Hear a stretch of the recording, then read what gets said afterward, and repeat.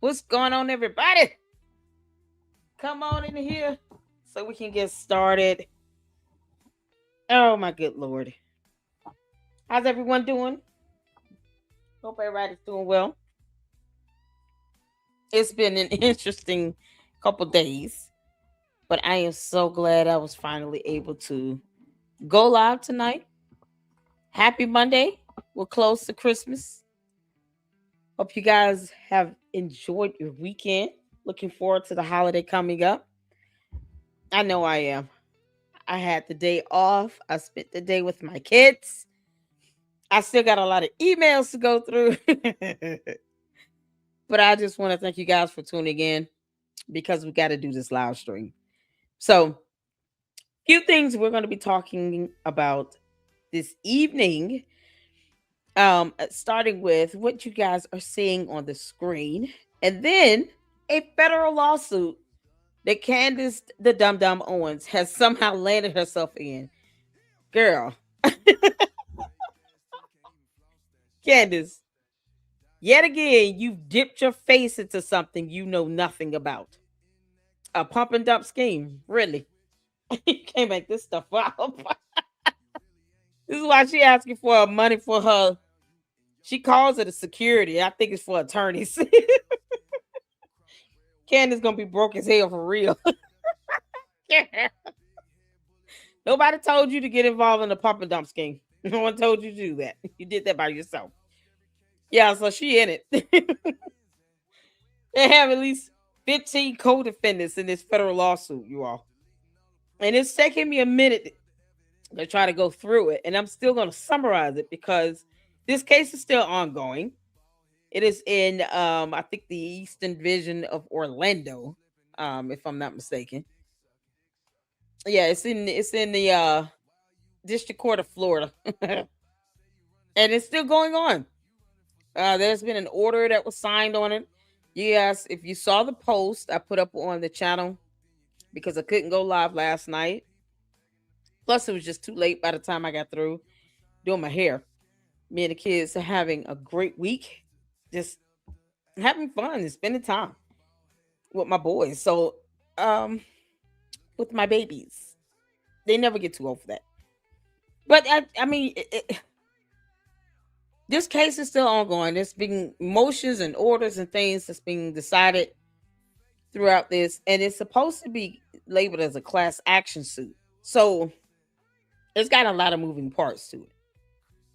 So to go over the first complaint would be disingenuous because there's been a third amended complaint filed with this. So I would have to go through the third amended complaint that doesn't speak to all the co-defendants in the third amended complaint. So honestly, I would have to really do the first and then touch on the third one.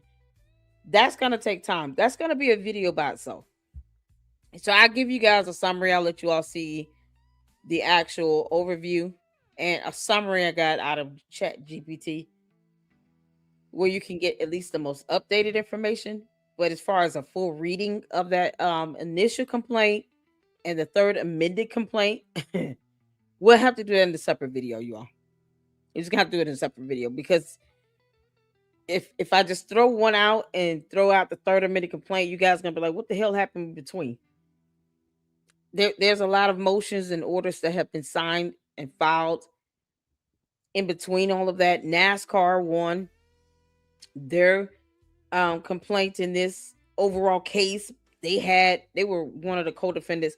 They won there. So it's not that the entire case is dismissed. It's just certain moving parts have been going through the court. If I don't go over it to where it makes sense, you guys get lost. And it just takes time to do that. It really does. Court stuff is boring. All right. Court stuff is boring, but I try to make it interesting and fun and do it to where people can keep up and understand what's happening here. And if I'm just throwing information out there to throw it out there, that's disingenuous to you all as well. And I don't want to do that. I want to do it the right way. I personally enjoy reading court docs. I just want to make sure that you guys understand what's happening here. You guys will see when I show the tab on that.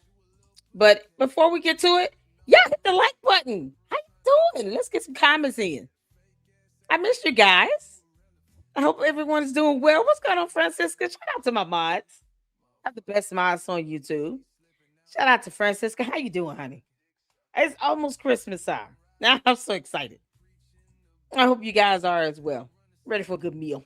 What's going on, Blue? Watching Paramount Tactical. He's got a lot of info on this Mitch Snow. He's a known criminal and liar. Oh, yes, he is. Yeah, I have two court docs I'm about to show you all. Since he claimed that he sued the government, right? Y'all see what I got up just still.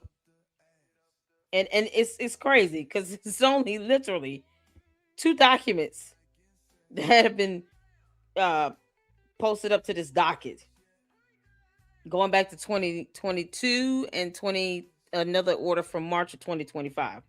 But he claims he spent so much money on litigation. Yeah, we'll go over that in a second. Paramount Tactical is live. I'll have to check out his video when we get done. Y'all see what's up. I had that up so you guys can see there is a court case on this. And it's closed. I don't understand what the guy's talking about. Whatever lawsuit he has against the government, this is the only thing I've been able to find against any government agency, the Department of the Interior. So I'm sitting here like, okay, the last Candace show we did was the one from Thursday of last week where she interviewed this clown. And then she's like, oh, I'm going to help you raise money. They still have this gifts and go thing going on. It's like a GoFundMe. It's just named something else, but it's the same thing. He's raised over $135,000 for a matter that is closed. But he didn't tell what the case number is or give case details of the actual lawsuit he has with the federal government. He didn't say any of that. So you leave it up to people to have to guess and assume and just search by his name.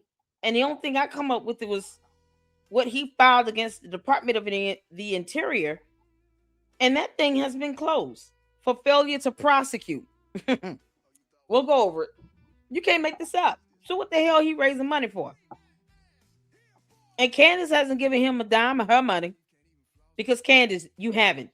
You can say all day you're going to match something. That's a damn lie from the pit of hell, and you know it. You're not matching anything. Because what attorneys is he still paying for? To say I'm helping this guy recover what? He failed to prosecute. What the hell he trying to recover? Y'all, we look at it. What's going on, Caleb? How you doing? Y'all, make sure you hit the like button and put the number of your like that you are in the chat for me. Let's get things going. I appreciate you all so much. Yep, 2.0. How you doing, honey? What's going on? I'm going to put y'all comments up. I appreciate you all for tuning in.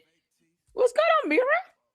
Oh, shout out to everybody. Hello, LLC Mods and Luxus fam. I've gotten so many of you guys' emails. I still have to go through them, but I've been responding as I see some of them that I can quickly respond to. For others, if you sent me like links to videos or information for me to read and go through. One of you guys sent me, I think Amy sent me a Reddit page, and I'm sitting here like, oh man, Candace is over here on Reddit. Candace, you over there on Reddit talking about TPUSA tax documents. You don't know how to read them. and you're trying to bring up an issue that's worse than what you did with Blexit, because we went over that. Y'all, we still have another LLC to go over with Blexit, because they sound like shell companies to me. In my personal opinion, it sounds like shell companies you were paying hundreds of thousands of dollars to every year, Candace. One of which is connected to Parlor Inc. You got the audacity to sit here and talk about TPUSA, that nonprofit organization you don't work for anymore. You're no longer affiliated or associated with. But yet, TPUSA took on Blexit. Funny how that works.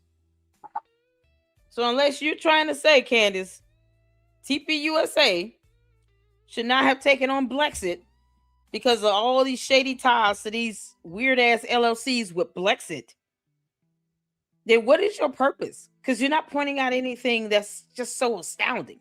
She doesn't know how to connect dots. She's not an investigator. She's not a journalist. So what the hell is the purpose? She's saying they're stealing, they're doing fraud, all this other stuff she can't prove. We're still waiting on that FBI text message. She's a clown. Anyone watch Candace? I haven't seen her new episode up. I didn't see a new episode up. We haven't gone over the episode on Friday, so that we will cover tonight. Because I do want to be caught up in case she does do something. I think my brother Jay Witt. Shout out to Jay Witt podcast, you guys. Shout out to him for tuning in with us on Saturday as well, as we had a fantastic conversation with Nick Brooks, and he did a live today. Jay Witt did a live today. I don't think it covered her show. I don't think she went live today, but that's just based on what I saw in her on her channel, because I was gonna cover it tonight, but I don't see anything new. Maybe she hadn't. Who knows? Let's see here. Everybody speak to everybody. Hope you all are well. Hey, Glory, how you doing, honey? Is that me? Number 4. What's going on? No reply. How you doing? Thank y'all so much for tuning in. Let's get started. It's 90 people watching. I want to make sure it's 90 people that have hit that like button. Y'all, we have 30,000 supporters in the LLC.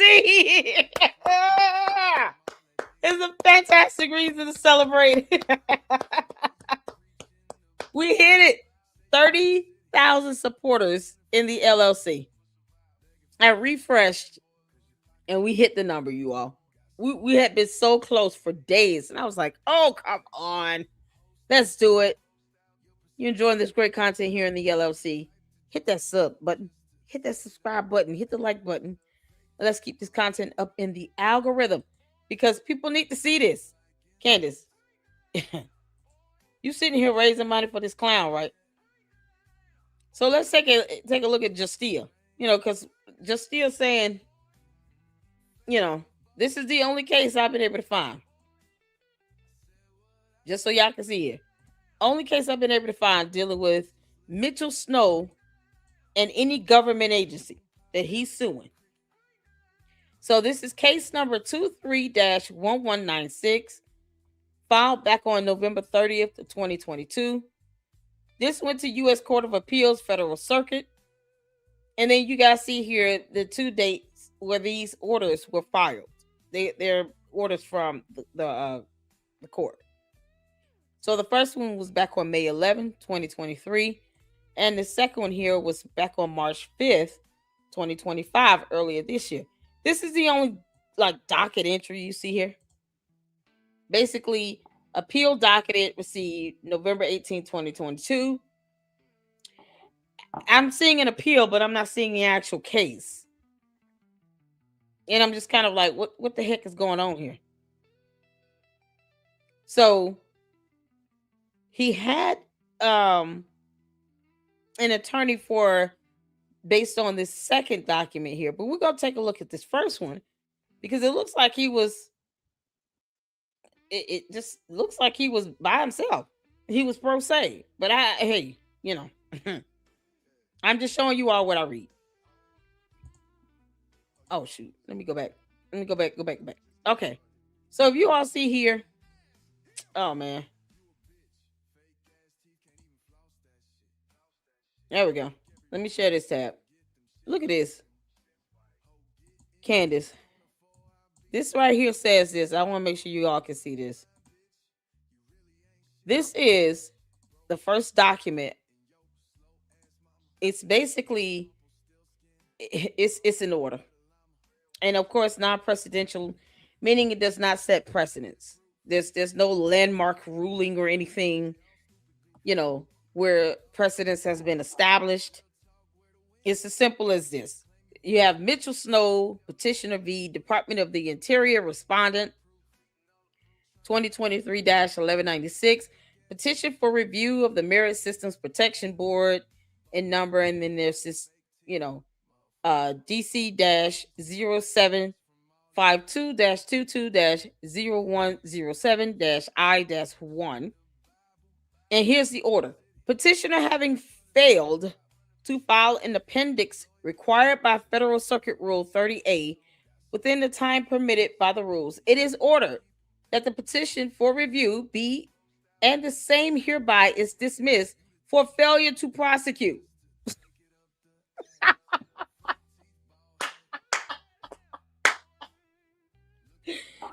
In accordance with the rules. Candace, he didn't do shit. You failed to prosecute. You're failing to basically bring forth a complaint to the court. You're failing to go to court to say, here's the problem. Here's the filings. And he didn't do whatever he was supposed to do within a timely manner. What the hell are they raising all this money for? Why is this a thing? $135,000 for what? His Christmas is about to be merry and bright. But it damn sure ain't got nothing to do with an attorney. So is he trying to file another lawsuit again? How's this going? Yeah, this is so weird. It doesn't make sense.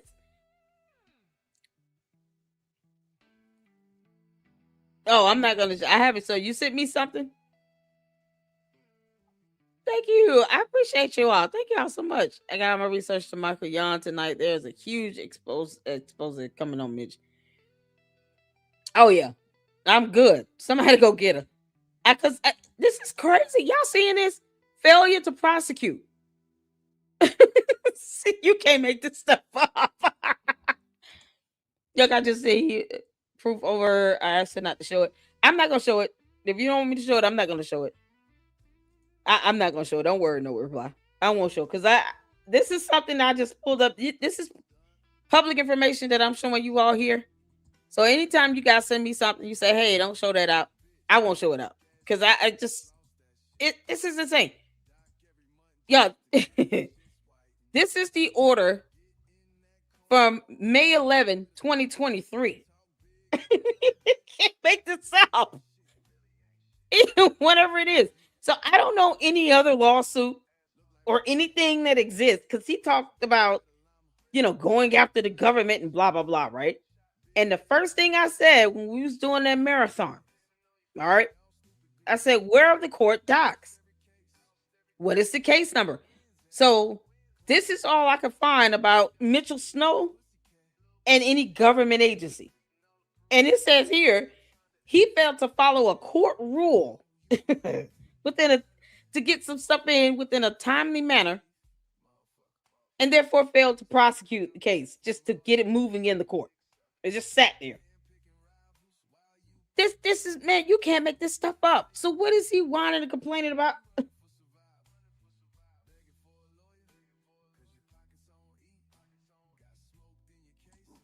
So I don't know what's going on. I really don't. But this is where we are, people. You all see that order? Y'all see it? I know you want your solid LCL church. Yeah. Thank you so much. I appreciate that. Paramount Tactical getting on his ass. Good. Everybody need to get on his ass. Because he's raising $135,000 so far out of people. Now, let me tell you something. I don't stop people from giving money to somebody. I give you a heads up. Like I said, I put out the information, I put out the facts, and people take from that what they want. Right? I'm not here to dissuade anybody from anything because the candy asses, the cult members, they can't stand that. They hate that. They hate when you try to tell them like, this dude he's a con artist. He forgot there were cameras around all over that base, no video footage, no photos. He didn't take a photo. He's claiming he saw Erica Kirk, some random dude. He know who Brian Harpole is, even though he said he didn't know how anyone looked at TPUSA except Charlie Kirk. So he's lying in the same statement. She's always lying and being hypocritical and contradicting herself in the same statement. Literally, she could start a statement off saying one thing and then say the complete opposite in the second half of the statement. That's how bad of a liar Candace Owens is. Because you lie like hell, Candace. And then she get mad when people don't believe him. Girl, we don't owe you that. We don't owe you nothing. What's going on, Poetry Princess? How you doing? What's happening? Yeah, I am on one tonight. So this is what we are. Timu journalist Candace. That's so funny. Hit the like button for me, y'all. Oh boy. Mariah Carey's I'm obsessed plays in my head every time this live passes. Does it? I don't listen to Mariah Carey like that. She's another one who does not pay my bills. You can't make this stuff up. I have no idea what that song is like. Tammy said, wasn't he just attested or something like that? Who knows? I don't know. He said he had a lawsuit going against the government. And Candace, of course, it's like, oh, hey, Carrie. Hi, everyone. I'm a little late getting here, but I'm here. Welcome in. You're not too late. Yeah, you're not too late. But she was the one saying, oh, we're raising money to help him with his legal fund and his legal defense and all this other stuff. We may not be able to take care of all of it, but, we can help ease his burden. Now, Candace, you go ahead and take care of all of it. You're the one that's worth $244 million. Like, her and George got all these millions of dollars here. Why can't you just give the guy 2-3 million for him to pay off his legal fees if he's got some case out here? I asked for the court docs. This is all I can find. Failure to prosecute. You can't make this up. Yeah, yeah. The crazy part is that they haven't linked it with Jan yet, but they are both Green Berets. I got that info. Yeah, because many military individuals, personnel, military service, active duty service members, and veterans should be pissed off at the Candace Owens interview. Whatever she did to him, the squabble. I won't even call it an interview. That's almost like giving it credence to try to legitimate that nonsense. It was a squabble between two chicken heads. Two chicken heads, one named Candace Owens and the other named Mitch Snow, played around, figured out how to do a Zoom hearing, a Zoom video, and they had some squabble between each other. That's it. And that's what we watched on Thursday. Because I cannot dignify that to be an interview. I just can't do it. So amongst their chicken head squabble, he put it out there that he was filing a lawsuit or was a part of some litigation and had court documents filed against the government. He didn't say which agency. He was not specific at all. He just said the government. Okay. So when you're not specific and you can't say what the case ID number is, or at least what agency you're allegedly suing here, then you leave it to us to have to sit here and figure that out. And if good journalists are going to research some of this stuff and look it up, to try to see what's going on, you're talking about suing our government. And then you're asking for the public's help with this financially. You have a whole GoFundMe out here on some secondary, go serve, find whatever website. And you've raised well over $130,000. Like I said, I put the information out there. I'll let the cult members handle however they want to. But people are still donating towards it. The least he could have done was put up the actual court documents. They couldn't even manage to do that. Candace, you couldn't even manage to do one thing right. At least show the court documents. Valid court documents. And what we're seeing is a failure to prosecute. Because this stuff just can't write itself. So unless there is valid legal court documents out here somewhere on earth that can be posted up, because Candace is not going to do it. I'm like, what? Why are people giving him money for attorney fees? What legal fees he's got? This was back in 2023. Y'all see the date on this order? You can't make this stuff up. It's 2023. They said he failed to prosecute in accordance with the rules. He failed to file an appendix required by Federal Circuit Rule 30A, sub A, within the time permitted by the rules.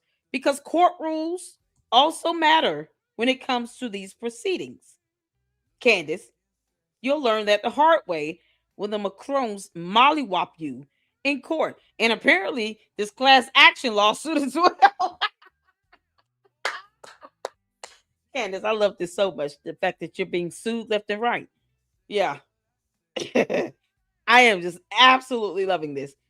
You decided to participate in some pump and dump scheme with a meme coin that, let's face it, people who were bored, especially during COVID, and they were out of work, desperate time calls for desperate measures. You have people out here literally creating fake meme coins and then trying to pass that off as crypto. And then lied about this being traded publicly in the stock market as if it had some level of value to it when it didn't have any value at all. We'll get to that in a second. But that was what was Candace was a part of. This guy right here, it's just, I don't know if it's stolen valor. I don't know. I haven't seen a DD-214 from him either. No one has shown that. The ID cards, these cards that he sent to her, so heavily redacted. One of them was completely blurred out.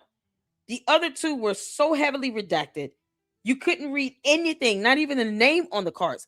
If we know his name, why redact his name on the cards? Make that make sense? He's supposed to be running and hiding out from bad guys that are after him. But yet he goes on Candace show. And then people start learning who he is and realize she said his name is Mitch. She didn't even keep that story consistent about him being Harry Meyer. Because she knows she wouldn't be able to do that. But why come out into the public if the bad guys aren't in prison? If you don't have any level of protection, you're afraid, but you come out and you go along with this ruse. He took pictures of him being outside in the same black polo he just so happened to be wearing when he was having this squabble with Candace. This is insane. And the only thing I can find as far as him and a government agency going to court, his incompetent ass couldn't even follow court rule. He failed to prosecute. So they told him, go sit your ass down somewhere. Go sit down. So let's go to the other document because it was two of them. Yeah, it's two of these documents here. So we're back on this one on Justia dockets and filings. There's one from March 5th. What does that say? Lord have mercy.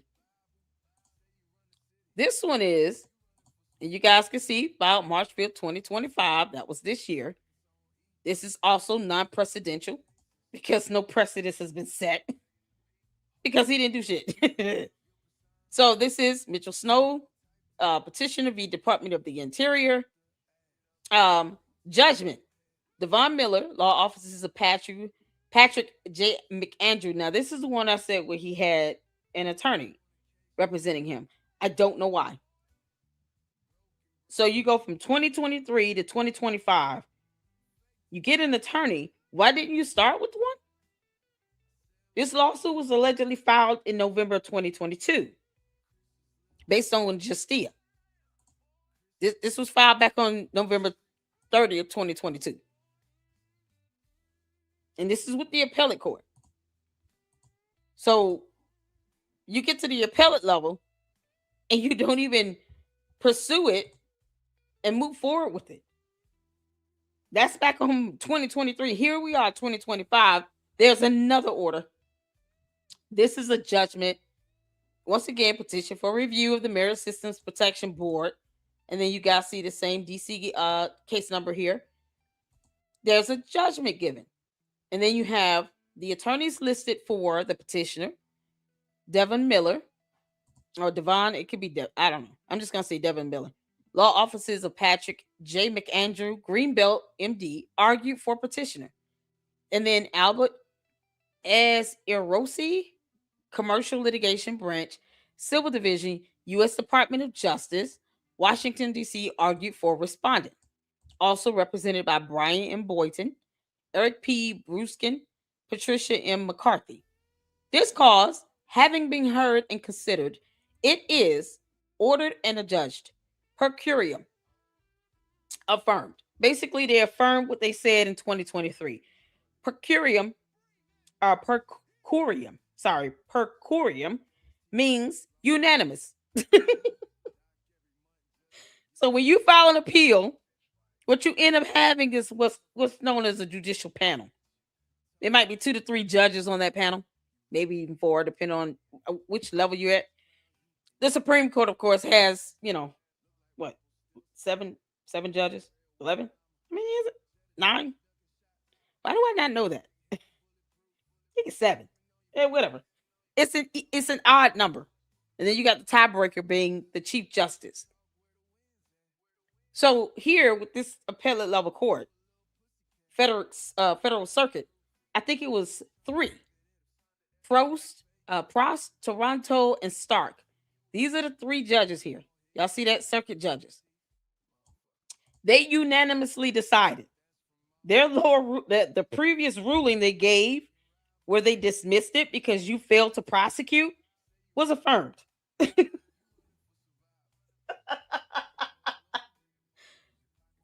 So why get an attorney, waste this damn money, accrue all of those billable hours for the judge to say, for the court to say the same damn thing? Y'all, it's just barely 2 pages here. We're barely at 2 pages. They said, affirm, bye, get your ass out of here. You wasting our time. We got things to do. No one had to come here for this, to tell you the same old thing over again. Why are you here? This guy is full of crap. It's so crazy. And Candace does not care about her cult members because they're helping this clown raise all this stupid money, and for what? $135,000, and for what? Let's see where it is, because every time you refresh it, oh look, it went up. 135,625. They're still giving him money, and they can't even see what the court documents are. This is insane. Hey, Proudly, bro, how you doing, honey? Yeah, he's like, Candace validation. You can't make this up. VFT has even changed his take on the bullet. It's like a spell Candace has put on people, but when you break out of that spell, you are free to see the truth. Yeah, Candace, you don't run shit in my house, girl. That's why I say exactly what I want to say. You don't pay my rent. Child boo. They claim Israel's giving me $7,000. I'm still waiting on whatever. This is so crazy. Yeah, this is what happens when you get, when you get evidence up. This is what happens, Candace, when he says he's suing the government and he can't say what that means. The government said, the court said, bye, Felicia. And it's like, you came back again March 5th, 2 years later, almost 2 years later. Then you got an attorney that argued for you. And then you had the whole government, the Department of the Interior. Of course, they're going to be represented by our Department of Justice. It's like the government having attorneys to represent itself, to which is entitled to have some level of defense for. So no one should expect any government agency to not have a representation. Just like everyone individually is entitled to representation, so is government agencies. And they came in and they said, okay, we heard all this before. You said what you said. Unanimously, we're deciding for you to kick rocks. We've already told you this. We're upholding that ruling. We're not going through this no more. And here you can go see Federal Circuit R 36. There you go. Bye. Y'all, you can't make this stuff up. So, I mean, honestly, what more is there to do? When he was not specific in the lawsuit that he said he was pursuing against the government, and he just said, random buzzwords to try to make it seem like, he's just doing something so important. Yeah, no, that's not how this works. That's not how this works. I can still see the court documents. Unless they are redacted, there should still be a case initiated. But you can't even, this is the only case I could find. I ain't find anything else. Now, you all see something else? Let me know. Say, here's the lawsuit. If it's the Department of the Interior, these are the rulings from the appellate court. That means they basically said he failed to prosecute, so they dismissed it. Kick rocks, go home, leave us alone. That's it. You can't force the courts to bend and manipulate to your will. That's not how it works, Candace Owens. You will find out the hard way. We're here for it. We're all here to watch Candace Owens find out the hard way how things work in court. She will lose terribly. I guess she figured, if I'm going to lose, I might as well just double down and keep calling somebody a man. Because she knows she's not winning that. But she brought that on herself. I have no sympathy. Candace, you're a grown ass woman with 4 kids. I only feel bad for the kids. That's it. I don't even feel bad for boys club, because he grown too, and he letting this stuff happen. He gonna, oh man, he's gonna be writing so many checks for judgments being issued against his dumb wife. Like, another 10 mil. I have to write a check for another 10 million. Why are we doing this? Because she won't stop running her mouth and lying. No, Candace, keep talking so they can just keep gathering evidence against you. That's how this goes. You run your mouth, they gather evidence. Like Tim Pool said, when she starts to talk, when she opens her mouth and says the things that she says, that's when litigation begins. That's not even I've been saying that. That's not a euphemism. Candace, that's a part of your reality, girl. You have no idea what people are planning on doing. I know they're sick and tired of her nonsense. So if only TPUSA and Erica Kirk would just drop a federal lawsuit, we'll all be happy. And it would just be done and over with. At least it takes the guesswork out of it. No, man, what's going on now? Candace said, imagine designing Candace Owens as a chicken head and sounding like a chicken head. Maybe you should actually try getting information firsthand instead of going after the ones doing something. What's she doing? What's she doing? I missed it. I must have missed what she's doing. Now, tell her to tell us the name of that French government employee, that high ranking one, that told her payments were going through Club de Sant. Tell us, tell us that name. Oh, how about this? Show us the payments. We're still waiting for that. Oh, and that FBI text message she sent to that high ranking official, even though she doesn't trust the feds. I wouldn't tell somebody about my problems and sit here and say someone's after me. What happened to that whole somebody's trying to assassinate Candace Owens from the country of France? What happened with that? It seems to get put to the wayside because she thought some clown was going to come in and say, I was in the military. Believe me when I tell you, I saw so and so on this military base, despite all the cameras that probably would never prove any of that crap. The end. He stayed in a hotel footage. He would have been hotel. He would have been captured on hotel footage. So if we get video footage from these hotels and the military base or whatever comes out, let's say people just start posting this stuff up because they're sick of Candace Owens lying like hell. It'll just make her look even worse. I'll leave it to the chicken heads to support the other chicken heads. I mean, squabble, squabble. I owe her nothing. I made that very clear. The clowns come in here and they come at their own peril. They come at their own peril. Are we gonna have some fun on them tonight? So they're being victims of Kennedy's viewers and trolls, even though they literally are in love with her content and talk to her. Candace cursed Dollywood. They were shutting down permanently. I told you all that last week. Where you all been? I told you all Dollywood was shutting down. I said Dollywood is shutting down. It was like right after what? Last week. Yeah, it was beginning of last week. That's when I said, Boys Club can go hit the corners of Dollywood since they're not open. Yeah. Candace, everything you touch just seems to die. Just have no idea. That's why Candace should not get near Erica Kirk. Just don't even touch them. It makes no sense. Candace, you're a plague. You can't make this up. Is that the LGB coin? My God, she's washed. Yeah. Yep.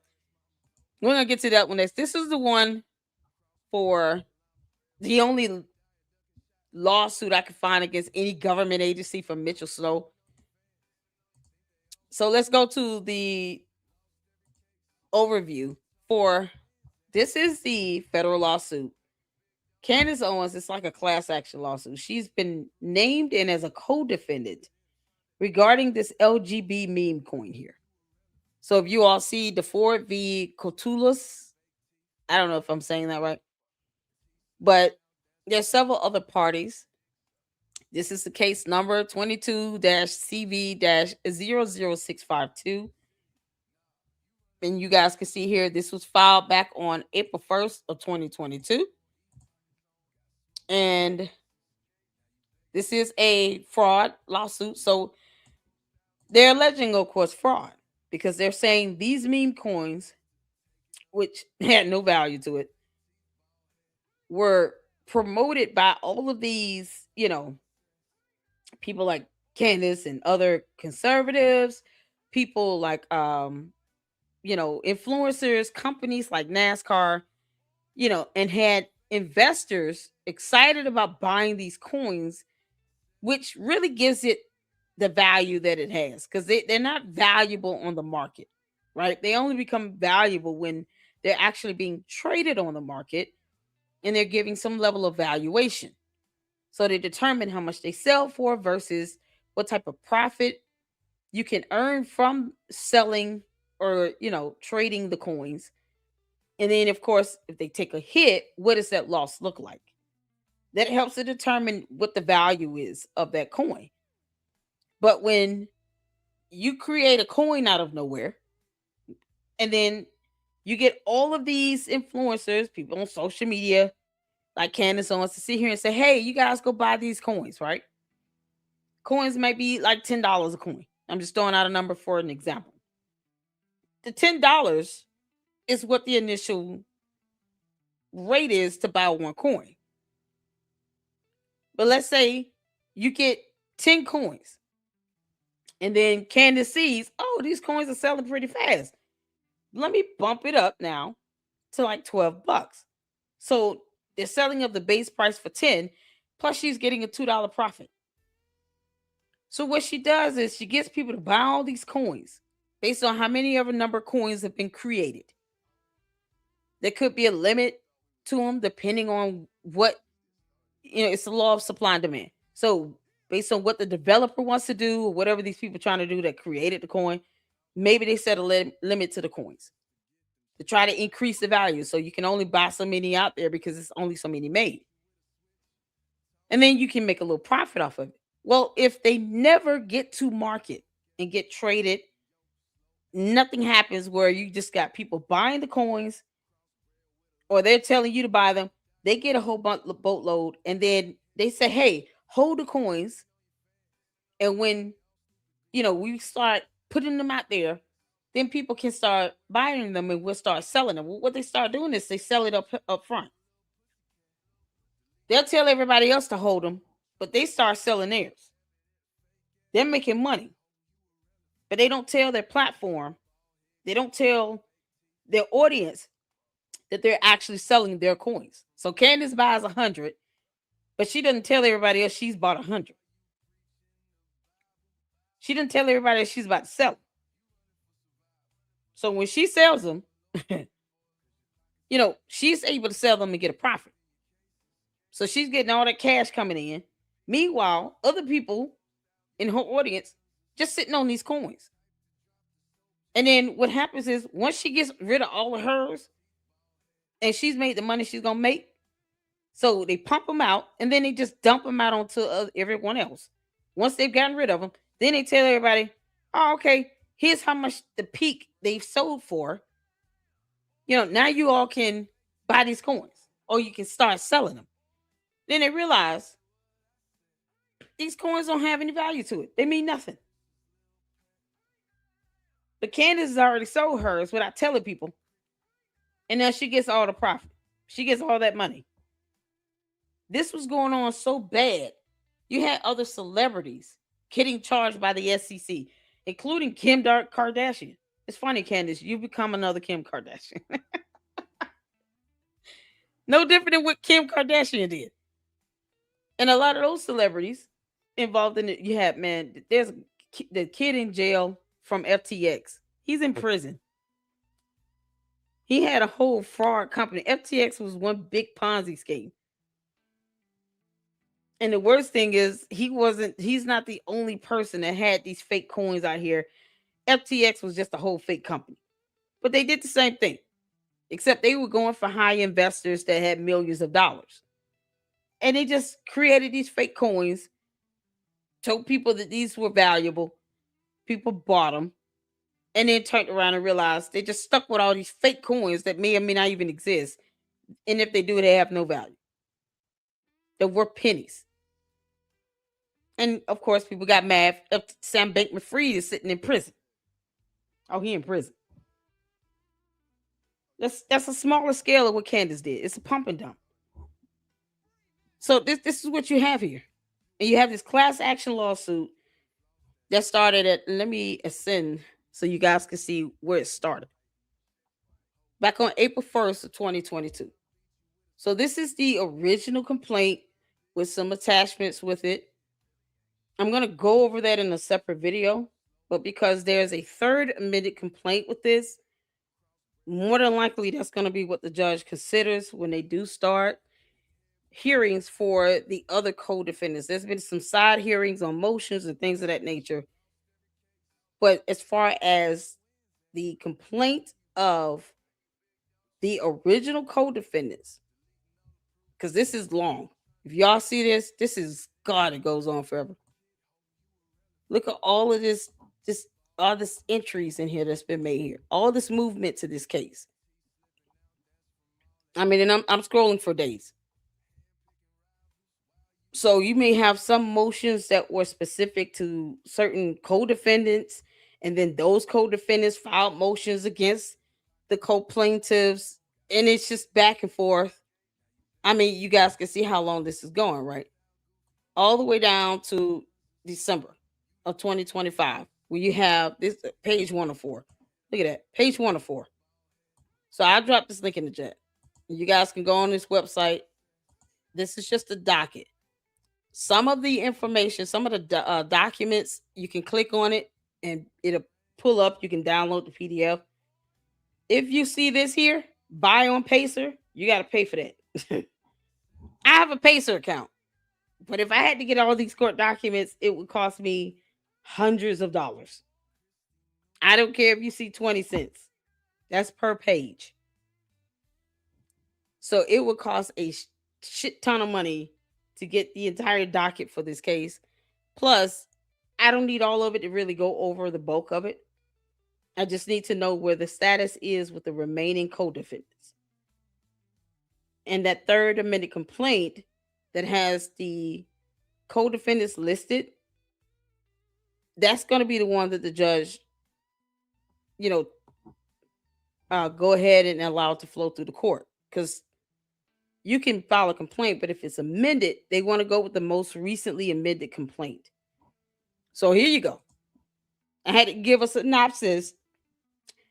Yeah, we like artichokes. What's going on, mister? How you doing? Artichokes in here? Hey, Manny, I see you up in here. Oh, Lord. I had to give a synopsis so y'all can understand this pump and dump scheme stuff. A lot of people lost a lot of money with these fake meme coins and, fake BTC coins, all this stuff. I mean, I, researched and reported on a whole crypto scam company called Novatech. Novatech was not as, it generated a lot of revenue fraudulently, took in 1.83 billion internationally, but the owners, see, people didn't know who they were. The Petions, they understood how to stay quiet. At least they weren't really all over social media like that, and when they did come out and do a video, or they did some sort of a meeting or something with their so-called, with the pyramid scheme, the pyramid leaders, the sponsors, the ones who went out and, the promoters that went in and brought in people into the pyramid scheme, to to their stupid Ponzi scheme. They realized they were getting scrutinized every time they would go out on social media, so they learned how to, they fled with the Panama somewhere, wherever they went, and they shut up. So that's the difference between like a Sam Bankman-Fried and a Cynthia and Eddie Pettion. But they were huge Ponzi schemes. They were crypto scams. And Sam Bankman-Fried was just hanging out with people who were famous. He was arrogant with his. Cynthia Pettion literally called herself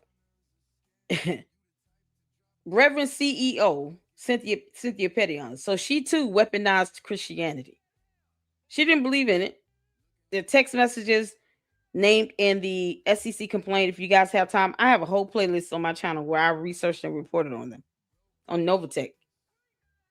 They were scamming people internationally from all over the world. Other countries, Canada had hearings against them. They received cease and desist orders from at least 3 states in the US alone, one from Canada. They caught it. And then they realized their Ponzi scheme just fell through and it collapsed and it bottomed out. Then that's when you didn't hear from them. And I mean, it was to a point where I called it. I said, y'all, she's gonna stop doing these because she realized she sounds dumb. This Reverend CEO Cynthia Pettion is like another version of Candace Owens, if you can believe it or not. Except the Reverend CEO Cynthia Pettion, that chicken head was not all over social media. She learned how to go somewhere and get the hell on. But the SEC went after her, finally got charges filed against Novatech FX last year, where she was named. Of course, the founders, the CEO and her husband, her brother, all those clowns that were promoting that Ponzi scheme, they all got named. And that's what you see here. Same thing. This whole, why Candace want to get herself involved in this, I don't know, but she did. And there are 4 pages of this stuff here. So what I did was I just kind of did descending so you all can see the most recent documents affiliated with this. On December 22nd, there's an order on motion for miscellaneous relief. The petitioner has been granted some relief from an order from a summary judgment, but this is just for part of the actual complaint and not the entire complaint overall. And since this is a class action, there are a lot of moving parts. So you all can see the parties over here. Defendant Alexander Hope Mascioli. I'm probably going to mispronounce the names. Alex Mascioli. It might be the same person. I don't know. Eris George Michalopoulos. They have all this representation. So you can see the defendants listed and then their attorneys that's representing them on the side here. I just want to make sure everybody understands so far where we at with this. Oh man. Hey, Tavares, how you doing, honey? What's going on? Hey, status quo, what's going on? I haven't heard from you in a minute. I was just here for y'all in the chat. Oh, thank you. Say, oh shit. About to go back. What's happening? I see y'all up in here. What's going on, Mister? If I hit it any harder, I have to change my mind. Change my name to Mitch. Yeah, I'm calling Mitch and Candace chicken heads now because they having squabbles and stuff no one cares about. So you guys make sure if you just not tuning in, the only lawsuit I saw from Mitchell Snow against the government was the Department of the Interior and the Federal Circuit Court. In an appeal he filed, told him to kick rocks twice. He failed to prosecute based upon court rule. He didn't move forward with the case. So I don't know why he's raising money for legal fees and some sort of legal defense when I haven't seen any open pending lawsuits or anything against any government agency from a Mitchell Snow. That chicken head that was on Candace's show on Thursday. Nothing. So They seen him find all his getting all this money. Oh, thank you, Scar. How you doing? What's going on? So you guys can see here. Here is the link to court listener for that class action lawsuit where Candace Owens has been named as a co-defendant in a pump and dump scheme for an LGB meme coin. It's supposed to be "Let's Go Brandon." Candace, I thought everything was fake and gay girl. Oh, I'm gonna rub it in, you heifer. Girl, you about to see a lot of courtrooms in your day. 36 years old with 4 kids, and you got, boys club sitting around doing nothing, I guess. And you got a whole class action lawsuit you caught up in. A federal lawsuit at that. Yeah, this is in federal court. Them federal judges do not play that BS. Don't go to their courtrooms with that nonsense and buffoonery. They don't give a damn about cult leaders, cult members, and none of that stuff in there. You don't run those courthouses. I keep telling you that, Candace, you run nothing, you chicken head. You can't make this up. Oh, this is funny to me. So y'all can see all the co-defendants here. Austin Fletcher. I don't know any of these people. Brandon Built Motorsports, LLC. Brandon Brown. Brandon Leslie. Candace Owens with no attorney. Why you don't have an attorney? Candace, where the hell your attorney at? Don't you have 3 of them for the Macron lawsuit? Y'all see this? Candace Owens. No attorney. Nothing next to her name. So the 3 attorneys on the Macron lawsuit, neither one of them can represent you in this. Candace, you're going to lose like hell. This is why you don't put... Listen, I don't deal with Bitcoin and stuff like that to the Luxters here in the LLC. I'm not talking to the candy ass cult members right now. Y'all can sit down somewhere and listen for a second because I'm not talking to you all. I'm talking to the Luxters. I would never ever put anything I can't verify myself before you all and then tell you all to buy something. I would never do that. Even with my Dr. Squatch soap partnership I have, y'all can get Dr. Squatch products, truth be told, out of Walmart. Okay. I get a commission on the sales when you buy the product. But you get the product. If you don't receive it, you can call and get a refund and cancel it. And then I just don't get the commission. I would never want people to feel duped. I would never want anyone to get taken advantage of or to sit here and to say, hey, click on the products, get Dr. Squatch soap products and all this, deodorant, all these things. And you place an order. You don't get the product, but your debit or credit card gets charged. And then you guys are reaching out to me saying, hey, what's going on? I ordered some Dr. Squatch products. I didn't get it. Now, I'm not the one selling them, but as, Lady Luck here in the LLC, I feel that I would have some responsibility in making sure that if I'm sponsored by or I have a partnership to sell products for whatever company, I don't care what it's for, and you guys don't get the product you ordered, I would have a huge problem with this company. I would have a big problem with Dr. Squatch. And I'd be cussing them out. I probably would call them and cuss them out on live. So y'all can see and hear what's happening. You will be able to contact a real customer service department. You will be able to get your refund process. I would never sit here and tell my audience, to tell any of the supporters here in the LLC, buy this stuff over here. I got a tag to my videos and you can't even actually get the product. I would never do that. That's disingenuous and you're perpetuating a fraud, especially once you learn that people aren't getting the product they purchased. And then I'm still telling you all to buy it, knowing that people aren't receiving it. That would be fraudulent of me. Would that not be?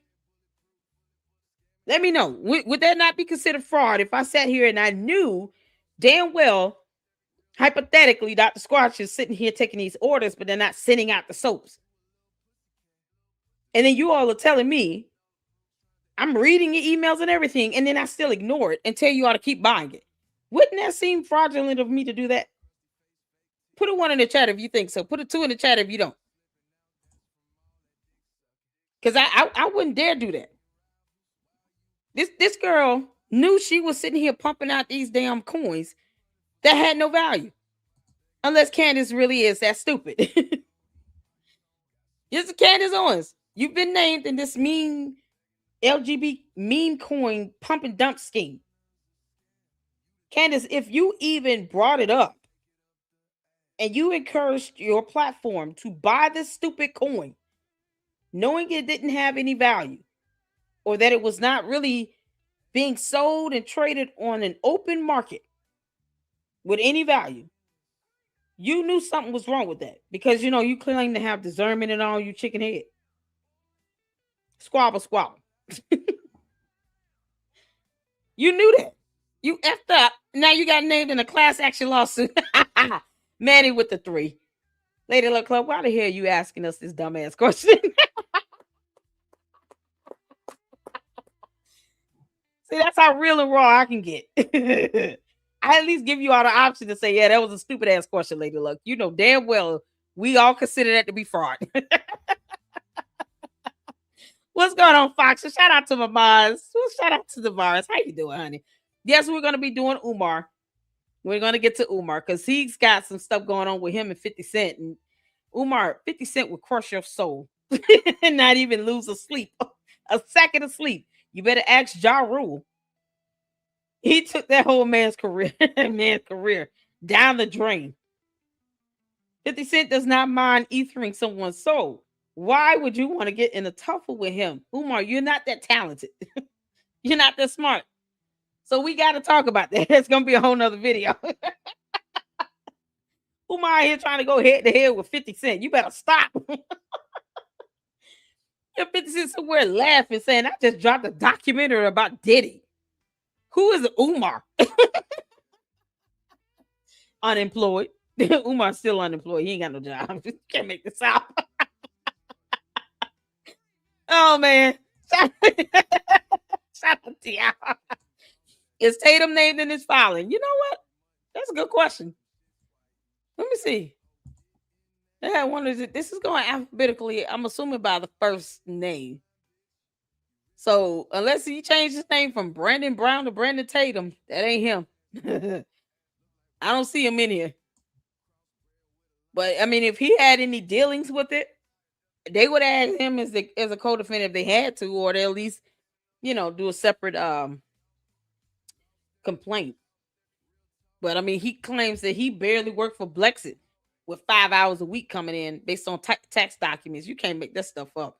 Who the hell gets a job for 5 hours a week? What kind of nonsense is that? That's about the time you can spend on a phone call in a meeting. Why are you the VP and you only working 5 hours a week as the VP and director of a company? That's how shady that shit was. They couldn't even get their own vice president to work more than 5 hours a week. You can't make this so stupid. You can't make that up. Easiest money he's never made, really. Because the money he was given is basically what I guess she gave him just because he existed, not because he actually earned it. So when I hear Candace Owens walking around talking about, oh, you got to pull yourself up by the bootstraps and you got to go out here and earn a living. And all that. Okay, well, go tell that Brandon Tatum clown that. He didn't earn shit. 5 hours a week, you're not earning nothing. That's called a hammy. You put money on a silver platter and you just handed it to him. No vice president of any reputable company or reputable company with good standing works only 5 hours a week. It's asinine. They didn't even try hard. You can't make this. At least if she was doing 30, he should have been doing like 25. Like, there's no logic and just realism in that. It's gone.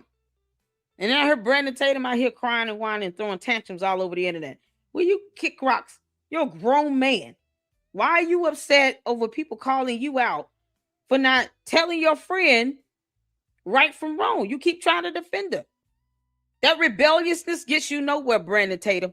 You or Megyn Kelly. She out here dropping the F-bomb and getting mad at everybody. Girl, please. You making litigators look bad. You got attorneys that already go around lying like hell in court. You already got some corrupt judges out there. You're making it. You're validating our distrust in court systems. I don't have a complete distrust, but boy, I tell you right now, in the last 3 or 4 years, my trust of the legal justice system, which it dropped down like 88 notches. People like Megan Kelly don't come and make it any better either. A former litigator sitting here dropping the F-bomb like that. Not that it's illegal, but you're doing all of that out of what? Because people are saying, if you're her friend, go tell her the truth. We're not telling you all to say anything wrong to her. Tell her the truth. She got these people scared like she got something on them. It's crazy. It's like, it's like she's got some dirt on them and they're just terrified. It's a clowns. It's some clowns. So you guys can see here, and I'll just let you guys, if you guys can have time, check out the link. It's going to take you to this page here for courtlistener.com and pull up this case, and you can see the parties here. The interested party, you got the movement, objector, and then the plaintiff is Eric DeFord. It's someone else I don't know. And look at his attorneys. Good grief. 1, 2, 3, 4, 5, 6, 7, 8, 9. It's 10, 11. It's about 11 of them. Sandra Bader and Sean R. Key, who I don't know who these people are. So it's 3 co-plaintiffs on this lawsuit. 3. Even this LTD, LGB Coin Ltd is represented here as an objector. So this case is very, very intense, and it's gonna take some time for me personally, if I go over this, to do it the right way. But we can definitely start with the original complaint, and then we got to touch on the third amended complaint, because that's the most recent complaint that's been filed to the court. Then there's some other sideline motions to include, I think, NASCAR winning something out of this. So it's a lot of moving parts, you all. So you guys check that out, and then we'll have, hopefully I can get to this by Wednesday, if not Friday of this week, because Thursday is Christmas. All right. So let's get to Candace's video that she did on Friday. All right, you guys. It's about time, and we haven't been able to get to this yet. Thank you all so much for tuning in. Let's get some comments in before we get started. Make sure you guys are hitting that like button. Get ready to laugh, because it's about to get funny. There are a lot of other videos I want to get to, but I still want to get through this, and probably will do an Umar video tonight if I can. Wednesday, the kids and I are going to be out spending some time for Christmas Eve, and of course Christmas Day is going to be a doozy. So if you guys get anything out of me, it'll definitely be a post wishing you all a very Merry Christmas and a happy holiday. Might do a quick live if I can on Christmas Eve and Christmas Day, but I want to get in some of the content that I been trying to get in, and a couple of you guys have requested from me between now and Wednesday. So lots to cover, lots to go over. We're going to check out this video from Friday. It's my understanding, I looked on her channel, she did not do a live stream. But what's going on, S-Files? We're going to get to her video from Friday because we have not covered that. So one of her big fans on X with big following tried to warn about Mitch, and she snapped back at him. She's awful. Yeah, Candace, you're a clown. You chicken head. This heifer decides to get mad at everybody but herself. Candace, you're the only one that dug this hole for yourself. The least you can do is pull yourself out of it by your bootstraps. She loves saying that crap. Now you see how it feels, Candace. Do you see how it feels? Now you got to finally do something for yourself. Hey, no one has to believe you, girl. No one has to believe you, heifer. We don't have to trust nothing you say. We don't have to do that. We don't have to trust anything that comes out of your mouth. We don't owe you that. And then you bring on a clown who deep down, it's just my opinion here. I feel like there's some stolen valor involved.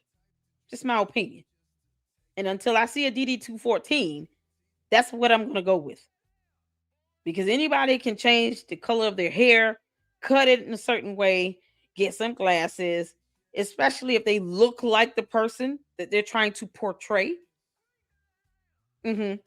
Because what if he's portraying Mitchell Snow? Y'all saw my thumbnail. What if he's only portraying that? But he's not Mitchell Snow? Because why wouldn't he bring a DD214? And why in the hell would he redact the ID card so bad to where you can't see the name? But you're telling us your name. So if I have something that says the Lady Luck Club on it, there's no reason for me to redact it when everybody knows that my name is the Lady Luck Club. That's what I go by. Why redact something when we already know what it is? We already know your name, so why redact the name field on those ID cards? And then two, I want to see video footage or a photo of Erica Kirk, Brian Harpool, and whoever that other dude is on that military base. Because Candace wants people to believe that in this reality here on Earth, United States military bases do not have cameras, especially if they're considered to be intelligence military bases. They have cameras everywhere. There was a camera, we pointed it out on her video. She pulled up the photo she pulled up of that camp, of that base. There was a camera right on that pole. It was white. And I'm sitting here saying, wouldn't this idiot have been recorded on that camera? He would have. There's no way you're going to scramble cameras at all. Surveillance cameras on a military base. They will lock down that military base in a hot second and have everybody in place, like go in your rooms or stand still, because our cameras have been somehow short-circuited. It's impossible for something like that to happen, and it doesn't make the news because they're going to want to find out who the hell did it. I've never heard of a military base being scrambled because one person named Mitchell Snow wants to go on walk around talking about, I want some documents. It's a stupid thing to do over something that petty that he can't prove actually happened. If that makes sense. He didn't prove he went there because the photo he took was just outside random. He didn't prove that he was in a hotel. He didn't prove any of that. We didn't see his cell phone coordinates pinged to a tower with the coordinates near that camp or that base. Nothing. No evidence on that. That's how you question everything. So, to the Candy Ass Cult members, you do understand coming in here is at your own peril. I'm on one tonight. And yes, we're going to laugh at you. Can't make this up. Oh, man. Umar thinks he is. Umar thinks he's a guy. He's another one. Him and Umar Johnson and Candace Owens need to just finally, give in to their temptations because they're like two peas in the pod. I wouldn't be surprised if one day they did end up talking and having each other on their platform. Because reasons. Can't make this up. They're the same. They're one and the same. Tatum does the fulfillment for her merch with his clothing company. Yes. Who told me that address? And I know Jay Witt covered this too, I think. Where the merchandise, and she said that she has a P.O. box that's specifically for her merchandise when the Macron's first lawsuit was being served to her. She said on her show it went to a P.O. box where it's like affiliated with their merch, and they had no idea. But that's what they had on file with the court. So it's like, why would you have a P.O. box, even if it's for merch, that's not being checked? So that means Tatum is slipping. He's not even doing the job. You're paying him to do 5 hours a week. He's not even doing that right. So his incompetency led to the P.O. box not being checked regularly. And she claimed she couldn't get that first, the first complaint filed against her from the Macrons. they had to turn around and serve it to it at home because they can't serve a P.O. box either way. But if that's all they had to put something down. But, to each his own. As long as you got it, girl. As long as you got it. Oh, man. 50 Cent straight business. Exactly. You, Diane, know 50 Cent is straight business. Well said. Well said. Umar trying to go up against that Chabu. Watching Candace is like watching the X-Files. I got scammed on Bitcoin too. Yeah. A lot of scams that happen with these Bitcoin pump and dump schemes, these fake meme coins, NFTs, all this nonsense. Because you have some clowns out here that monopolized on that, and they didn't care what the true intentions of this was supposed to be about. So they took a coin where it still came down to a bunch of US dollars, while they hypocritically talked about the value of the US dollar dropping. And even if that's the case, because prices of everything is going up, why are you worried about getting US dollars for a fake meme coin then?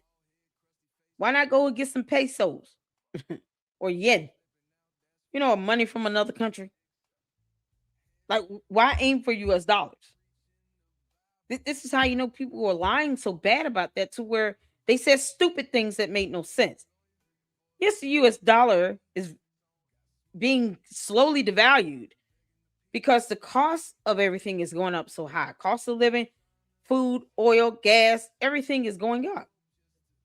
But these people still go out and put out these fake meme coins in exchange for US dollars. You send them some Mexican pesos and see how that goes. Sam Bankman-Fried would have been broke as hell if he was like, no, I don't take US dollars. I need Mexican pennies. Peso is like half of a US penny. Something to that extent. Just imagine it. Or money where from a country where it's more third world, and their money is just almost the value to where it's just absolutely worthless. But yet you didn't see all these so-called scammers and con artists taking in that devalued money in exchange for these fake meme coins, because they know they can't do anything with it. So despite all the crap that was said about the US dollar being devalued and things costing more money and blah, blah, blah, you have people out here still trying to sell these fake coins in exchange for US dollars. So that whole debauchery was just a ploy to get people brainwashed to believe that they should be giving up their hard-earned money, despite the fact that you're spending more of it for the same damn thing, but you still should be giving it to them for a fake meme coin. And expected you to hold on to it and then never say anything about it. You can't make this up. Candace, your ass is gonna get mollywopped in that courtroom. This is ridiculous. What is Tatum's middle name? I don't know. If anybody knows his middle name, put it in the chat. Yuck 2.0 is asking.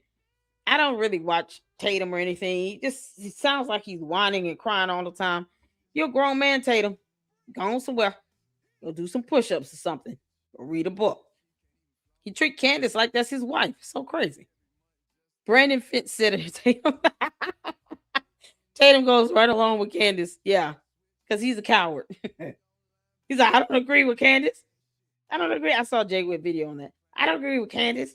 Oh, okay. Shout out to Jay Witt. You're not telling her that she's wrong either. You can't tell her to her face. Because Tatum, we dare you to say it to Candace's face that she's dead ass wrong. We dare you. What a clown he is. He's a clown. Oh, man.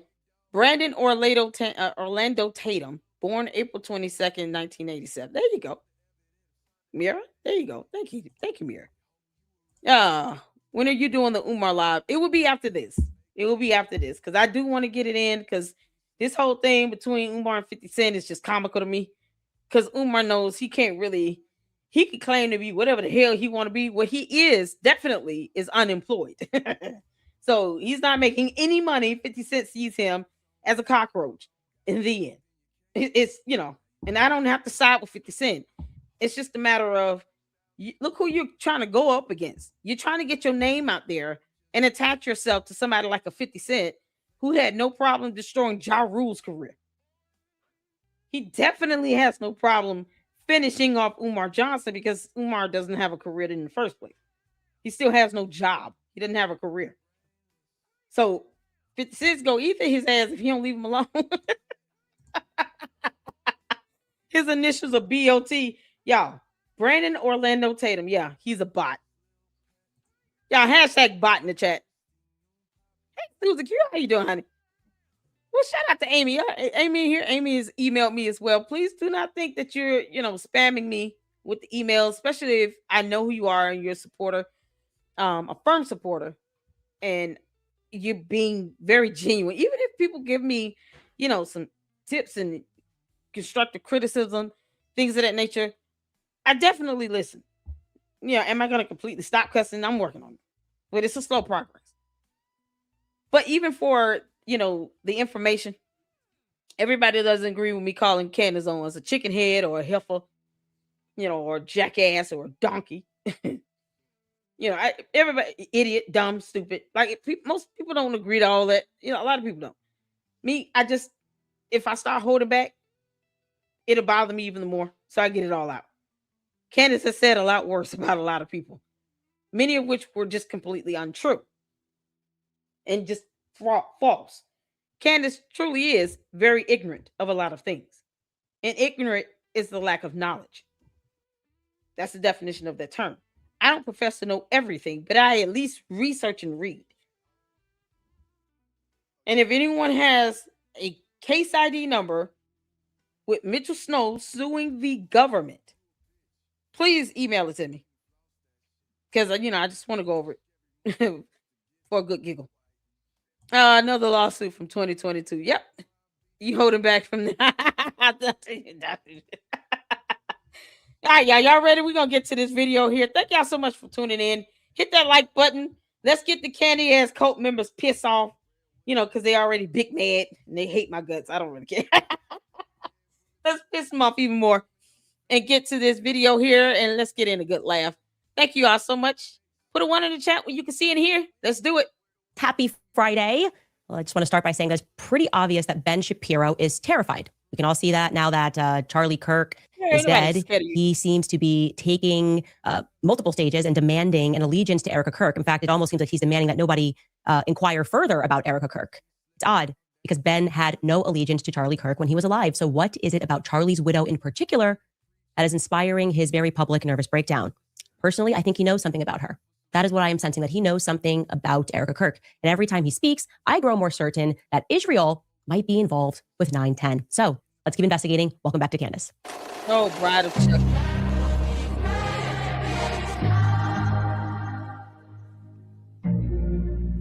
Exactly. Ben Shapiro just keeps calling my name out on stage. He's calling for me, and I'd like to show up for him today. Okay, last night he hit the stage at Turning Point USA's AmFest the other night. And I'd like, first and foremost, just to let you all know, some people noticed that he wasn't on the AmFest list for years, and all of a sudden he's back on the speaker list beginning in 2024. Hold on, let me, oh God. I speed these up a little bit. She already talks fast, I know. But for the sake of brevity, because I do give commentary, and just as a heads up, I have to give commentary. Otherwise, it's just a copy and paste from her video. I'm not doing it. I have to give commentary and debunk throughout because she may say something. If I'm trying to wait 5 or 10 minutes in between, I'll probably forget because I'm not writing this stuff down. I'm just, going off the top of the head. But that's how we rock it here in the Elated Luck Club. I am going to pause and give commentary. So you, Cheryl, shout out to you. Shout out to my mods. I want you all to see and understand that there are people who have their views and ideas on things. Whether we're all aligned with it or not, it's fine. This is what I mean. Personally, I think Tatum knows exactly what he's doing, and he's a coward. But if it comes off reasonable and understandable to you all, then that's fine too. I don't really know him like that. I don't listen to him, but I can tell by the way he keeps going at this. Y'all coming at me about Candace Owens. Why does he care about comments? Now they care about comments. and the bots. Because if Candace doesn't like it, she's gonna call you a bot. Because Brandon Orlando Tatum is a bot. I mean, literally. But if Candace doesn't like it, whatever is being said about her, she'll just pass it off as a bot. It could be her actual supporters that are disappointed in her flipping the script, I guess. I don't know why they expected anything any differently, but she called them bots. So she didn't even give a damn how they felt. She just saw they criticizing me. They must be bots. Because my supporters don't. It's like her supporters never criticize her. In her world, in her mindset, her supporters are not supposed to criticize her. If you do, you're a bot. And that means if she expects no criticism, she's a cult leader. That's some cult shit right there. But there's some who, like with Megyn Kelly, some people feel like Megyn Kelly was being genuine. And she just doesn't want to get added into the rift. I get it. So you always feel free to, we can be respectful here in the LLC. The Candy Ass cult members are incapable of doing that, but we can still be respectful when it comes to expressing our opinions and thoughts, even if it's different. No one is shutting up Candace Owens. She's still talking. When she does not do a show, it's because she chose not to do it, not because someone told her to shut the hell up. When Erica Kirk told her to stop, she hasn't, and she still has not. And as opposed to that being honored with some level of integrity, you see how the Candy Ass cult members start acting. And then the bots push out this dumb narrative now where they're just like, oh, screw Erica Kirk. She's not important. Who cares? She's fake, blah, blah, blah. Because they're trying to justify why they simply can't honor someone else's wishes. When your rights start to bleed into someone else's life and override the rights of others, we're no longer talking about a right. It's called you enforcing your will upon someone else. We don't do that here.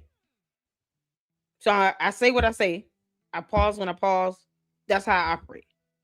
If you would like to see this whole video in its entirety, feel free to go check it out on Candace channel. But as for me over here in the Lady Luck Club, I have to pause. I have to give commentary. Pretty much that's how that works. And no one rushes me through that, not even the Candy Ass cult members, because I don't give a damn how they feel either way. The same ones be walking around here talking about I'm getting $7,000. They don't leave a super. Shout out to all of y'all. Hit the like button. Thank you all so much for tuning in. We finally hit 30,000 supporters, and I am excited. Yes. All right, let's get back to it. I want to let you know how that actually happened. So the story goes, obviously, that in 2024, Ben fired me in March. Well, he would say management fired me.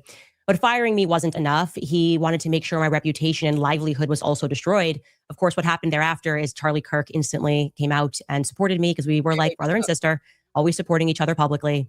And then I showed you guys a few episodes ago that we found out as I was going to speak in Dallas at their YWLS convention that Ben had sent an intern who was going to ask me a question while I was on stage, but we sort of rumbled this plan.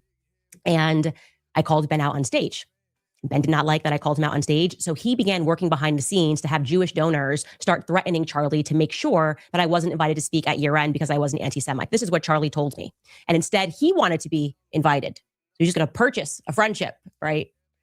So he comes at Turning Point USA, and this is what was divulged to me from Andrew Colvett at the time, willing to... Just say Charlie Kirk. So Charlie, first of all, she doesn't show any information on this.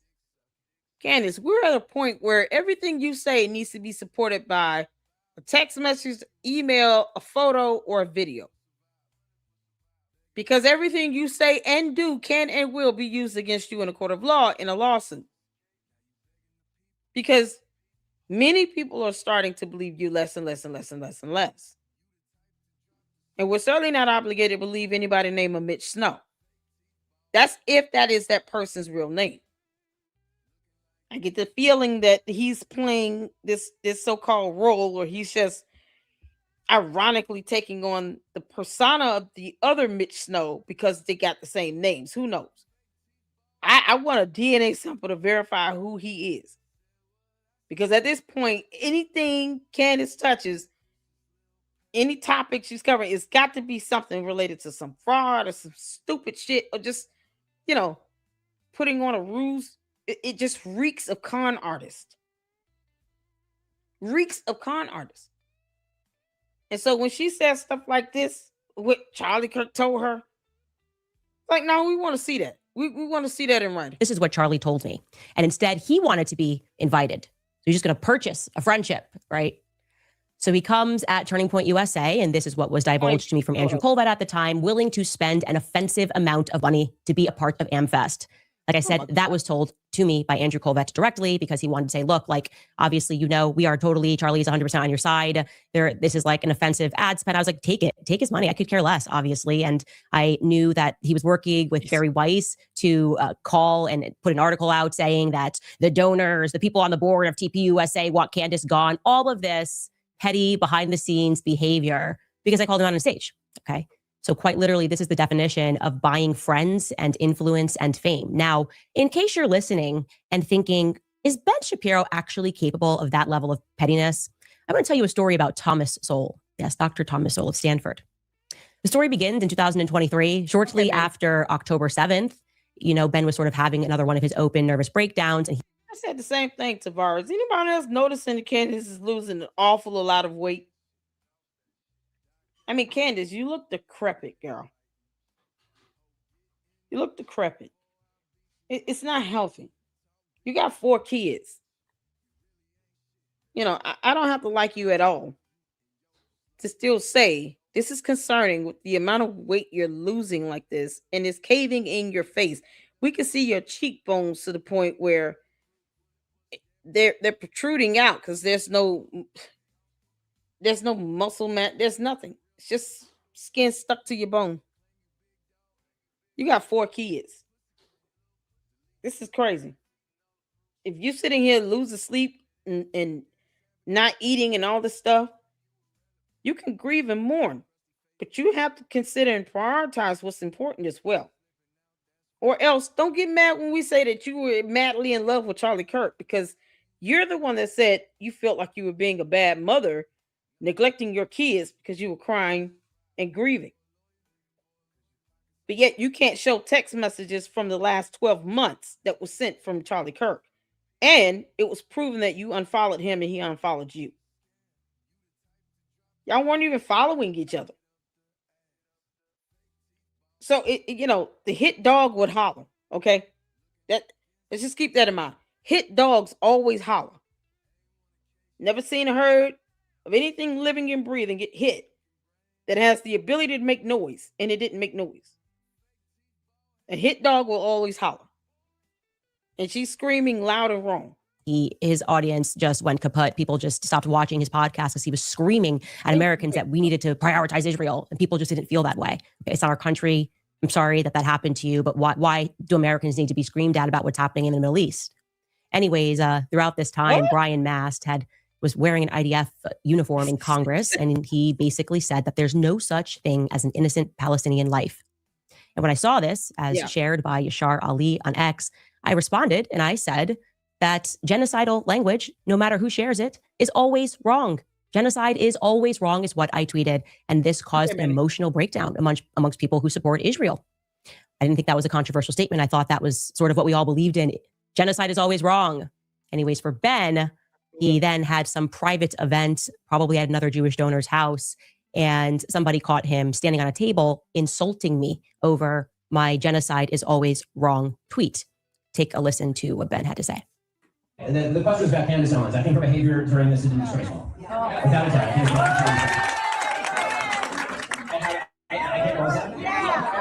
Yeah, and she still works for my company. I think she's been absolutely disgraceful. I think that her faux sophistication on these particular issues has been ridiculous. It's not faux sophistication, it's ridiculous. Everybody can see the moves that she's making, the things that she's saying, and I find them disreputable, disgraceful. She works at my company. You can imagine that the internet went crazy because they wanted me to respond to him. I can't believe this. They work together. They're colleagues. And irrelevant that was on the morning of November 14th. I was 6 days away from giving birth. I was very, heavily. Candace, you act as if no one can say anything critical of you. There have been plenty of people that have been laid off or fired when they were pregnant. Question is why? Being pregnant does not mean that you somehow lose your morals or integrity or breach a contract when you're working for someone, that is Jewish, and then you're saying things that are, just vile against Jewish people. But then when somebody clap back at your little ass, you want to sit here and talk about, oh, I'm the victim and woe is me. I was 6 days from giving birth. Erica Kirk has 2 small kids. The oldest is still asking when is daddy coming home. She still has to continue to explain to her daughter why she will never see her father again and why he's with Jesus. You can't make this up. You have no care or concern for those 2 kids. Because I guess in your mind and in your world, you and Charlie should have had those kids. I can't imagine anyone being this soulless to the point where you don't even show any level of humanity when it comes to the children. They have to grow up and watch your videos of you obsessing over their father, talking about how you neglected your own kids because you were grieving and mourning and crying. And Boys Club doesn't give 2 shits, I guess. He doesn't care at all. He doesn't give a damn. He won't tell you to stop. And even if he said it, we clearly see that you don't care and you will never stop. Despite the fact that she picks and chooses when he's the man of the house and when he's just a cockroach, I guess. I don't know. But if he were to tell her to stop, she would ignore him just as much as she ignored Erica Kirk. And then try to twist it up, say, no, stop lying. You will stop lying. No. You don't get to add on after the fact. Especially when everything's recorded in a damn video. You can't make this stuff up. People are going to criticize you. You chose to be a public figure. You think somewhere in your head, Bone Quisha, that you are number one. When that's not the case. And at some point, you're going to have to find some new material. Some new content. See, I'm going to go over this lawsuit. And that's going to be a whole video by itself. Because content. People need to know that you're sitting here being involved with scams and schemes. You're not above reproach when it comes to that. And then you bring a big ass fraud and a con artist, this chicken head on your channel, and you put that person before not just your audience, but everybody else to sit here and to say something about Erica Kirk. Because Candace, you're still a coward. Funny how you couldn't just say that yourself, right? You couldn't just say, I heard, Erica Kirk was on the base and they saw her. No, you brought on a chicken head to do all of that. Now you're fundraising for him. And for what? Is that the fee you promised him? But you agreed to give this man $250,000 to come on your show and say that BS?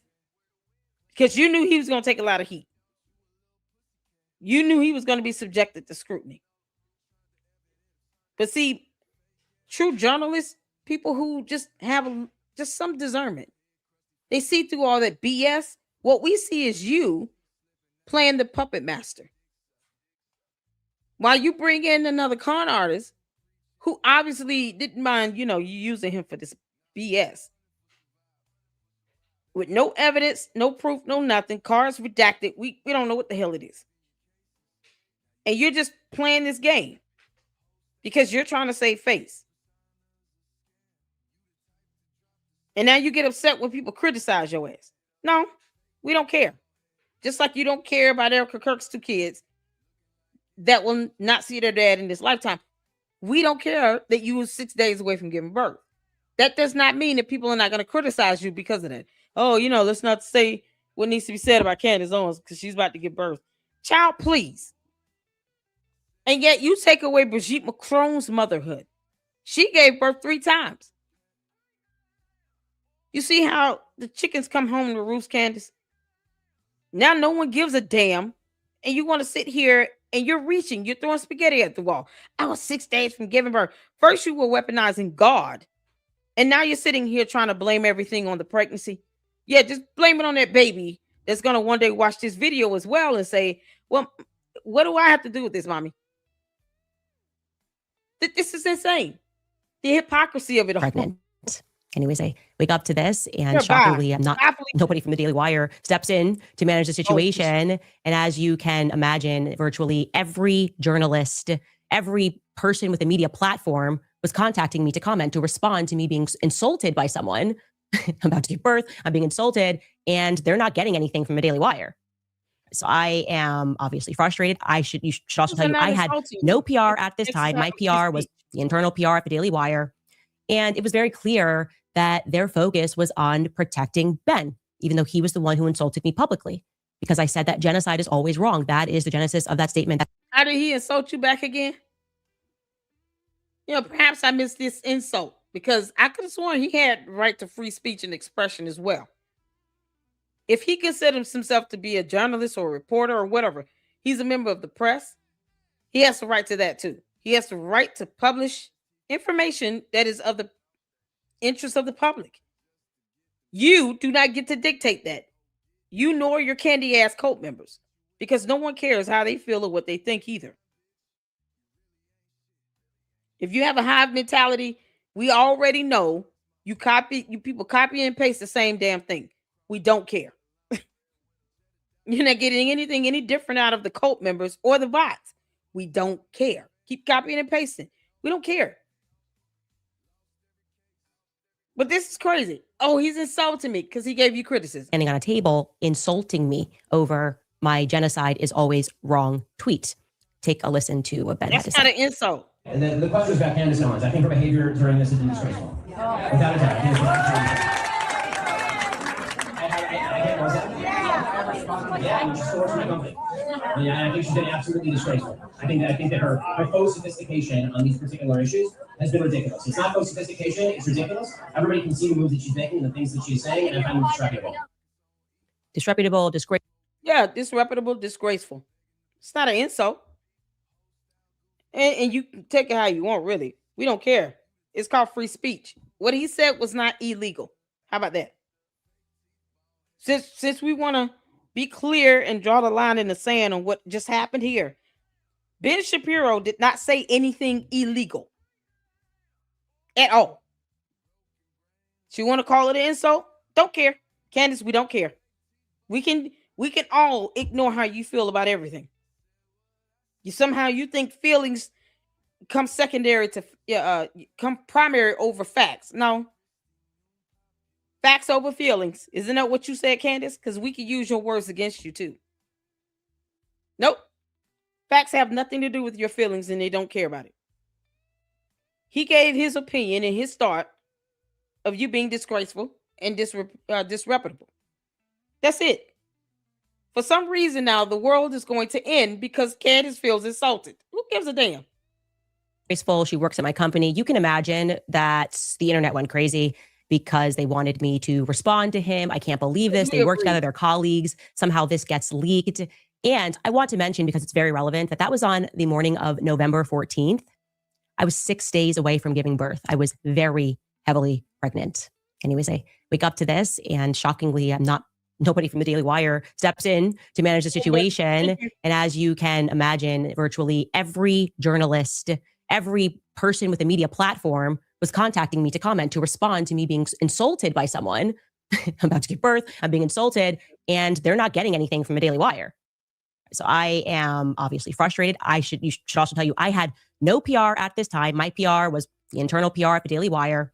And it was very clear that their focus was on protecting Ben, even though he was the one who insulted me publicly, because I said that genocide is always wrong. That is the genesis of that statement. That's all I said. Obviously, So you get to insult anyone from Israel or Jewish people by accusing them, all of them, of doing something. Do you understand what stereotyping is, Candace? Yet another word you can't define. Neither can your dumb cult members and bots. Because again, So they say dumb things like this, what you're seeing here in the chat. Like I care about what color skin she has. I'm not going to stop saying what I want to say because you don't dictate free speech. Not up in here. So what personality are we dealing with today, Candace? I feel Bonquisha coming out. Y'all say hello to Bonquisha. She's in full force and full effect. Wanted to respond angrily to the press. Y'all. I wanted to hit back at Ben. And I guess you could sort of say my perspective was an eye for an eye, but my husband was a better person than me. You've been that way. You still are that way. She's still an eye for an eye. Candace is still very petty and vindictive. You have no content. You're a gossiper, you clown. Hence why you're being sued as well. Because of that eye for an eye thing. Had you just, kept your cool and just read the Macron lawsuit, they would have never felt compelled to file an amended complaint because you doubled down on your BS. Still no scientific evidence to prove that, by the way. But you chose to double down. And it says you don't want anyone to tell you when to shut the hell up. Keep talking, girl. Keep talking. So all this evidence can be used against you. Keep damn talking. I never said I wanted her to stop talking. I wanted to damn keep putting out evidence. That's all she's doing at this point. Instructed me that morning to instead take a deep breath, relax, okay? Don't think about what you're feeling in the moment. Think about how you're going to feel in the future. And he instructed me to instead read the Bible, the Sermon on the Mount. I read through it. And he reminds me that everybody who wants to comment, they don't care about me either, right? They're selling headlines. They want the clicks. They want the drama. And I'm going to feed into that for what reason? For what reason, actually, am I going to give a comment and say something about Ben Shapiro? Blessed are the peacemakers, right? Don't buy into this click culture. And so I tweeted that actually my husband was right. I called for peace. I tweeted, blessed are the peacemakers. And I made the mistake. I guess it was a mistake. That after I tweeted, blessed are the peacemakers, and I'm thinking that I'm going to be commended. Yeah, the hypocrisy in this is strong, Candace. What happened to that same concept with Erica Kirk? Candace, you reap what you sow. Since you want to throw out scriptures, we can all do this. You reap what you sow. Bible also states that you should not lie. You should not steal. You should not kill. You're killing the spirit of Christmas for all these kids out here, especially Charlie Kirk's 2 kids, that have to worry about your cult members trying to find out where their father is buried. You have no idea the damage you're doing to those 2 children. But yet somehow, blessed are the peacemakers. God said, leave me out of your BS, girl. Leave him out your drama. You've already weaponized Christianity after you put it in air quotes, because Christians was in air quotes in her last episode from Thursday. She put Christians in her air quotes as if she's not one herself. But she won't speak to these Catholic priests that go out here essaying little boys, because they've been doing that for decades. When I get back to work, like, wow, you really took the high road. I ended this biblical passage with Christ is king. Christ is the king. He's the only thing that matters. Obviously, Christ is king. Now, it was just Tucker Carlson's luck that I had been slated to come on his news show the very next day. He had booked me 6 weeks earlier. I got approval from Daily Wire. He booked me for November 15th. So suddenly Ben gets on this table. He insults me. It's trending all over Twitter. And Tucker Carlson is going to be the first person to capture my reaction to it. And when it came time, I kept up with the peacemaker. I made the decision to just take the high road. I said, I don't want that to negatively impact how people perceive the Daily Wire. There are great people there. I wouldn't be proud on that, but I'm not taking the bait here. I didn't say anything snipey back at Ben because I didn't want to feed the mob. That was my honest perspective. My husband was just right. And also, we're talking about a work colleague, right? Somehow, me taking the high road made him angrier. So here's what he did. Elsewhere in my interview with Tucker, he asks me. No, that didn't make him angry. You saying what you said was complete hypocrisy. You're instigating something that didn't have to be instigated by you, of all people, working for a company where you knew that you had at least a couple people there that were your superiors that are also Jewish. You're stereotyping all Jewish people into one pot, as if every Jewish person on earth is out here committing genocide. You don't want to be stereotyped as a black woman from wherever the hell you came from. But yet you're stereotyping another race of people or ethnicity of people simply because they came from Israel or because they're Jewish. It's the hypocrisy, Candace. Because you're too slow to understand this stuff. You can't make this up. A synonymous term for hypocrisy is still lie. Who I look up to, who I like. And I told Tucker the truth that it was my dream to meet Thomas Sowell. That when I first got into politics, I read a ton of Thomas Sowell books. And I had tried many times to meet him. And obviously he's aging, but I really looked up to Dr. Thomas Sowell. And here's that clip with me and Tucker. Who do you listen to when you're trying to figure out? I mean, some of the stuff comes at you so fast and you're talking almost every day or writing almost every day. Who do you read or listen to try to make sense or bounce ideas off of? I have been obsessed with Thomas Sowell. And everybody knows that I am pretty much a Thomas Sowell groupie. Everything he writes, I read. And it is because he was a part of my awakening story into politics and made me focus on the economics, which is to say, block out the noise and pay attention. This is the same girl that said she doesn't know the difference between nationalism and globalism. She thought nationalism was dealing with the low birth rate in UK. Is that why you in Boys Club had 4 kids, Candace? Because you think that the birth rate of the United Kingdom needs to be boosted somehow, even though you in Boys Club live in the US. What the hell? When I hear her talk from her older videos, she sounds just as even more airheadish about this stuff. But at least back then, she wasn't walking around here calling people a man. It's crazy. And then get hit with a lawsuit and then double down on it. But she was still awful. Candace, it must be the yeast infections getting your brain. It's finally rotting out. And you're talking almost every day or writing almost every day. Yeast infections. Who do you read or listen to try to make sense or bounce ideas off of? I have been obsessed with Thomas Sowell. And everybody knows that I am pretty much a Thomas Sowell groupie. Everything he writes, I read. And it is because he was part of my awakening story into politics and made me focus on the economics, which is to say, block out the noise and pay attention to the economics, go backwards in history to understand where we are. When has this worked? Oh, it's never worked. So they're just telling you that it's going to work into the future. And there's no evidence to support that. So when Ben saw that, he decided, Thomas Sowell, hey, that's your dream. You love Thomas Sowell. He thought that was an opportunity to get even with me for taking the high road after he insulted me on stage. What does Thomas Sowell have to do with this? Girl, he said it. How are you going to be a hypocrite? What does Thomas Sowell have to do with this? Did she say rewrite? I read everything he rewrites. Knows that I am pretty much a Thomas Sowell groupie. Everything he writes, I read.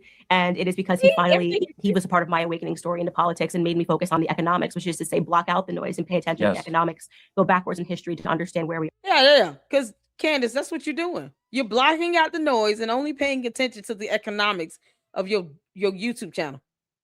Your videos are getting high views, likes, subs, and it's bringing in more money. And your Candace cult members, once again, and the bots come in here and confirm that. Oh, you're just jealous she's number one. Why are you actually negating her? When she says, I'm not doing this for the views and the likes and the clicks. The cult members actually confirm the opposite. They prove her wrong and prove me right. When they say that, oh, she's wealthy and rich and blah, blah, blah. So she's doing this for the money. Thanks for confirming that. Oh, she's got the number one podcast on earth, which is not proven. So she's doing this for views and clicks. How else do you determine if someone's number one with a podcast? That's the only way. Views, clicks, likes, subs, impressions, engagement. This is how they determine that. It comes down to simple numbers in mathematics. So all she cares about is the economics, just like with her PR thing. It's all about public relations for her. She's mad at the Macrons for taking her ass to court because she really wanted them to just kind of go back and forth with her on social media because somehow she thinks the court of public opinion is supposed to supersede the court of law. And that's not how the hell it works in the United States of America. No, they have the right to seek legal recourse and legal action in the court of law. So does everyone else. So if Tim Pool, Erica Kirk, TPUSA, Mikey McCoy, Rob McCoy, all these people decide to file a lawsuit against her ass, Candace, you had it coming. And don't say you weren't warned. I said it myself. They're going to sue the crap out of you. And then you're going to be walking around crying, telling George, why the hell you ain't went out and made my money today? Then I tell you, go out there and say that work. When has this worked? Oh, it's never worked. So they're just telling you that it's going to work into the future. And there's no evidence to support that. Give me my money. So when Ben saw that, he decided, Thomas Sowell, hey, that's your dream. You love Thomas Sowell. He thought that was an opportunity to get even with me for taking the high road after he insulted me on stage because he's deeply jealous of Tucker Carlson for reasons that I cannot quite understand. Ben had his team reach out and schedule an interview with Thomas Sowell, which they paid for an offensive amount of money, I presume, to effectively purchase a black man who has no idea what's going on. He's very old, he's in his 90s, to hurt my feelings, okay? Interview with Tucker is on the 15th. I think it premieres on the 16th. And Ben gets Thomas Sowell, who he doesn't care about. I'm working at the Daily Wire at this moment, and I'm about to give birth in 3 days. But hear ye, hear ye. Allow me to make this declaration. Candace Amber Owens Farmer, a.k.a. Bonquisha, does not care about Charlie Kirk and his 2 kids that have been left behind with their mother. You know, because reasons. She doesn't care about them. Candace doesn't care about anyone. So it's mighty ironic and hypocritical for her to point out yet again how someone cares about someone when she cares about no one. You know, because Candace, you said it yourself. I hate everyone. That's what you said. That's why I put it up as a thumbnail in one of my videos. This was supposed to be like an FU Candace for taking the high road and saying that genocide is always wrong. No. That is what I mean when I say he is an incredibly petty man. Okay. Potty mouth. Now we know how this ends. I then am fired not for what I said, but for what they assumed that I meant and for trolls that I didn't respond to. And I want to be clear. It is, you can fire whoever you want. You really can if you're a business owner. It's just that this was atypical in the fashion that it was done, right? It wasn't done in the way where you just say, okay, get out of here, it's not working. Instead, what they decided to do was humiliate me in front of all of the other employees by, rather than having a conversation, sort of dramatically having me exit after doing my show, not knowing that I was going to be fired. And then they had put together a stage in my studio and put up clips of, put together basically a whole package, like almost like a high school play, and conducted what I honestly, when I look back, because it recently leaked what happened at this quote unquote town hall, this is a slave hanging. This is a slave hanging, right? Gather around, everybody else is a slave. Well, stop. Y'all know I haven't seen this episode, right? Because I can't, this is why I can't watch her bullshit alone. Girl. No. Every single slave from Africa, I don't care where you're from, of melanin, with melanin, is rolling over in their grave simultaneously. I just felt the earth shake with that massive rolling over of all dead slaves in the ground. You can't make this up. Now she wants to talk about slavery. Y'all see how the comments shift. Whatever she's talked about recently, that's what the bots and the candy ass cult members put out there. Now they on this, oh, black on black, something, blah, blah, blah. Like I give a damn. I don't care what color she is. I'm gonna call her out when she's wrong. I don't give a damn about her skin color. I don't.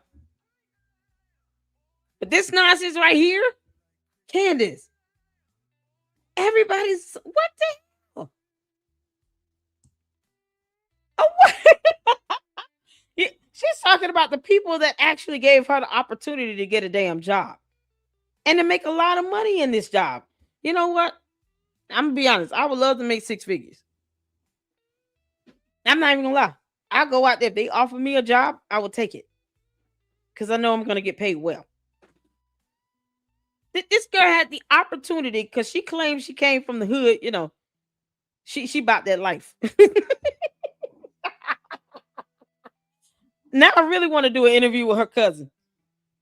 Unless they're gonna just come on and be completely disingenuous, because I'm not gonna stop talking my talk. I'm not gonna stop saying what I've been saying about Candace. I'm gonna say it to her face too if I have to. But I really would like to interview her. I want to interview, one of her siblings. I really want to do that. I would love to interview one of her siblings if they're willing to actually speak candidly. Candace, you're talking about slavery. They gave you a chance to work for them. They didn't have to do that. You would think that they would not have hired you because they don't believe in DEI. They don't believe in selecting someone trying to keep things diversified and none of that shit. They believe that you should have the qualifications and be competent, to be able to do the job, which is a fair argument, right? You don't want to hire someone simply because they're Black. But they could have literally just decided, we're not going to hire Black people if that's what it came down to. They hired her ass. And even Ben, I think at AmFest, had to say something about his, it speaks a lot to my ability to, be a judgment of character, something to that extent, because he hired her. So he even had to crack that joke on himself because he realized, I hired this heifer. I gave her an opportunity to come work for us. She was a conservative voice. She was loud and wrong, but she was still loud. The thing is, Candace was trying to be the loudest Black female conservative in the room. So all others who had came along and had been, conservatives, they either get treated like secondhand, second-rate type trash or something, or they're getting attention for all the wrong reasons. People like Kimberly Klasick and what's her name? Is it Treehouse? Something Tree, that did the interview with Milk Bar, a former law enforcement officer now, whom Candace Owens doxed, by the way. And that woman had people looking for her fresh out of prison. These were people who were already in the conservative, movement as Black women speaking out. And she just so happened to rise above the ranks because of her mouth. Not because she did anything spectacular. It's because she was the loudest person in the room. And now that the noise is dying down, she's still trying to be the loudest person in the room. And that's not how it's working for her at this point. She's not the only Black female conservative. And I'm not political at all. I don't lean one way or the other. So let's say Kimberly Klasick decided to start speaking out more. She would have an opportunity to be just as, well known and to have a successful. I think she does have a platform, by the way. But Kimberly Klasick could have been another voice. You have other Black women that has something to say. It could have been a positive, pivotal voice in the conservative movement as Black women. And Candace literally thinks she's supposed to be the only one. That's the problem. Never made room for someone else to come in and to be able to put out what they think and feel and how and their ideas on progressing it forward. None of that. Just her. And people are now realizing, like, okay, we should not have given Candace Owens all of this leverage. We should have evened it out. Because look what happens. A monster has been created. And now she's still loud and wrong and doesn't give a damn about anybody. And is saying what she wants to say while she wants to victimize herself, talking about people trying to shut me up. And now she wants to talk about slavery. You can't make this up. You can't make this up. Almost like a high school play, and conducted what I honestly, when I look back, because it recently leaked what happened at this quote unquote town hall, this is a slave hanging. This is a slave hanging, right? Gather around, everybody else is a slave. And let me tell you how this one messed up. Gather around and watch us whip this person. This is literally how I feel when I watch this, okay? And you'll know what not to do next. And here is a video of the then CEO, Jeremy Boring, which somehow Steven Crowder got a hold of this week or last week or whatever. This is just a portion of it. You should watch the entire thing because it really is something. And ask yourself in your memory, do you ever recall anybody ever being fired where 300 employees, Ben joined electronically, he was up on the screen too, and just enjoyed watching me be humiliated, where 300 employees are invited down and shown a production of what this person did wrong? Okay, well, let's. Shit. Hold on. Sorry. My bad. While I'm pulling this back up again, if you're gonna leave a chat, that's a long comment. You spelled intelligence wrong.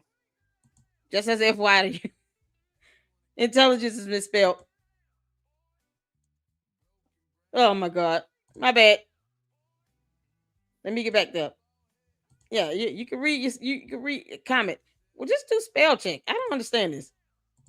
You're gonna sit here and defend her. Do spell check. Okay, well, let's watch a little bit of this video.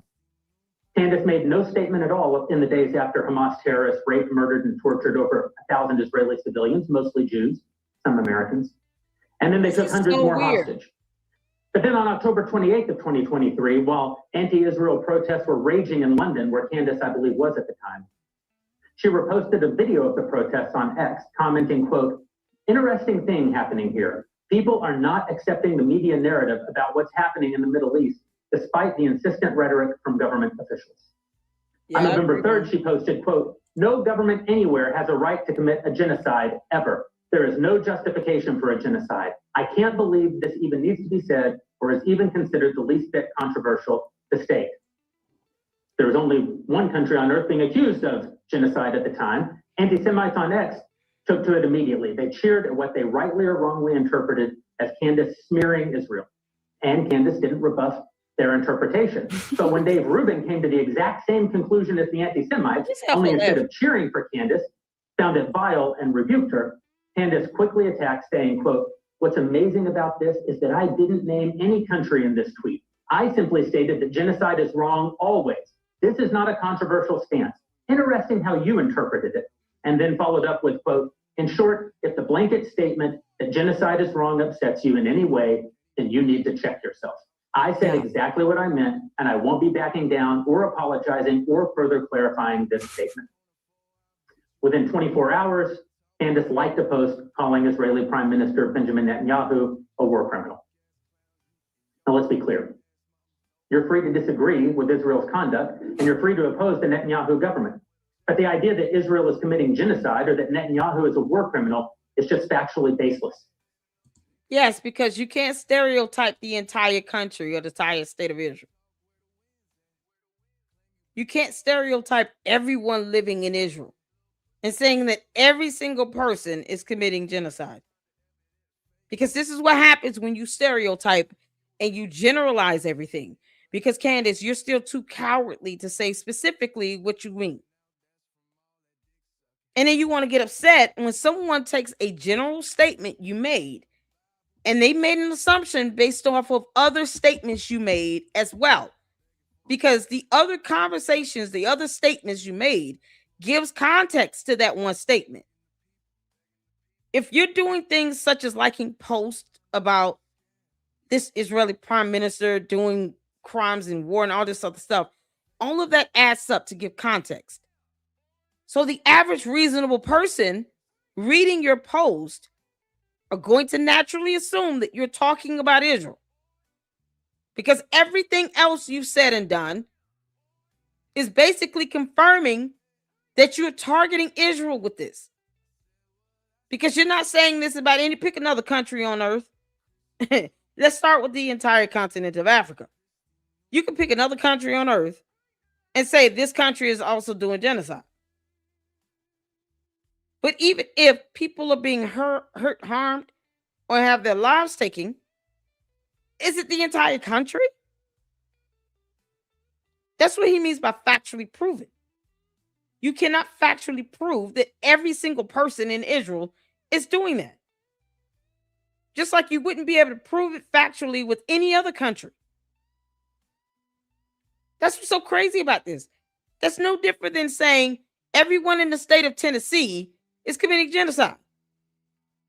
That would be factually incorrect. There's no way around this. It's that simple. So since Candace doesn't understand how to infer something to be true, because you're sitting here making general statements about a genocide, but then everything else you talk about that's circumventing around that is about Israel.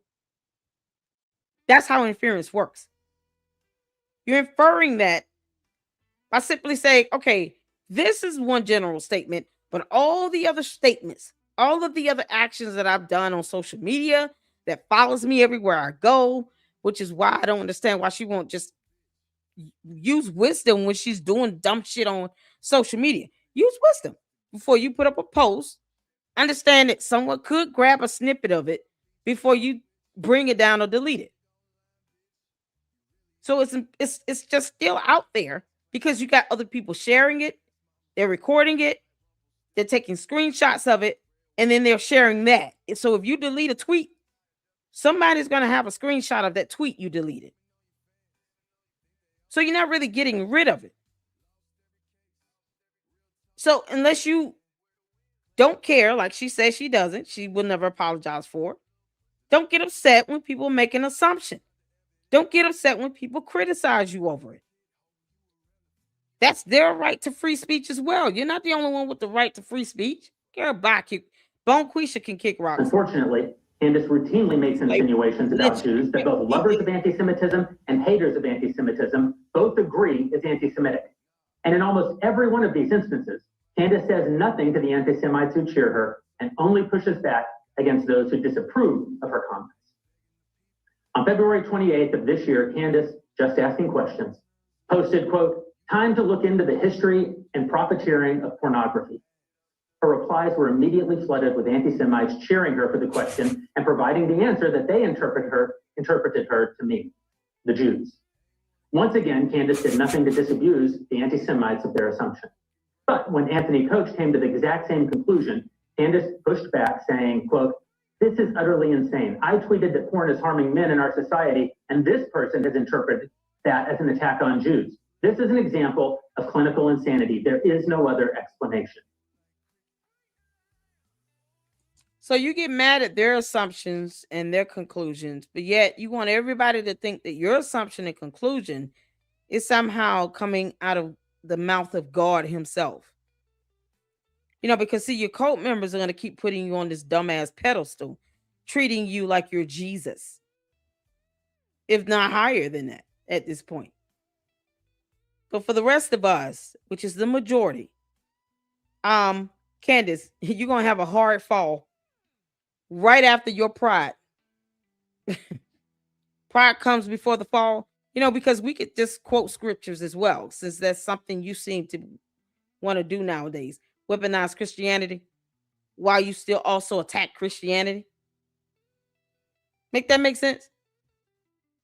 Yourself is sitting here lying, laughing and lying and smirking all at the same time, and then topping it off with lynch slavery and something like you can't make this stuff up. I stand by all of those tweets. Pornography is harming don't get mad men. When someone says something we should look into who profits off of pornography. Genocide is always wrong, no matter which country calls for it, whatever. What was controversial about anything that I say? Now, I'm again wanting you to, these are my crimes. Just imagine 300 people being brought and said, like, she said this, and this is what we know. And then he goes into a diatribe about the real meaning of Christ is King, and he shows videos of Nick Fuentes. Candace, I dare you to say the same thing about Russia. That country you said you want to go move to? Remember how you said in your video you wanted to become Russian? Because you're sick of the U.S. because, people aren't going to cater to your tantrums. Y'all remember when she said that? She said that a couple weeks ago. I just want to move to Russia. I just want to become Russian. Bye, Felicia. Actually, it was 3 weeks ago. I just want to be Russian now. Bye. We'll help you pack, heifer. I dare you say, or your candy-ass cult members say, that Russia is committing mass genocide. I dare you, Candace. Come on, you coward. You're going to go all the way there, heifer. Bonquisha is supposed to be the boldest of all those personalities in your head. So go ahead and I dare you to say Russia is committing mass genocide. The entire country. I go ahead and say it. And then turn around and say you're not going to apologize for it, Candace Owens. I dare you. I triple dog dare you. ahead, Candace. Say that Russia is doing the same thing. Let's see how well it goes. I'm just curious to see her say something like that and see what happens 5 days later. Go ahead, Candace. Why don't you tell everybody how Russia's committing mass genocide? Because you're saying it doesn't matter which country, right? See, here's where we use your words against you, you moron. You're sitting here saying that mass genocide is bad, doesn't matter which country it's coming from. So why can't you say the same thing about Russia? And this time be specific. You don't have to generalize something. If you say what you mean and you mean what you say, and you're not apologizing for it, then why generalize? Why not be specific from the beginning? I triple dog dare Candace to say that Russia is committing mass genocide. We'll wait. Heifer. Tez, which had nothing to do with me. I had never even spoken. I think only one time I'd spoken ever to Fuentes, and it was pertaining to Kanye. Yeah, that was it. But I'm showing you this because it's important for you to understand that this has never stopped. I want you to imagine if you view yourself to be a slave owner, and that slave not only survives like this public whipping, but that escapes and becomes successful. That's pretty much my relationship with Ben Shapiro since he's fired me, because they have not stopped. They have not stopped. I am talking about people working behind the scenes to call advertisers, attempting to bankrupt me in courts, sending undercover interns to stalk me. He has issued thus far 3 court proceedings, okay, for every solitary petty infraction against things that I say. He's worked with Barry Weiss behind the scenes to have articles written about me. It is nonstop. I refer to this, just to be clear, as legal abuse. It's legal abuse. You, and I have put up with a lot of it. I have put up with the pettiness of even suing me because I interviewed a USS Liberty survivor who mentioned your name as you pretend that you care about free speech and debate. I've put up with a lot of it, but today I draw the line. I draw the line with this miserable imp when it comes to Charlie Kirk. Okay? Don't try me on this, but you keep trying me on this. You are an Yeah. What you think you doing?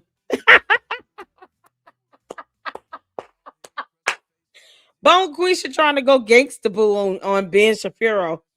Girl, bye, Felicia. Anybody studying nonsense you talking about? You can't make this stuff. We're still waiting on you to say Russia is committing mass genocide, Candace Owens. We dare you. We dare you. And I've seen some comments asking that, first of all, I'm not proving she's to a cult member or a bot. Secondly, if you can say that she's proven something, then produce the evidence. Let's start with that FBI text message where she claimed that someone was trying to assassinate her. Because for some reason, she just had to make this about her. Why would she need to claim someone's trying to assassinate her? If it's all about Charlie Kirk, right? And third of all, why hasn't she been able to tell us who the shooter is? Isn't that what she's supposed to be doing? She's still asking that same dumbass question after 3.5 going on 4 months and can't tell us who the shooter is. And that's all she's supposed to be talking about right now. So why are we on Ben Shapiro? Shouldn't she be telling us who the actual shooter is that pulled the trigger on the gun?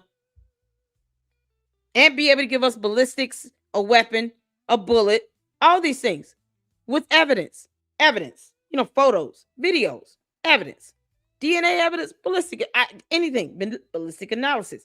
She should be able to give us great details on who this shooter is, what weapon he used, the bullet, how it matches the autopsy report. She should be able to tell us that, who the shooter is. It's been 3.5 months.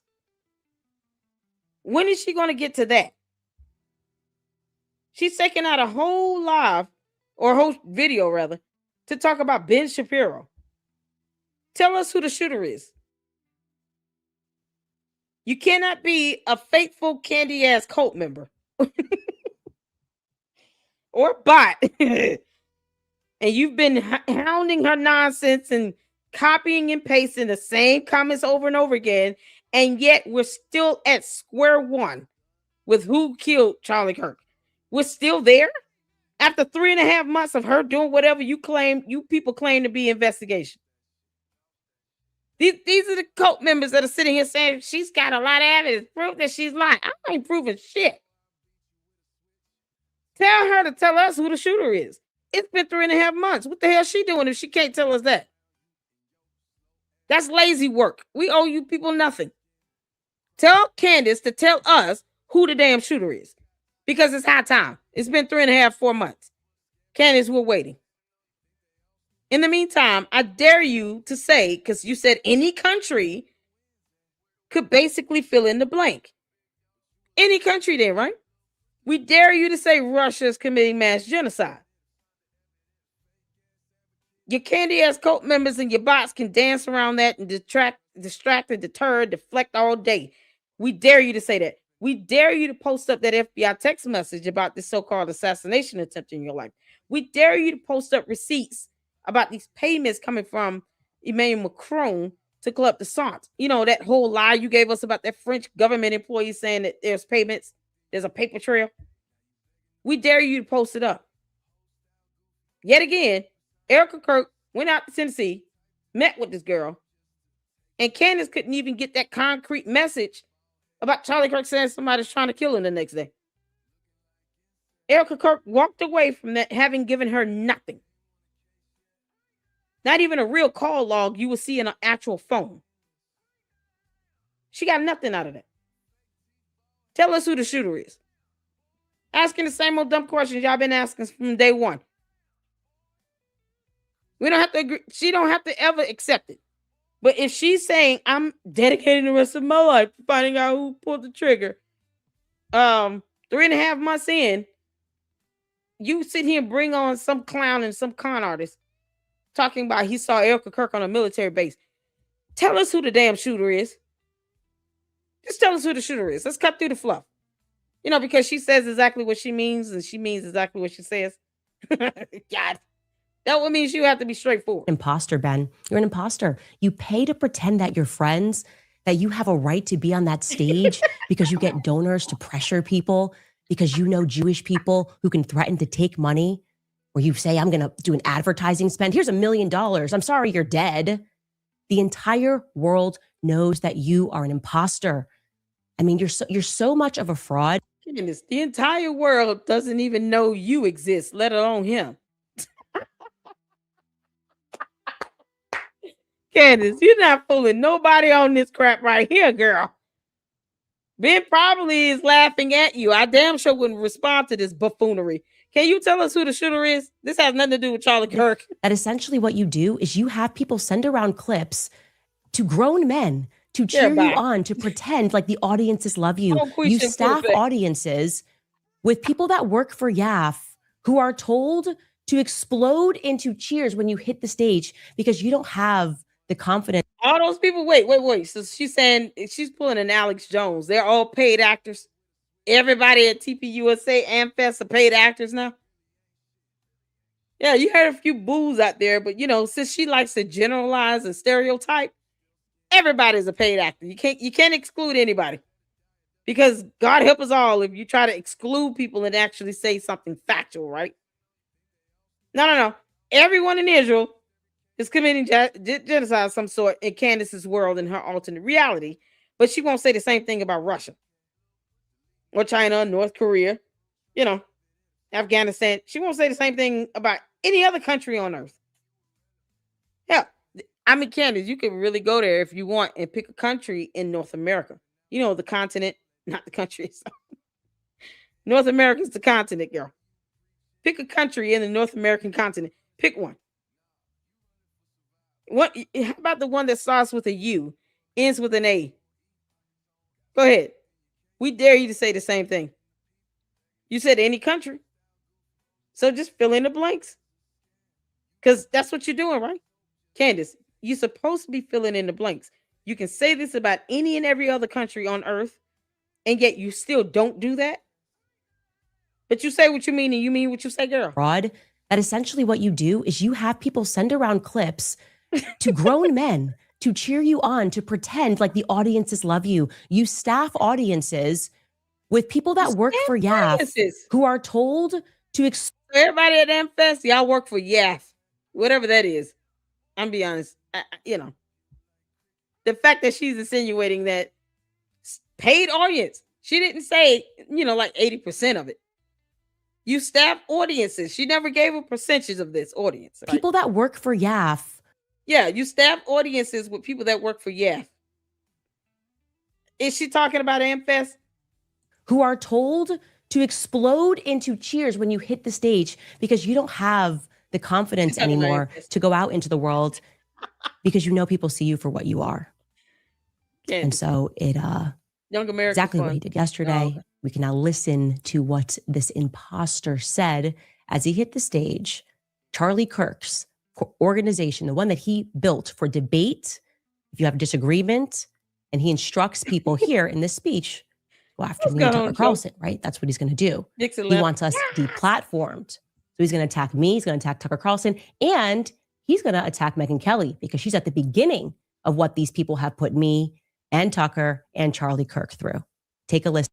No, I don't lump Charlie Kirk into that. Because remember, you two unfriended each other. And you have yet to show any text message or communication within the last 12 months between you and Charlie Kirk. I mean, if you unfriended and unfollowed each other, that's a sign that you're not communicating, right? And I'm talking about directly to each other, not him seeing your post and you see his post. That doesn't count. That does not count. I mean, friendship, like you claim to be his sister of some sort, when deep down you said you were neglecting your children because you were mourning and grieving his loss. So he that moment became bigger than your own children and your motherhood. I don't understand how Boys Club is still standing behind a camera and he is seeing her descend fastly into madness and obsess over Charlie Kirk's death, over Charlie Kirk, and have a complete disregard for the rule of law. A disregard for his children and Erica Kirk. Oh, I haven't seen any overwhelming evidence. Why do you have people believing that it's up to you to determine whether something's legit or authentic? Why should anyone care whether or not you've seen anything, Candace? Because we're here for that, girl. All right, come on, Bone Quisha. Listen to a portion of what Ben had to say. So, if Candace Owens decides to spend every day since the murder of Charlie Kirk casting aspersions at TPUSA and the people who work here, who worked with Charlie every single day, his best friends, to cast aspersions. I just got to go back again because she said a paid audience. She said this is a paid audience that works for YAF. To grown men, to cheer you on, to pretend like the audiences love you. You staff audiences with people that work for YAF who are told to... Yeah, so the AmFest audience worked for YAF. All of you people are paid staff members of YAF. How many people were at AmFest? How many people fit in that building they were in? It looked like at least 30,000 people. I mean, it's just huge. That's a huge stadium. And you're saying, Candace, these people are paid audiences. You staff audiences. People that work for YAF. People that work for YAF.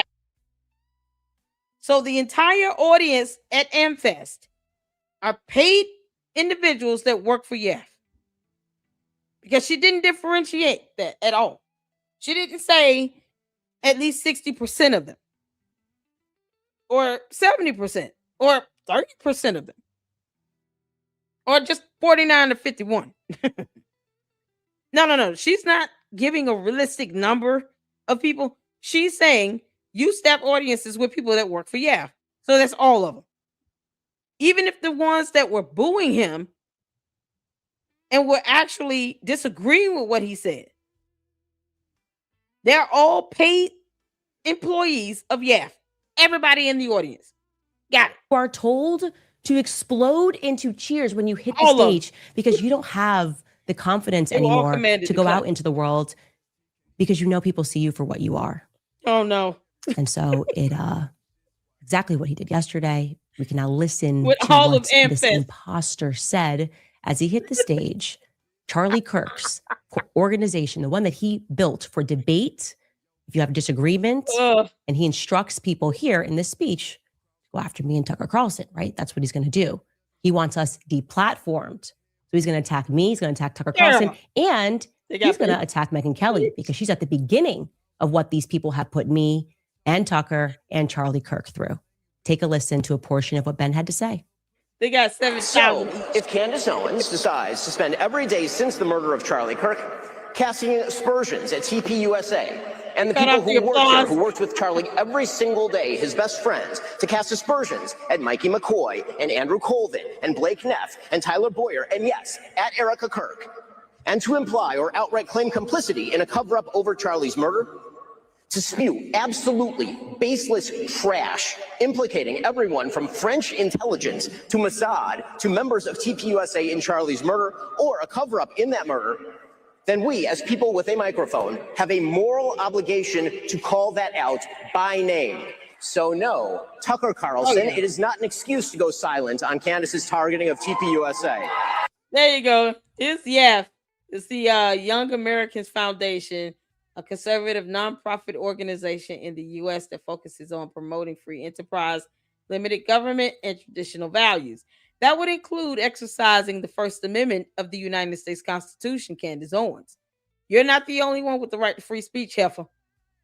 So they went up there and they just embarrassed Bone Quisha to death. Okay. Y'all, Bone Quisha is on full effect today. You can't make this up. He never said that exactly, Susan Q. He never said that. He never called for her to be canceled or anything like that. So, Candace, you're trying to alter reality for everyone else while also claim that the entire audience at AmFest are paid staff employees of YAF.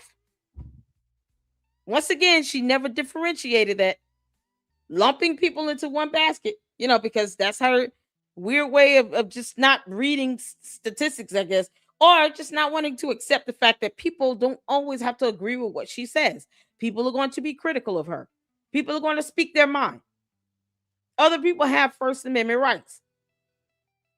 She is not all of our cult leader. Candace, take your dumbass cult, go to Russia, and I dare you say that Russia is committing genocide.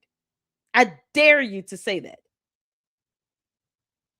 Yeah, I'm willing to bet that $7,000 people keep claiming I'm getting paid for. You can't make this up. This is insane.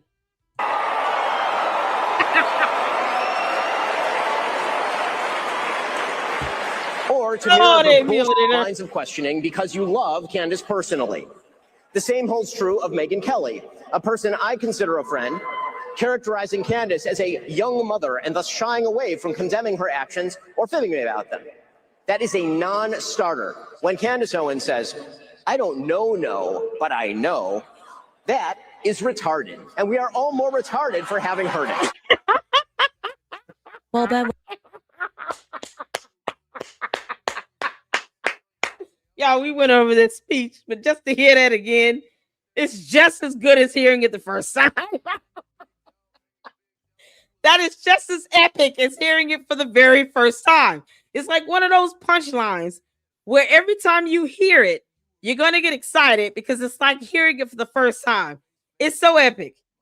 Candace. Bone Quisha. Girl, just because you got MPD, because George said so, Boys Club said that he has no idea which personality he's going to encounter day by day, and that he feels like he's married to multiple women. He said that out of his mouth. So we're going to go with that. Just because you've got multiple personalities living in your head into some alternate reality does not mean we're all forced to go along with your dumbass girl. I cannot tell you all why I can't watch her show alone. I just can't do it. Because Candace, I'm afraid I'm going to lose brain cells listening to you. I can't do it. I have to bring in, listen, if we're all going to sit here and listen to this BS, we might as well just come listen to it together and have a good laugh at it. Because you can't do nothing but laugh at this point. I mean, we all see that she's a soulless, evil miscreant from hell, that she lies like hell, weaponizes God. It's blasphemous, by the way. She does not care about Erica Kirk or the 2 children that they have that are still getting kidnapping and death threats. She doesn't care about the investigation that's actually trying to get the bad guy into the death penalty, in the death chair. No, she didn't care about any of that. And she said it herself. I do not care about this investigation. That's what she said. No one's forcing her to care. See, this is how she bends and manipulates things. Oh, look at it, they're attacking me. Woe is me, because she's playing the victim. Anytime anyone says something about her, she goes into victimization mode. Because she knows that she has no concrete evidence or messages to debunk anything that they're saying. And on top of that, if they're giving their opinion, it is what it is. You don't have to like it. I'm not here to convince the candy-ass cult members to believe what I say. I don't care if they believe me or not. It doesn't stop me from saying what I want to say either way. This is what's so crazy. Free speech is somehow illegal to her in her world because she's a dictator. She's a dictator unto herself. She's a cult leader. So her dumb cult are going to follow her, but she expects everyone else to do it. And Candace, that's where we all get insulted, and we just feel even more dumber for you thinking that you're going to be able to sway everyone from just believing what's happening in front of our eyes and our ears. Or the fact that you still won't post up simple evidence to prove someone's trying to assassinate you. When it comes to you and having worked with you, I just know the tactics that you use to feign popularity in the public. I just know the amount of money that you are willing to spend on advertising to inflate your numbers to make people think that you're popular. So, yeah, I don't have to say we don't know when it comes to you. You are such a joke of a little man. Your jealousy against Tucker, your ability to believe that you can keep manipulating the markets. You know those kids booed you on that stage. The amount of messages I got from Turning Point USA people saying, what is happening? Why is he on this stage standing against? Yeah, you just said they are all paid staff members of YAF.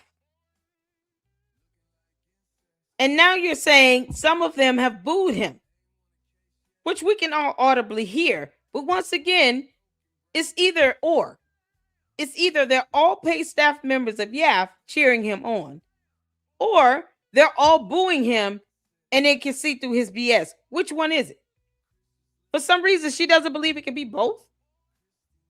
Because I heard people booing and clapping. Both can be true at the same time, but somehow in her alternate reality with her dumb cult, sounds don't matter, neither do words. You can't make this against everything that Charlie believed in. That's what you're doing. You're sitting against everything that Charlie believed in because you weren't his friend. No. He's exercising his First Amendment rights. Isn't that what Charlie believed in? Even if you didn't follow Charlie Kirk, I think enough snippets of him saying he values free speech. He welcomes debate. He wants people to challenge and ask questions. But you're sitting here saying he shouldn't be doing that because he's saying something about you. Therefore, he's going against what Charlie Kirk believed in. No, he's actually uplifting what Charlie Kirk believed in because free speech is free to all. Candace, not just you and your dumbass cult. If you don't understand the First Amendment of our U.S. Constitution, you might want to contact one of those 3 attorneys and get them to explain it to you. Because that's how that works. Laws are laws. They don't bend in your favor. Facts don't care about your feelings, girl.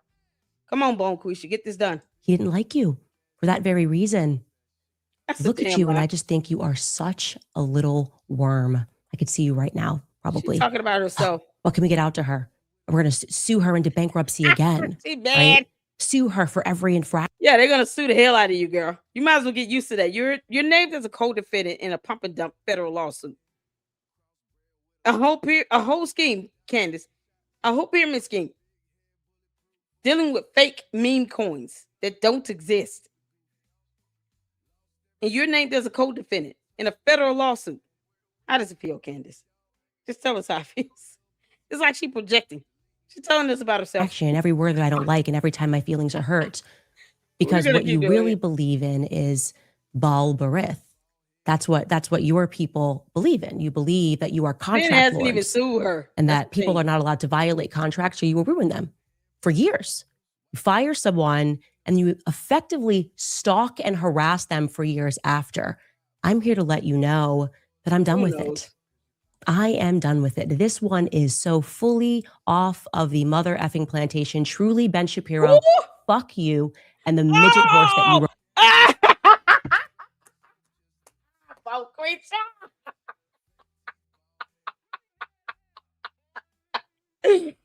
Oh, Boquisha got an attitude. Lord mercy.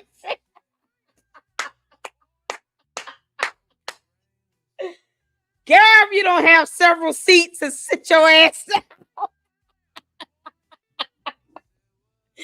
Boquisha. If you're going to try to sit here and be gangster, at least say some things that are factually correct. When did Ben Shapiro sue you? When did he do that?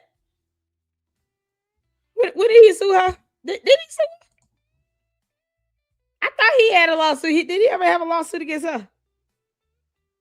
Or was it just the whole thing about the breach of contract? Let me ask this. Has he sued her recently? Because maybe I'm missing something.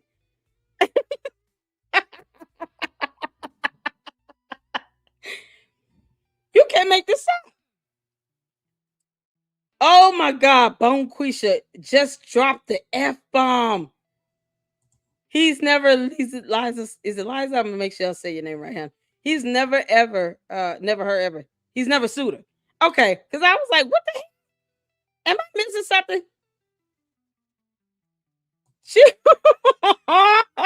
Yeah, I did the priceless. Candace, he would have the right to sue you if he wanted to. Because, like any other American citizen, he has the right to seek legal recourse in the court of law. The Macrons are showing us how it's done. I say this all the time. You'd be amazed at the people that watch your content. Because I shocked myself, ended up in an article somewhere, with French Pravda. Who would have thought? But I'm here for it. Candace, if Ben Shapiro wants to sue you into oblivion, he can. He can. The only thing you can do is take your ass to court and stop trying to dodge it. You know the way you're doing this with the Macrons? You talk all this big talk. You sitting here dropping the F-bomb and all this stuff, girl. Yeah, you can run your mouth, but when you get hit with a lawsuit, now it's, oh, they're trying to bankrupt me. How broke are you? We all see that you're valued at least $244 million with Boys Club. Now take him out the equation, you probably would be broke as hell. But I highly doubt that if he were to sue you, you would not be able to pay that judgment out in one check. Candace, you're the one making all this money, and your cult members tell us every single time they come in this chat that you're rich. So if you're rich, because this is cult leader speak right here. This is how cult leaders talk. If you're rich, Candace, why are you screaming and hollering about being bankrupt? Why? I thought she was rich. Candy ass cult members tell us all the time. I've got plenty of comments from your candy ass cult members and from the dumb bots that don't do spell checks, because they refuse to do a spell check. But the bots and the cult members always reminding us here in the LLC particularly that you're rich and wealthy and that you got a lot of fucking money. Because we can both say that word. And yet now she's sitting here crying, talking about, oh, you want to sue me into bankruptcy. You're just trying to sue me for me to be bankrupt. But according to your cult members and your bots, you're not going to be bankrupt. They say you're rich and wealthy. And they worship the ground you walk on. Lest we not forget, you're capable of fundraising for some random dude from this other chicken head. And he's got 135,000. Where we at? Because, this is real time update here. 135,840. Like, this is a possibility. The goal is $250,000. If I were to start a GoFundMe right now, how would that do? Some person who can't even present a DD-214 and verify with DNA testing his true identity has been able to raise $135,000 simply because you said so, because you're a cult leader. But you have people out here struggling to put food on the table, let alone buy their kids a Christmas gift. You're sitting here talking about you're going to be bankrupt from a lawsuit, Candace. You're going to be bankrupt from a lawsuit. Unless that lawsuit is for $300 million, you're not going to be bankrupt at all. You're not. Now, if it ends up being where you get Alex Jones, then you had that comment. You had all of that comment, especially from the Macrons. You had it coming. What is she supposed to be doing right now? What she think she's doing? He's gonna sue you, Candace, and if he wants to sue you into oblivion, he can do that. All you got to do is go to court. Go hire 3 more attorneys. It should be fine. And every time my feelings are hurt, because what you really believe in is Baal Barith. That's saying what is happening. Why is he on this stage, standing against everything that Charlie believed in? That's what you're doing. She's trying to gaslight everything that Charlie believed in. Because you weren't his friend. He didn't like you for that very reason. Look at you, and I just think you are such a little worm. I could see you right now, probably. What can we get out to her? We're going to sue her into bankruptcy again. Exactly. Right? Sue her for every infraction, every word that I don't like, and every time my feelings are hurt. Because what you really believe in is Baal Barith. That's what your people believe in. You believe that you are contract lords and that people are not allowed to violate contracts or you will ruin them for years. You fire someone and you effectively stalk and harass them for years after. I'm here to let you know that I'm done with it. I am done with it. This one is so fully off of the mother effing plantation. Truly, Ben Shapiro, fuck you and the midget horse that you rode in on. And I say that on behalf of the world. No, you don't. You're going to get applaud. The devil is a liar. And so are you, Candace Amber Owens Farmer, a.k.a. Bonquisha. You do not speak on behalf of the world. I don't know why you keep trying to do that. Just because you're a cult leader doesn't mean you're a cult leader of Earth. You alien. Y'all know she said she's an alien. She said that about herself. She called herself an alien. Candace, stop trying to invade our planet and then sit here and think that you're the representative of Earth. No, you're not, girl. You're not, Bonquisha. You do not represent me in this. No, I owe you nothing. You don't even pay my bills, heifer. You're talking on behalf of the planet, of the world. Which world are we talking about? Maybe we should ask which world is she referring to. Candace, I do believe you came from one of the moons that, float around Jupiter. You're not even from the planet itself. You're from the moon. I already said this once before. The dark side of the moon where that sees no sunlight. One of Jupiter's moons. That's where Candace came from. Now you want to speak on behalf of our world? You mean Earth? You're not speaking on behalf of Earth. No, ma'am. The hell you will. Y'all. She thinks that she gets to crash land on our planet. She gets to speak for all of us. Nope. Now you and your cult members and your bots can go back to that moon that's attached to Jupiter, and then you all can do what the hell you want to do over there, and you can reign yourself supreme over that world or moon. But you won't do it here on Earth. Hell no. Yo, this is what happens when an alien thinks that they're smart. Just to help you in the midget horse you rode on, Candace. He could say the same thing about you. He really could. You sound like a 5-year-old. Who says that? The opportunity for you to drop the F word and then you attach it to midget horse.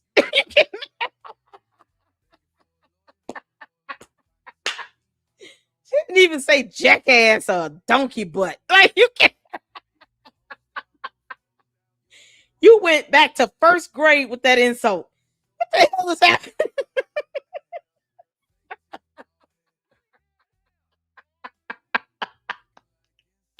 She might as well just say Ben Shapiro, Big Mad, Kool-Aid face, red.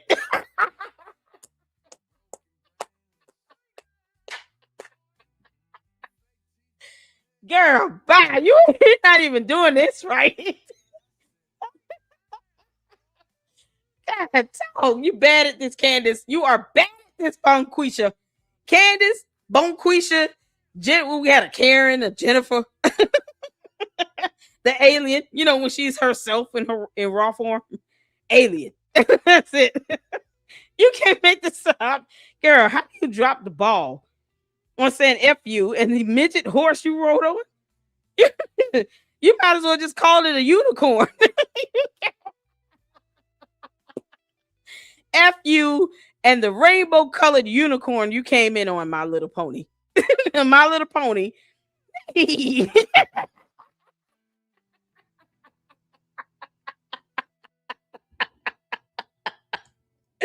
Oh my. Candace, My Little Pony says stop stealing their lines, okay? They ain't got time for this. Stop stealing their lines. Tell Funny Bone, stop spamming my chat. See you, that stupid emoji. You trying to get my attention? You got it. What the hell you want? And you gonna copy and paste? You're literally proving my point, you bot. Can you come up with something else? Yeah, be creative and come up with a new comment. What the hell wrong with you? It's spamming the chat. Put his dumb ass in timeout. You come back with something funny, Bone. You come back with something funny. How about that? That's a challenge to you. You can't make this up.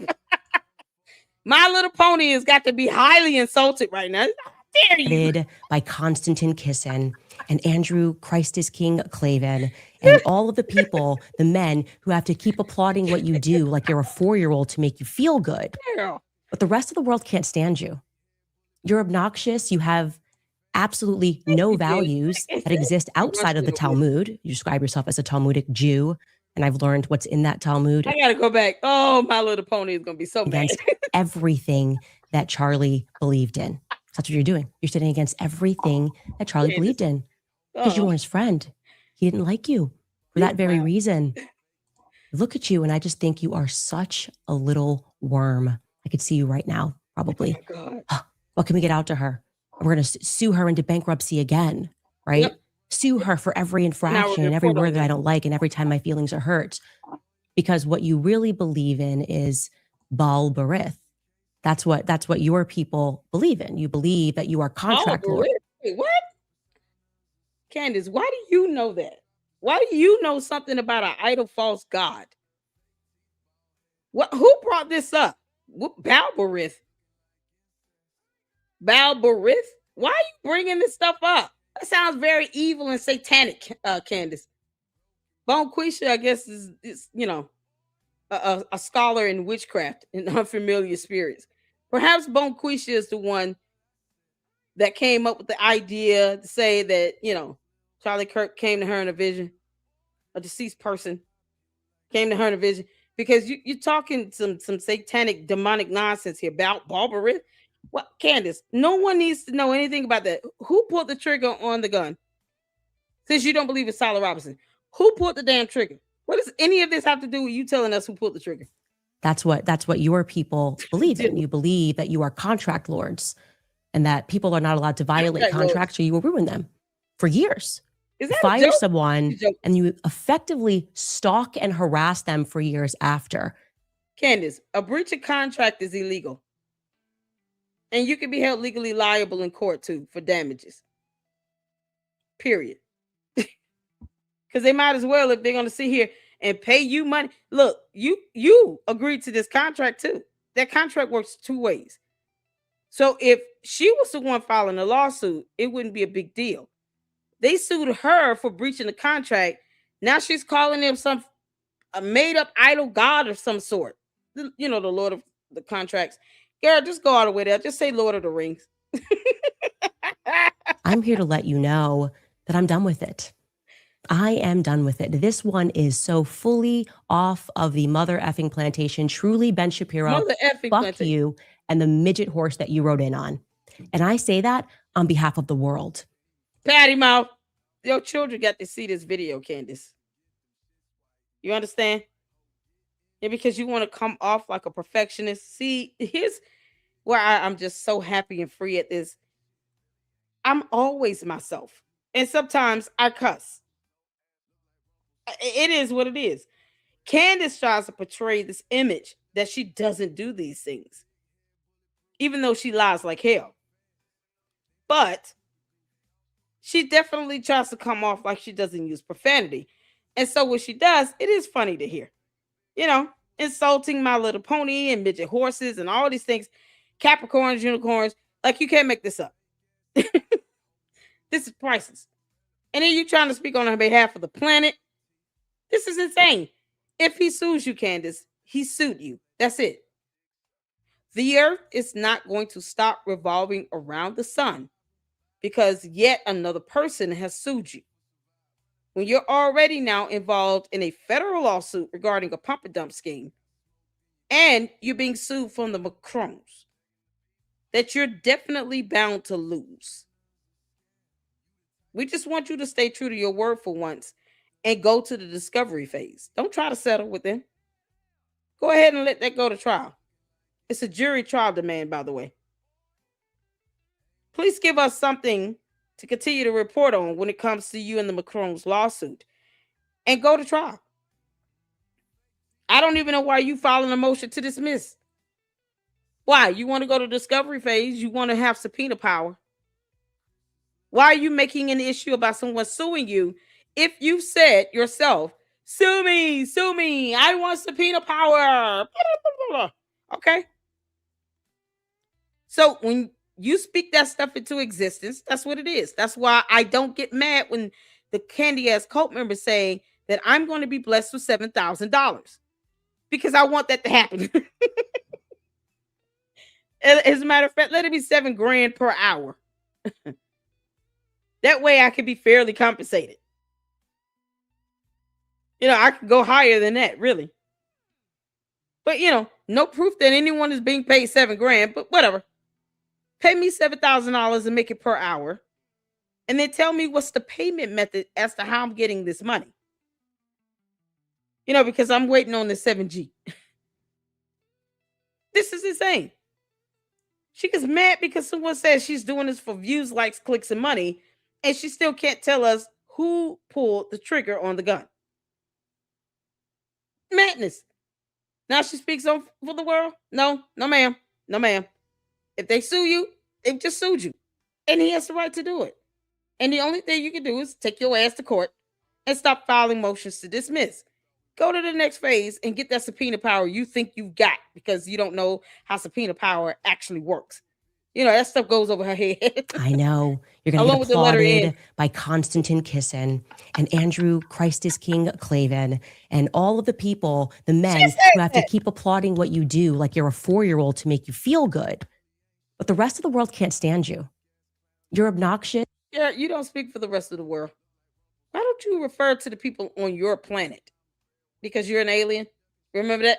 You have absolutely no values that exist outside of the Talmud. You describe yourself as a Talmudic Jew, and I've learned what's in that Talmud, and I encourage other people at home to learn what is in that Talmud so that you know what Ben thinks of you, because he doesn't just hate me, he hates you too, white men.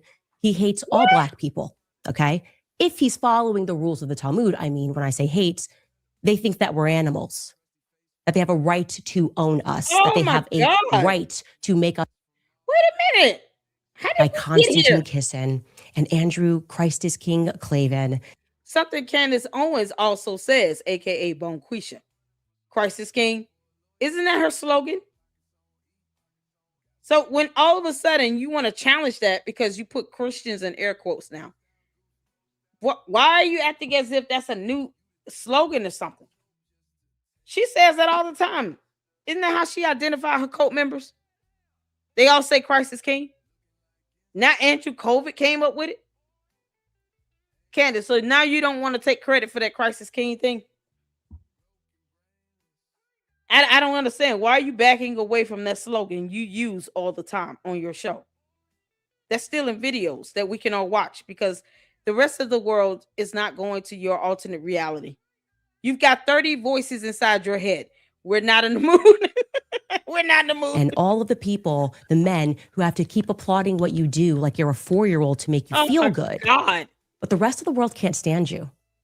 You're obnoxious. You have absolutely no values that exist outside of the Talmud. You describe yourself as a Talmudic Jew, and I've learned what's in that Talmud, and I encourage other people at home to learn what is in that Talmud so that you know what Ben thinks of you, because he doesn't just... Wait, whoa. Everybody that's in her audience isn't black.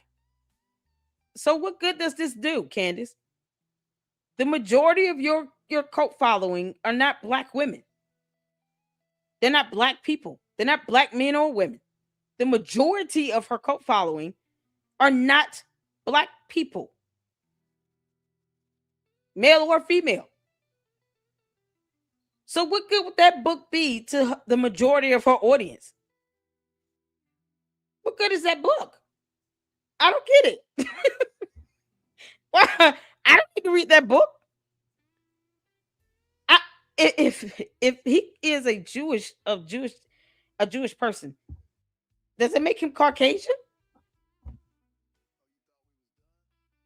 I mean, Candace, you're trying to gaslight and invoke racism when the majority of your audience are not black people. That shit don't work on us. We have the right to infer what we want. What the hell? So we supposed to be angry? I'm not. Chabu. Candace does not pay my rent, so I still owe her nothing. Does hate me? He hates you too, white men. He hates all black people. Okay, if he's following the rules of the Talmud, I mean, when I say hates, you can't make. They think that we're animals, that they have a right to own us, that they have a right to make us worship them, that they have a right. You clown. When did I say that? I said the majority of her audience, of her supporters, are not even black people. So for her to try to gaslight people on racism or the aspects of slavery is a moot point. It's futile. The majority of her audience is not, they're not black. You can read that book if you want to, go for it. Who the hell telling you not to read? You know, because they can't hear words now either. Who said you shouldn't read? I said, what good is that book to her audience when the majority of her audience are not black people? She's trying to get people riled up to look at Ben Shapiro like Ben Shapiro is racist when he hired Candace Owens, who looking at her as a black woman. Read the book or not, I don't care. I don't care about that. That's a moot point. I'm saying that this is not effective if you're trying to invoke anger of someone. You're not invoking half of your audience. Half of her audience aren't black people.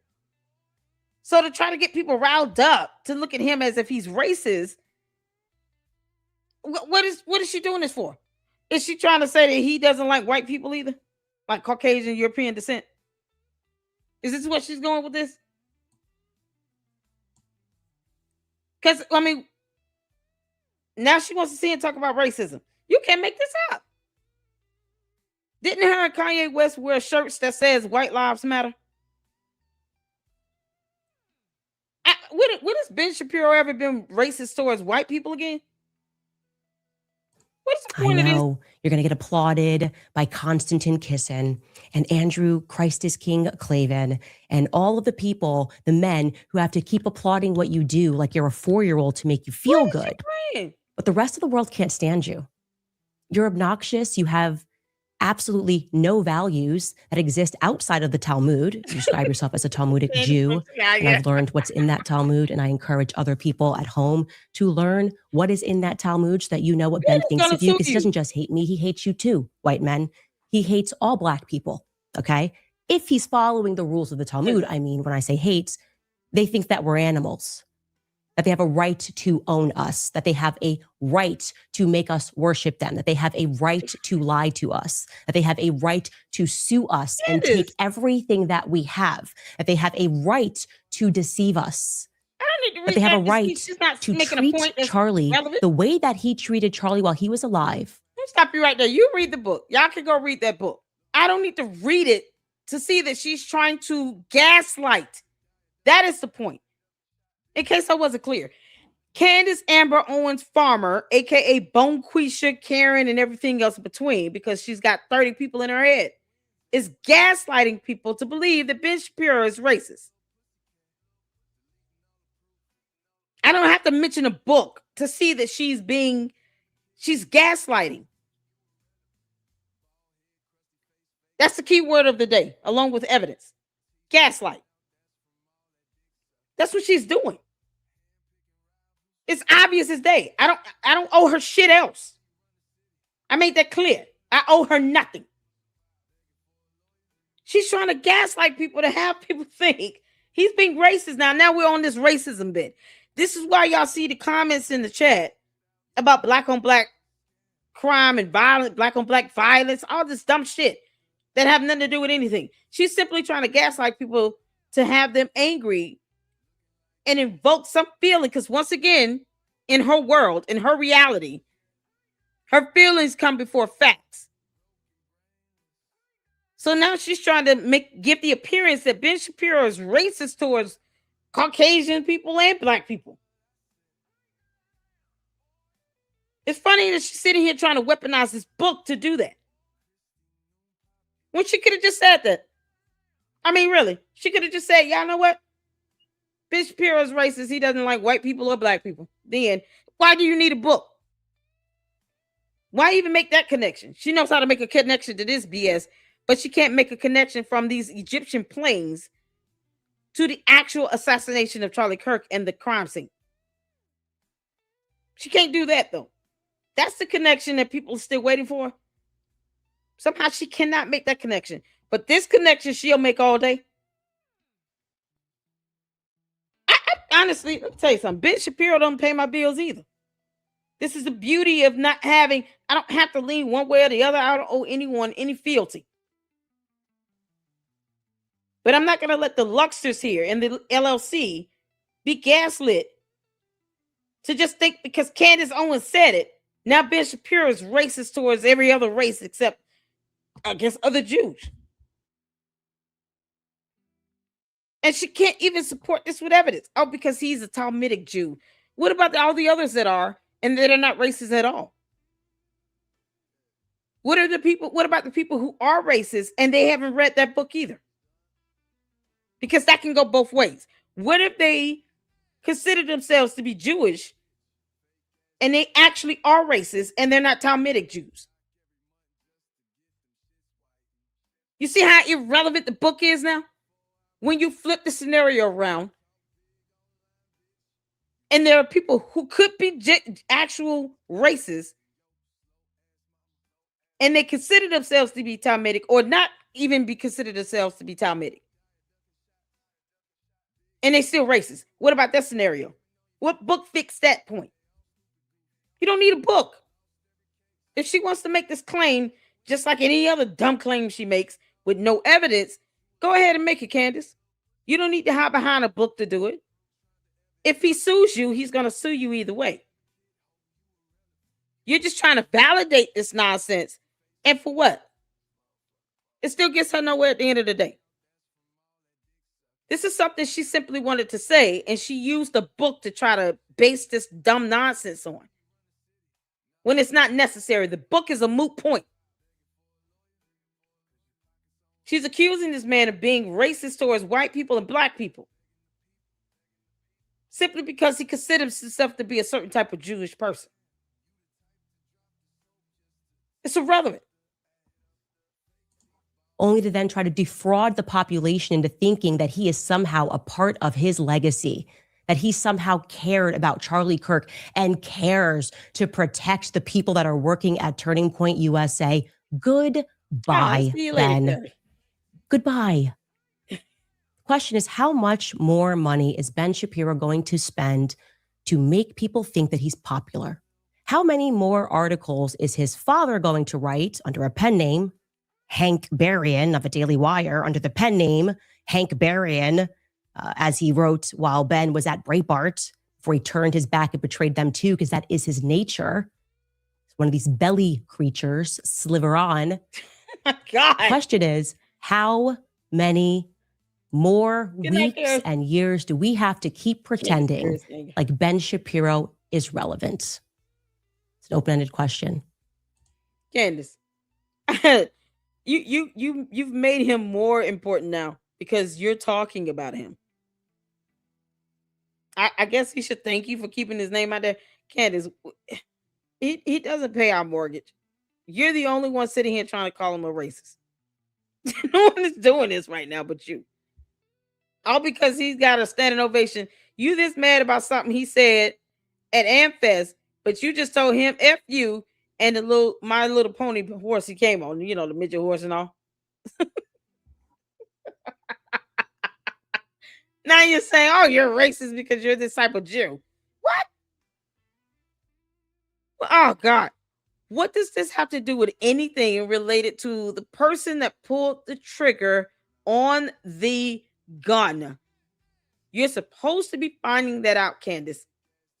Bonquisha needs to step aside because apparently, you know, the hood in that just will not allow her to tell us who the shooter is, you know, because she doesn't believe it's Tyler Robinson.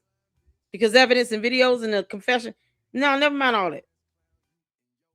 Tell us who the shooter is, Candace. Tell us who pulled the trigger. That's what you're supposed to be doing. Of course, what followed Ben Shapiro on stage is somebody who Charlie Kirk loved very much and who he fought for to the very end against the Jewish donors who were pressuring him, some of them because Ben Shapiro insisted that they do. Take a listen to what Tucker Carlson had to say when he hit the stage. The prediction that, you know, at some point when Republicans took power again, which I did everything I could, you know, to help, and really felt that was important. I still think, you know, I was right. But I really thought that the impulse to deplatform people, or even to use the word platform as a verb, which it's not, it's a noun, don't steal my nouns, deplatform and denounce. Why haven't you denounced somebody else? The whole like Red Guard cultural revolution thing that we so hated and feared on the left that we did everything we could to usher in a new time where you could have an actual debate. I mean, this kind of was the whole point of Charlie Kirk's public life. And I think that he died for it. I really believe that. And I know a lot about it because the last several months of Charlie's life were devoted in part to arguing about this event, in fact, this speech, in fact, my speech here, which he asked me to do earlier this year, this summer, and was immediately put under just immense pressure from people who give money to Turning Point, I would assume good people, but who wanted him to take me off the roster. And this has all become public, and the whole thing is so sad that I never talk about it, except to say Charlie stood firm in his often stated and deeply held belief that people should be able to debate, and that if you have something valid to say, if you're telling the truth, you ought to be able to explain it calmly and in detail to people who don't agree with you, and that you shouldn't immediately resort to shut up racist. That is Charlie Kirk's true legacy, and that is Charlie Kirk's true friend, just as I was and am and will continue to fight. What the hell? With you, and that you shouldn't immediately. When did Ben Shapiro say to deplatform her? And if you denounce someone's actions or someone's words, their hateful speech, racist rhetoric, it doesn't mean that you're calling for them to be deplatformed either. You know, because Tucker Carlson obviously doesn't understand definitions of terms himself. You can't make this up. When did he ever say, I want her deplatformed? He just wants people to call out someone when they're saying something that is not substantiated with facts and evidence, such as, you know, I sent a text message to the FBI agent that's pretty high ranking as well. And then you don't post that FBI text message. I just got a call from a high-ranking French government employee that said that payments are being processed and transactions are going through Club de Sant. So obviously there's a paper trail, and then you don't post up that paper trail. You know how that works with evidence? When you're saying someone is trying to, assassinate you, and then you post up no paper trail, no receipt, no transaction to prove that. That's what you're denouncing. The fact that she's making statements, purporting them to be facts with no evidence. Candace, you're lying by omission. Because she understands that concept when it comes to everyone else. But when it comes to her, she's the biggest hypocrite on earth. Hypocrisy being synonymous with lying. Because that can be Googled. Dictionary.com. Hypocrite is synonymous with lying. So to say she's being a hypocrite is to also say she's being a liar. She's a flat out liar. Lying by omission means you are withholding information or a set of facts so that you can paint this dumb narrative that at the end of the day, she seems to abandon quicker than anything else. Mighty funny how her so-called assassination attempt has not came back up again. But we're still waiting for her to tell us who that French government employee is, or to post up the transactions from Club de Sant, while her dumb cult members and bots still ask stupid questions outside of the point at hand. Because they're distracting and deterring people from the point at hand, because they know she doesn't have any evidence to prove that. Don't you think she would have posted those transactions if she had them? Because I know everyone else with a brain knows that Candace, if she had proof of those transactions about someone trying to assassinate her from another country, she would have posted it up. But yet again, she keeps digging this hole for herself. That's another added complaint that the Macrons could put down to the lawsuit, or they can file separately. Candace, either way, you cannot stop someone from suing you. You don't have the power or the authority to do that. The only thing you can do is, if Ben Shapiro sues you, is go to court. And do like you always do. File a motion to dismiss. I don't understand why be so defiant or something like you can stop someone from suing you. No, you can't. Goodbye. Resort to shut up racist. That is Charlie Kirk's true legacy, and that is Charlie Kirk's true friend, just as I was and am and will continue to fight and ask questions about who killed Charlie Kirk. And to people that are at home, I implore you to wake up to these people who believe that they are contract lords. I challenge Black Americans to wake up to your true history, because your quarrel is not with white. Okay, so if you have a contract with someone, you shouldn't follow it, because laws are not laws as well in the land of Candyland. I mean, Candace, that might work on your coat, because they do exactly what you say and they take marching orders from you, a Black woman. However, when it comes to the rest of us here on earth, contracts are legal binding documents, legal binding agreements between at least two parties. So if you signed a contract with Daily Wire and you failed to read it, that's your fault. Why didn't you get an attorney to help you explain the moral clause that comes with it? It's like an elaborate moral clause. You're not going to go out and defame your own company or attack the people that represent your company like this. You violated and breached that contract. That's it. It's a legal binding agreement in the court of law, because we don't care about your court of public opinion. We just don't give a damn. In the court of law, no judge is going to sit here and let you throw a tantrum over your willfulness to violate or breach a contract, a legal binding agreement, period. It's not going to happen. Judge Rennie has got a lot to teach you, girl. You about to learn. Men Okay? Wake up to who publishes these books and keeps us warring with one another. Christians versus Christians, right? Christians versus Muslims. No, Lord. Wake up and learn the true history of slavery, because that wasn't exactly a white men Candace sport. had an attorney, exactly. Okay? She could call her attorney. Jewish people were the ones that were trading us. Jewish people were in control of the slave trade. They've buried a lot of it. Where's this evidence? Oh, they buried it. Okay? Jewish people were the ones that were trading us. Jewish people. I got to go back. He died for it. I really believe that.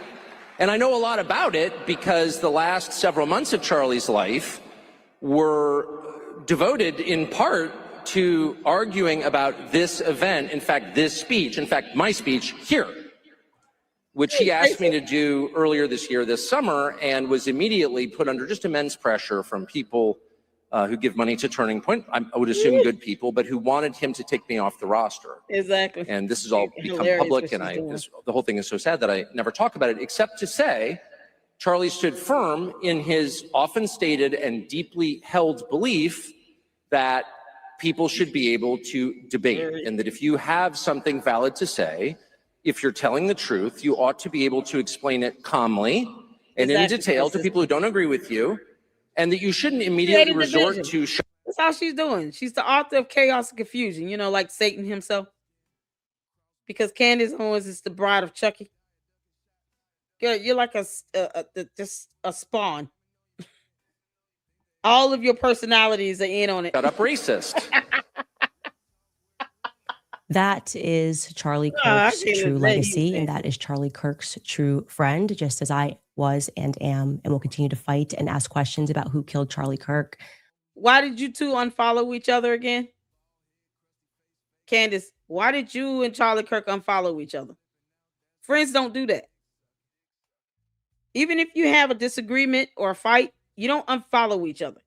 Why did you unfollow him? And then still secretly obsess over TPUSA and him? Candace Owens was in love with Charlie Kirk, madly in love. Because you ooze this nonsense out, girl. It's hard to miss. It's not hard to miss.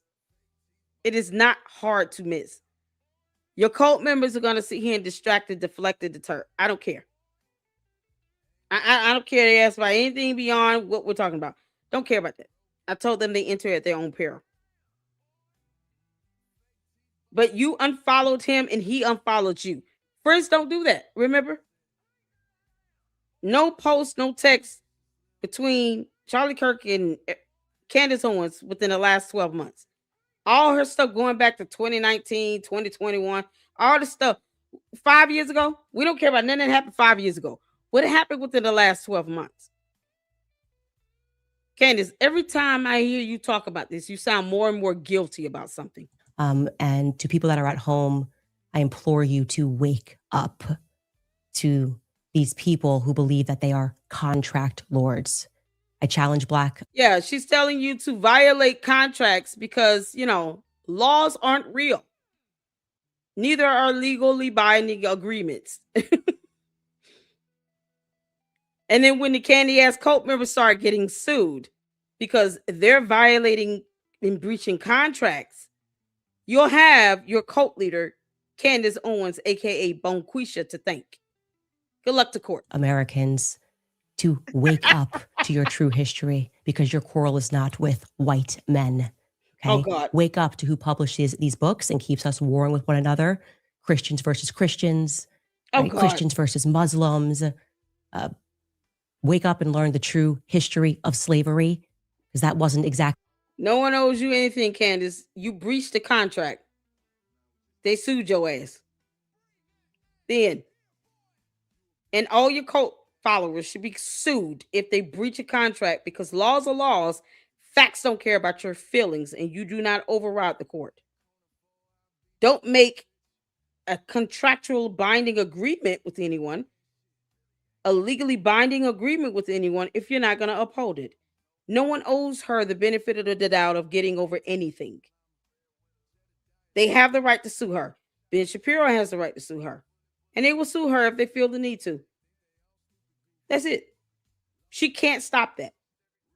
There is nothing that Candace Owens or her dumbass cult members can do about that. You let Candace get you effed up if you want to. Go breach a contract, and then you getting thousands of dollars from that, and see what happens. They're gonna sue you into oblivion. A white men sport. Okay, you got it coming, girl. Jewish people were the ones that were trading us. Jewish people were in control of the slave trade. They've buried a lot of it, but it's there, and you can find it. This is crazy. I think all of us need to wake up to this because it's making me absolutely sick that he is so bold that he dare sit near Charlie Kirk's chair, that he dare grace that stage when Charlie Kirk. But you weren't invited, Candace.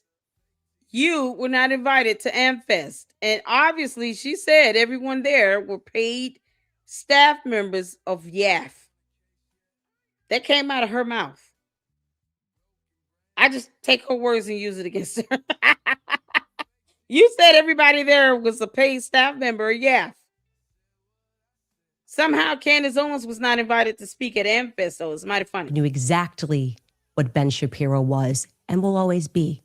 So again, on your belly, Ben Shapiro.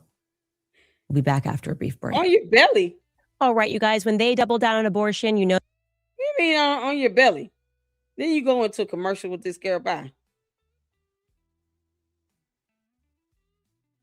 Is she really mad because they didn't invite her to AmFest? That's what she mad about? If there is going to be one solitary person who convinces me, who has convinced me that the public is justified in looking into Erica Kirk, it is Ben Shapiro, okay? Wow. So you finna go into look into Erica Kirk now. I told you all it was just a matter of time. No, you can't make this up. See, Erica Kirk, this is why you should not have flown out there to Tennessee unless you were being intentional and you're trying to get some stuff on the record. Yeah, girl. Go ahead, Bonquisha. Usher that lawsuit into your life. Didn't like Charlie. You're telling me he's just obsessed with defending the honor of his widow? No, he's fearful. He's fearful of something about Erica Kirk. He just keeps calling out Erica Kirk on stage, demanding allegiance to Erica Kirk. Who are you? Actually, who are you? Why are you in this conversation? Why were you so quick to say...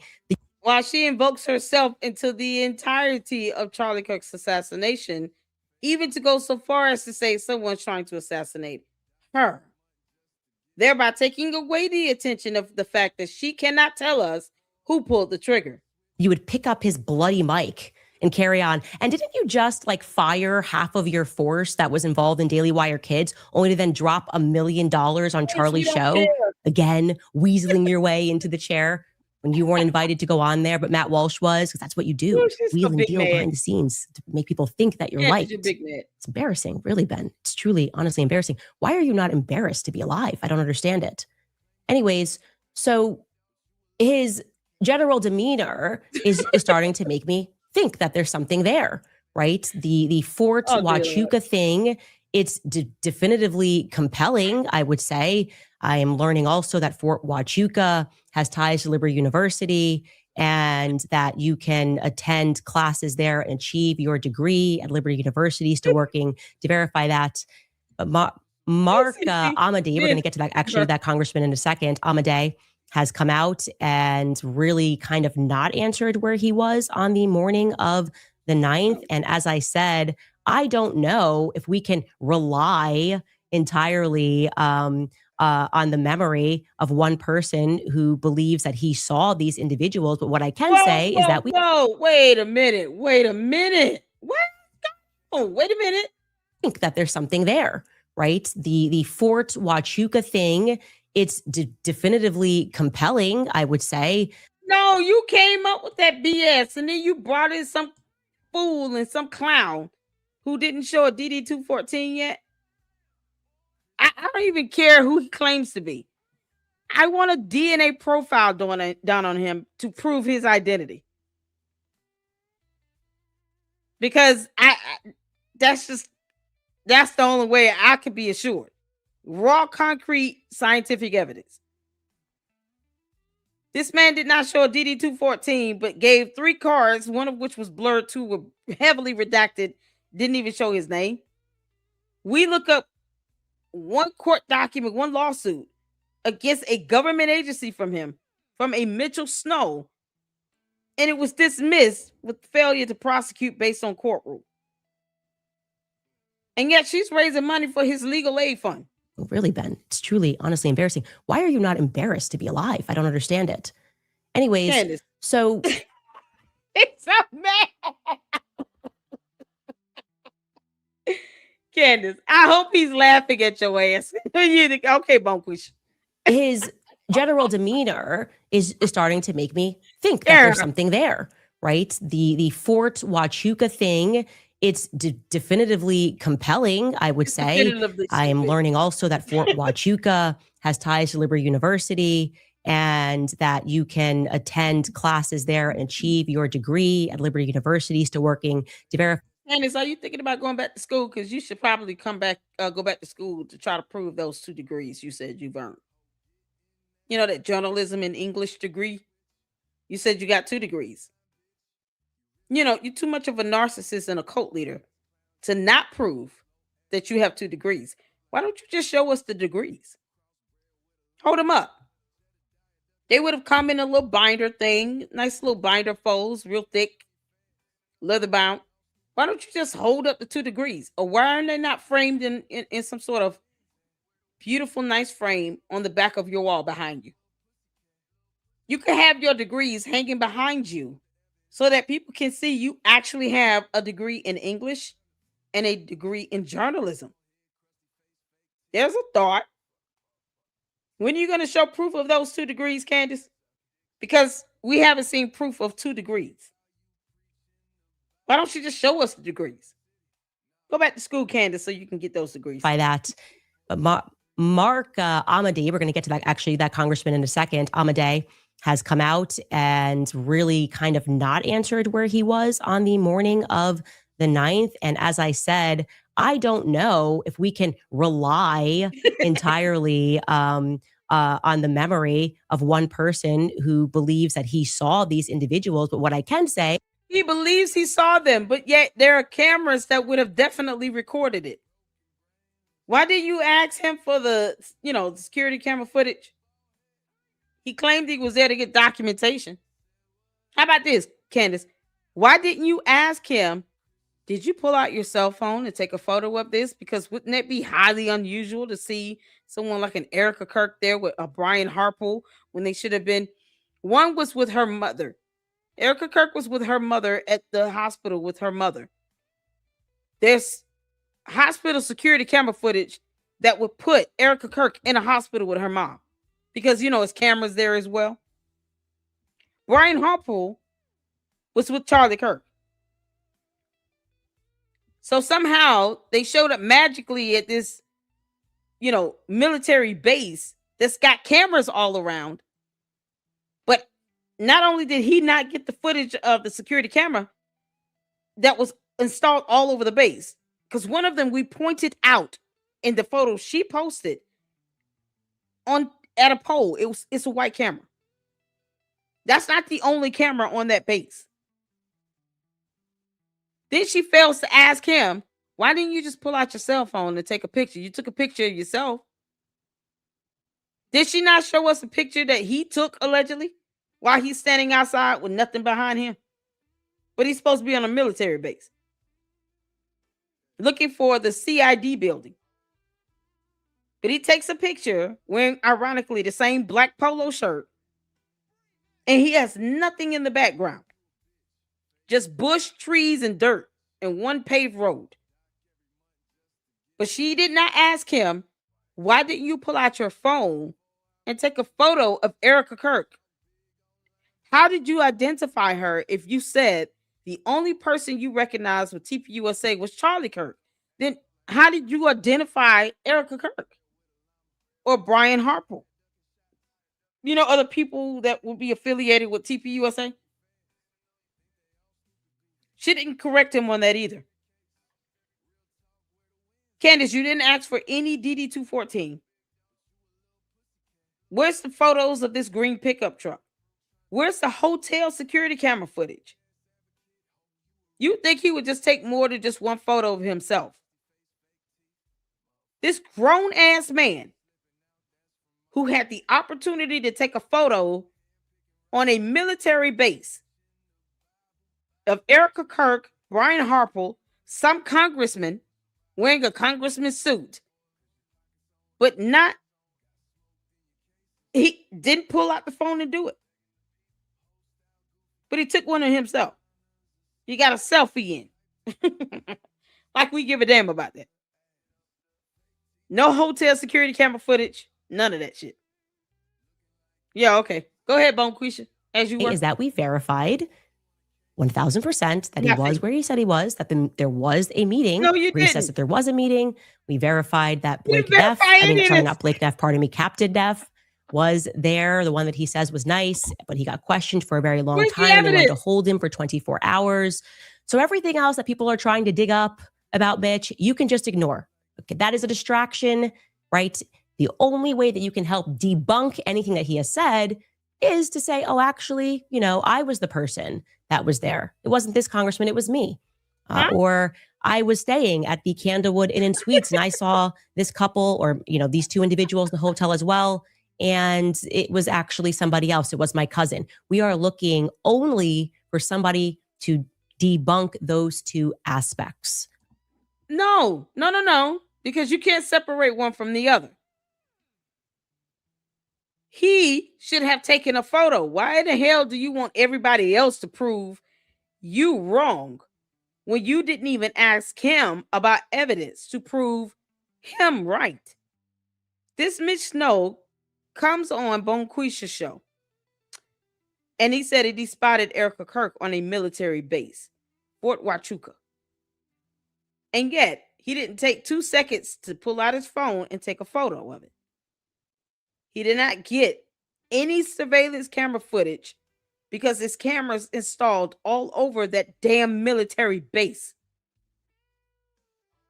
Not one photo, not one still image, not one video footage.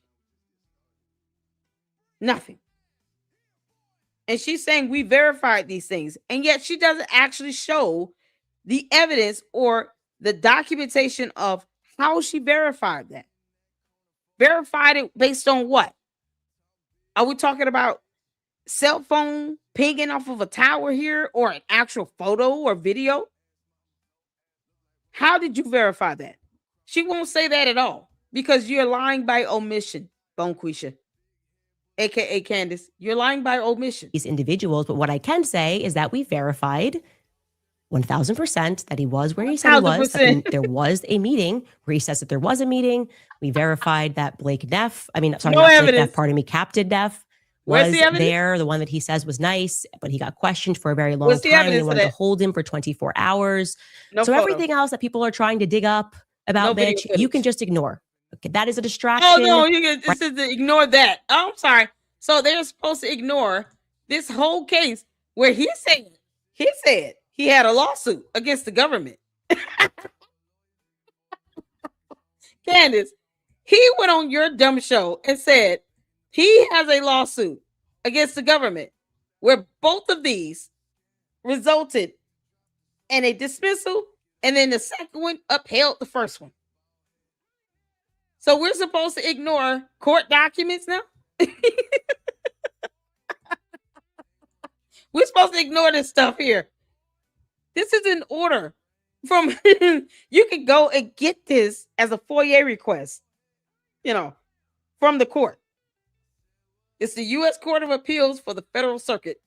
Mitchell Snow, the Department of the Interior, the only lawsuit I've seen so far about Mitchell Snow suing any government agency, because he just said government. He wasn't specific in name the actual agency. So I had to just do a Google search to try to find anything between a Mitchell Snow and the government. This is what I found. The Department of the Interior, because reasons. And they told him flat out, the petitioner having failed to file an appendix required by Federal Circuit rule. Because you can't make this up. We're not supposed to believe that this order with a court that anyone can FOIA exists. In our reality here on Earth, Candace, you're on the wrong planet. It says, having failed to file an appendix required by Federal Circuit Rule 30A, sub A, within the time permitted by the rules, it is ordered that the petition for review be and the same hereby is dismissed for failure to prosecute in accordance with the rules. Unless you're going to say that this Mitchell Snow that said he was suing the government is not the same as the Mitchell Snow you had on your show, Candace, then how is it that you expect people to ignore those very real court documents? You want people to literally ignore what they can see and read for themselves from a court, because now we're just warping reality, right? We're bending the hell out of reality. Candace, we're not in the mood to time travel to that moon that you came from that revolves around Jupiter. We're not in the mood. Right? The only way that you can help debunk anything that he has said is to say, oh, actually, you know, I was the person that was there. It wasn't this congressman. It was no. Just show us a photo. We don't care about the congressman. Did they pull the trigger? Candace, did this congressman pull the trigger? You want people to believe what you say because you know that you're fundraising for this con artist and this scammer. And there is no open federal lawsuit because I'm still waiting to get the court docs here. So why didn't you post that up? Candace, you are bad at this. You are bad at this, girl.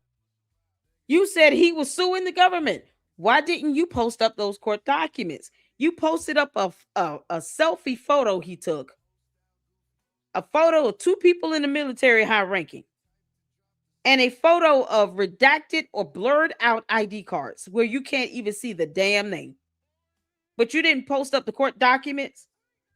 So you want your cult to believe everything you say, which they already do. But you expect everyone else to do that, which is an insult to our intelligence. Me. Or I was staying at the Candlewood Inn and Suites and I saw this couple or, you know, these two individuals in the hotel as well. And it was actually somebody else. It was my cousin. We are looking only for somebody to debunk those two aspects. We don't have to do that. You do it. You call the hotel and get the hotel security camera footage. They have a camera outside the hotel, in the lobby, at the check-in desk, at the elevators, in each hallway. You got cameras everywhere in that hotel. You get the camera footage and send us the make and model and the license plate tag number for this green pickup truck. Because you said somebody got picked up in a pickup truck that's green, but no make and model of it. You're supposed to be showing this evidence, Candace, because that's how this works. You know, because you're bad at this. That's how good journalism works. You don't sit here and put that stuff out there. You can't show it. I can pull up these orders because I researched it first. I could talk about this federal lawsuit where you're a co-defendant because, you know, pump and dump schemes and stuff, because I actually can show the court docket. You have not shown any court documents on anything. And yet your cult is giving this man money for some legal defense. We just saw an order where a case was dismissed because he failed to prosecute based on a court rule. So where are the other court documents if I'm wrong? Okay, because he was where he says he was, and everything else we have verified. Ignore the noise and stay focused on that note, because we did know that he was going to get attacked by a lot of trolls. And I did tell you we would put together a Give, Send, Go. You can support Mitch at givesendgo.com/Candace podcast. I literally just hit publish on this right before we went live because I realized I hadn't done it. I need to fill out more and a little bit more about his story, but give. No. You have nothing else to fill out. So if this helpful, if y'all see these orders posted up, and it's got Lady Luck Club Sucks on it, it's because she got it from my video. Candace, when he tried to go back with an attorney to fight the previous ruling, they upheld it again. This cause having been heard and considered, it is ordered and adjudged per curiam. Toronto and Stark, 3 whole judges, circuit judges at that, affirmed their ruling previously. It was dismissed. Candace, you raising money for this? It was dismissed. This was dismissed. See that? Failure to prosecute in accordance with the rules. So he couldn't even follow the rules and do it the right way. And then when he tried to get an attorney, it was too damn late. And they're like, look, stop wasting our time. We already done told your ass. Bye-bye. Go home and tell Candace Owens to make her husband a sandwich. You can't make this out. Now they're raising all this stupid money for a matter she can't prove exists in court. Sendgo.com/Candace podcast to support him. And like I said, I got the paperwork regarding his lawsuits, everything he said about being put on an NDA for 35 years. It is all real. It is all verified. Take my word on it. You don't have to send a bunch of emails and saying, well, maybe this sounds weird. How do you get onto the base? We verified it all. Oh, no, she don't want y'all to ask her no questions. But she gets asked dumbass questions she's been asking for 3.5 months. You can't. Questions only work one way, y'all, because her cult is just having a tizzy. They still keep misspelling your name, Candace. It's Candace, not ICE. You know, because they're just copying and pasting or they're just computing what's being said. This got to be part of the transcript. I'm still seeing the bots and her cult members misspell her first name. You can't make this. Okay. Now, regarding Fort Huachuca and what it is, or who he believes that he saw, we told you obviously that he thought that he saw. Yeah, trust what I say and nothing of what I do. Lying by omission again, Candace? To support him. And like I said, I got the paperwork regarding his lawsuits, everything he said about being put on an NDA for 35 years. It is all real. It is all verified. Take my word on it. You don't have to send a bunch of emails and saying, well, maybe this sounds weird. How do you get onto the base? We verified it all. Okay. Now. Oh my gosh. She said, just take my word for it. Take my word emails and on saying, it. well, maybe this sounds. You don't have to send a bunch of emails and saying, well, sounds maybe weird. How do you get onto the base? We verified it all. Sounds weird. How do you get onto the base? We verified it all. How again? How? Because see, what you cannot do, Candace, is tell us to stop asking questions either. Bonquisha, just get through this, girl. Okay. Now, regarding Fort Huachuca and what it is, or who he believes that he saw, we told you obviously that he thought that he saw the congressman from Vegas, Mark Amadei. And I will say, regarding the call sign in Vegas, we keep telling you that call sign at various times says Sam 702 or RCH 702. Well, that's Vegas. 702 is Vegas. Shocking just about area codes. Obviously, 702. Nowhere near the UVU campus, though. You're still not putting them at the scene of the crime. So what the hell are we talking about? Is Vegas. So that could just be obviously a coincidence, but it becomes compelling. Well, Mark Amadei apparently received a ton of phone calls from his constituents who wanted to know where he was. Like, where were you actually on the morning of the 9th? I want to remind you guys, the meeting was concluding at 7:30. We verified his call logs. We verified everything. The meeting.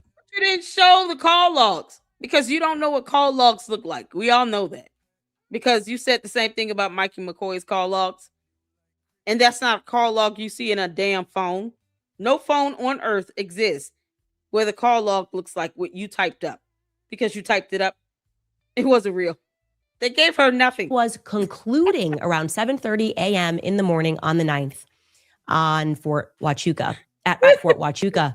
So it is entirely possible. And as flight routes show for planes that did maybe perhaps were in attendance at this meeting, you can get back to DC. You just can, obviously, in that time frame.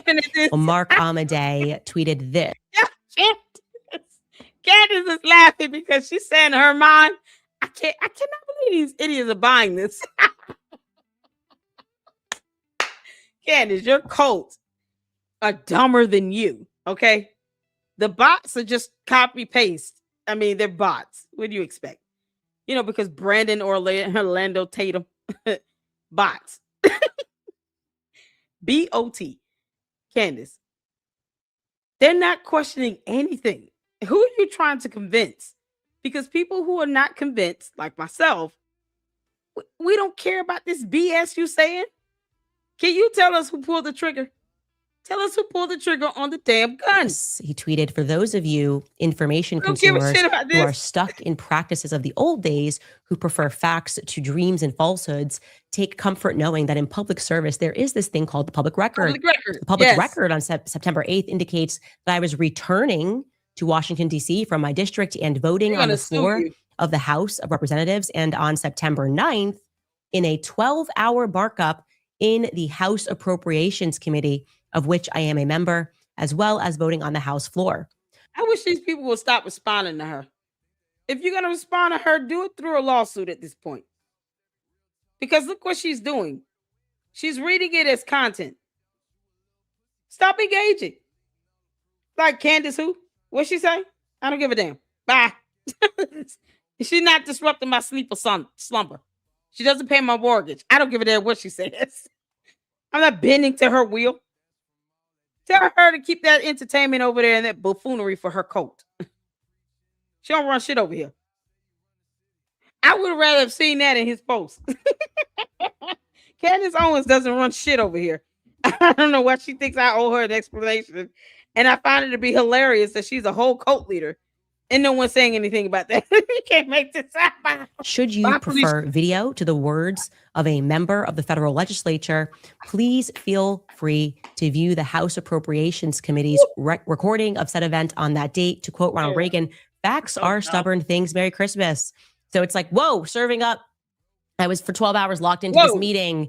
And so there I am. There's my alibi. Well, very quickly, the interneted and realized that actually, oh my God, did she just say that?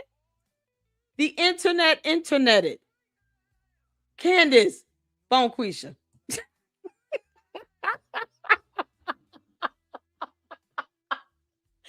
Y'all. The interneted.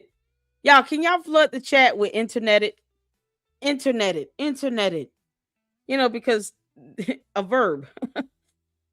The interneted. Y'all, hashtag interneted. Oh my God, Candace, just when I thought I heard it all. I'd rather hear you cuss than to just make up words. You can't make this. Interneted. Flood the chat with interneted. Come on, Candy ass cult members. Here's an opportunity for you to participate. You know, we don't speak cult, but perhaps you do. So interneted is the word. To the bots. If you're going to copy and paste, please copy and paste it correctly.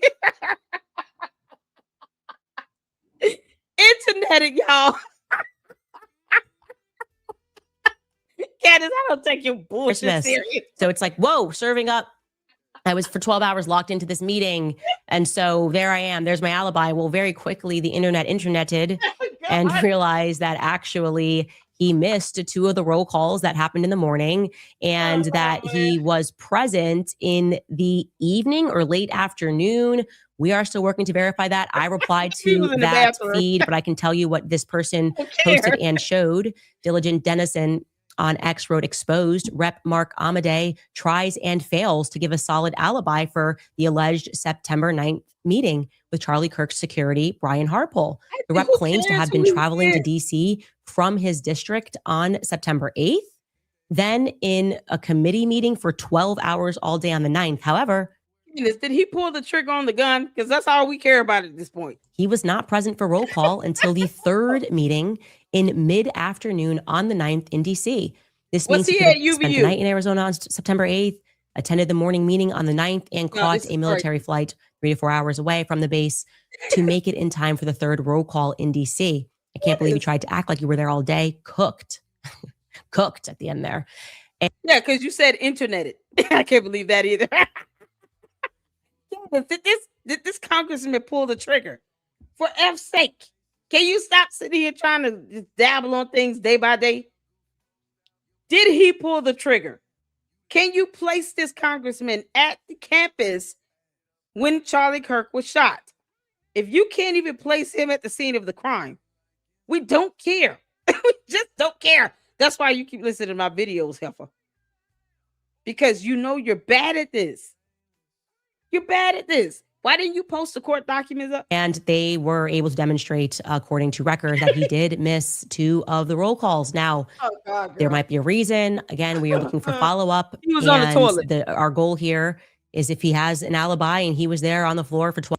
Candace, maybe he was in the bathroom. He had some things to work out. Perhaps he had to take the biggest dump ever. Was he supposed to send you a photo of the shit he took in the toilet? 12 hours.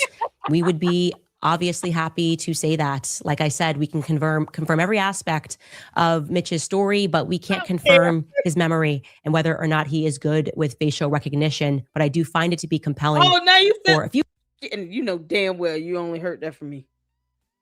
Now there's a facial recognition. Why you can't do that with Mitchell Snow again? So you couldn't do the facial recognition with Mitchell Snow claiming to be on a military base, who was walking, by the way, got kicked off and alleged he spotted Erica Kirk and Brian Harpole and some congressmen and blah, blah, blah. No camera footage, no photos to show that. But yet, facial recognition can be done on this congressman, but not on Mitchell Snow on a military base where there are cameras everywhere. Candace, you're a hypocrite. reasons. One is that I was actually given the travel logs for Brian Harpole, and it is entirely possible that Brian Harpole could have made it for that meeting. I can tell you that definitively. Brian Harpole could have made it to that base for that early morning meeting. There is no question. And obviously, did she ever show the travel logs? Because Candace, we don't have to believe shit you say. Just your coat. Obviously, in the interest of making sure that I'm not misrepresenting him, I have now reached out to Brian Harpole twice. I have his number because he was Charlie's security. I went on tour with Charlie for years, messaged him, and know that he received it according to iMessage. I messaged him again. I messaged him, just so we're clear, before we went live yesterday. Candace, this man is not going to want to talk to you when he's being doxxed and harassed and bullied and defamed. And they said he had some credit cards or something stolen. All because you're going after him. You know, because everything you touch dies or something or gets defamed. Every time you talk, litigation begins. Tim Pool was not lying. You know, we know you don't care, but don't get mad when you get hit with these lawsuits, girl. Don't get mad. And I messaged him again since, and I asked him, hey, look, we're only in the interest in telling the truth. If you were somewhere that morning, let us know, and we'll clarify that. You would think that. Wouldn't there be actual video camera footage that exists? Once again, he would have been caught on a camera. Show the footage. He would jump at opportunity, because why would you want to have people even thinking or surmising that you could have been at this meeting when you can easily debunk it? We got crickets from him. Again, it could turn out that it was a Brian Harpole lookalike. It is totally plausible that he just mistook someone's identity, and I am totally open to that. Or that he flat out lied and no camera footage would ever prove him right. Candace, there are cameras all over the military base. Maybe you should go on one. Go on a military base so you can get the feel of it and you can see what's there. While you're at it, go to UVU. You know, because everybody else is going over there and proving things except you. But you're the one that said you're going to tell us who the shooter is that pulled the trigger. I'm just looking for more information. There was one person who we are vetting who believes that they have evidence that the people that Mitch saw were in fact on that base on that date. We will keep you guys obviously posted on that. Now, something else interesting happened. I have been sending, just so you know, when I send Mitch stuff that's happening and I'm trying to guess who was there or who wasn't there, I don't give him the context when I send him pictures. So when he first described the congressman, described the person's height and their, Candace, if you showed him the photo, naturally he's going to ask, who is this? Because he didn't know. So naturally, if you did that, why not just wait until he came on the show? And then put up the photo and say, can you identify this person? Why not just catch him off guard with it? You said, well, I showed you some pictures, off screen before the interview. Why didn't you show the photos during the interview and simply ask him, can you identify this person? It's that simple. Because, Candace, that's how journalism works. I don't lead any person that I'm interviewing or anything into a question. I'll give them my thoughts on something and some context, but I won't lead them into it. And I'm damn sure I'm not going to get upset if they say something that might be contrary to what I think, in my opinion, in it. That's the point of exercise of free speech and exchanging ideas. I literally proved that with a whole attorney on Saturday with Milk Bar. With any other person I've had on my platform here in the LLC. We ask them questions, and sometimes they may say something that I don't agree with. And I'm okay with that. You know, the earth is not going to stop revolving around the sun. But she could have showed these photos while she was interviewing him and asking him questions and simply said, do you recognize this individual? Can you identify this person? Because we have yet to see a photo of Erica Kirk on the military base. Because we all need to see that, Candace. We just need to see it. Glasses, this or that. I had sent a few congressmen. He was like, no, no, no, no. And then we landed upon the Las Vegas congressman. We did not give him the name. I didn't know his name, to be honest with you. And he went, that's the guy. Lie. So it was interesting. And of course, this was before we discovered the planes and the route to Las Vegas. So that was compelling. No evidence on this. Yesterday, and genuinely because I was sitting down having a discussion at dinner with Johnny Yep, who runs Catholic for Catholics, and we were sort of discussing everything. And I get this text message from Skylar being like, Ben Shapiro is like on stage. She's just like calling you out again. I said to myself, what is his investment in this? Why do I feel like he's somewhere along the way implicated in something? Let me clarify. I'm not saying he murdered Charlie Kirk, but it doesn't matter if I said that either way. That's his whole style is to try to sue people out of the free markets because he can't win in the free markets. But Candace, if he sues you, he sued you. The end. It's that simple. You keep trying to say things as if you're trying to harass and intimidate him out of doing it. It's not going to work. You don't have the authority to do that. And any judge would rightfully so put you in place. Just like with the Macrones. You can't bully them out of filing a lawsuit. Nope. They did it anyway. The rest of them need to follow suit. And they need to hurry the hell up. Because you can't make this stuff up. Candace, if they're going to sue you, they're going to sue you. I thought you said you wanted to be sued. Did she not say, sue me, sue me? I want subpoena power. Now she's changing her mind? Yeah. I'm going, what is this? Why do I feel like there's a hook here? Oh, she wanted subpoena power. And at that time, someone had mentioned to me, hey, did you see what's going viral right now on X? Which is that Erica Kirk lied about having not dated anybody before Charlie Kirk. And actually, I knew that she had dated somebody before Charlie Kirk, and I had never known that she had made that claim, and people were starting to make all of these videos about it and wondering if she had misremembered or whether or not she was telling an intentional lie about her past. Now, what I can say is that there does seem to be disparity between her version of events and other people's version of events. Definitively at that meeting, obviously, Candace, unless it's the person that pulled the trigger on the gun, why do we care about this? You want people digging into, you know what? Never mind. I mean, you know, has Candace ever had a boyfriend before Boys Club? Other than her being in love with Charlie Kirk? Already intimated that to you. Like Andrew Colvett has a memory, Erica Kirk has a memory, and then the surgeon has a memory, right? Huh? I should also mention that the surgeon said, and again, this is through a third-party person, so it's not a direct line between me and the surgeon, that he absolutely did not violate HIPAA when he suggested. Who's a third-party person? Suggested, hey, maybe it's a frangible bullet, but rather that it was a three-way call with him and Andrew and Erica. I don't know if he's telling the truth or if Erica's telling the truth and Andrew Colvett was flying blind. A call would be a call log. There would be a call log to indicate a call was made. You would have seen that on a call log. You know, those call logs you didn't bother to ask to get, you know, screenshot of. I mean, you met with Erica Kirk. Why didn't you just ask her to show you the call log of that call? Erica Kirk probably would have looked at her like, Helfer, I'm not showing you shit. But, there's a disparity. And as I was looking at this, I sort of went, oh, wait, yeah, I do remember that Charlie told me about Cabot Phillips dating a girl. For some reason, I thought it was Sammy, the other girl that he had a crush on. And I was like, was it Erica? That's so funny. I'm trying to remember this. Yeah, because she can't remember that when he actually started dating his wife, because they were such close friends. I want y'all to pay attention to this. To the Luxters, because the cult members gonna believe whatever they want to believe. To the Luxters. She was very, very close best friends with Charlie Kirk.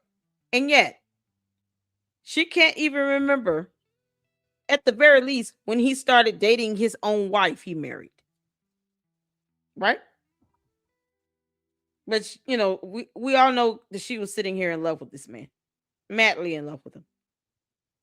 But somehow, she has no idea when he started dating his own wife, let alone another woman, because she doesn't know anything. Because reasons. But, there's a disparity. And as I was looking at this, I sort of went, oh, wait, yeah, I do remember that Charlie told me about Cabot Phillips dating a girl. For some reason, I thought it was Sammy, the other girl that he had a crush on. And I was like, was it Erica? That's so funny. I'm trying to remember this. No, and so then I saw a picture in somebody's TikTok of Cabot Phillips. I hadn't seen him in a very long time. And he works for the Daily Wire. And he had a beard. And that was the thing that he kept saying to me, as this guy had a beard. He's around 37. Anyways, I sent him the picture of Cabot Phillips. And he says, but she never showed it during the show when she was interviewing him. And just let him identify him in real time. No. Because Candace, you lie by omission so much. We can't even trust that even if you were to do that you will be doing that in good faith. That whole concept of doing something in good faith that goes over your head because you're not doing this in good faith at all. Because she's not. She's not doing this in good faith. Yes. That's the person I remember being at the base. Now, wait, did he pull the trigger on the gun? I'm like, that would be totally crazy. Maybe, again, this could be a lookalike. And so I messaged Cabot Phillips and did not get a response. I messaged Cabot Phillips twice today, actually, and asked him if he wanted to have an off-record conversation because nothing is off the record with you, Candace. No one trusts you. Did he pull the trigger on the gun? Did you put him on the scene of the crime with the gun in his hand? Because we're still waiting on you to tell us that. You can't just take that to the bank. Like I said, I am terrible with faces. So if I saw Cabot Phillips, I had to just from memory, there's 30,000 other people I would say it was definitely him too. And I can't trust Mitch's vision on this, but it at least is compelling. And I was like, let me do some basic fact checks here. What do I even know about this guy, Cabot Phillips? And I know that he does the morning wire at the Daily Wire. And I checked and he's missing. I never got the name of that Swiss bank. Who's supposed to be telling me that? One of her cult members is supposed to be telling me the name of that bank. It's a Swiss bank, because Swiss accounts. She's like, obviously, I can't take that to the bank. Yeah, no, because it would be a Swiss bank according to your cult.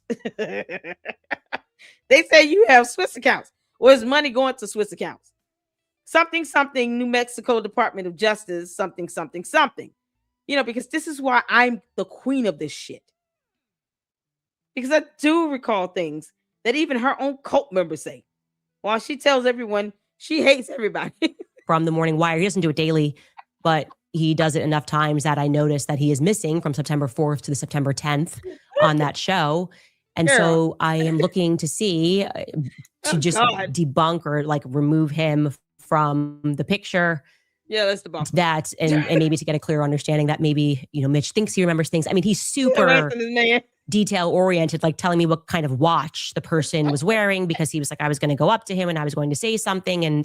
But I'm going, I don't know anything about actually Cabot Phillips. And it was very difficult to find any information outside of his father kind of watch the person was wearing because he was like, I was going to go up to him and I was going to say something. But I'm going, I don't know anything. Pause. You don't.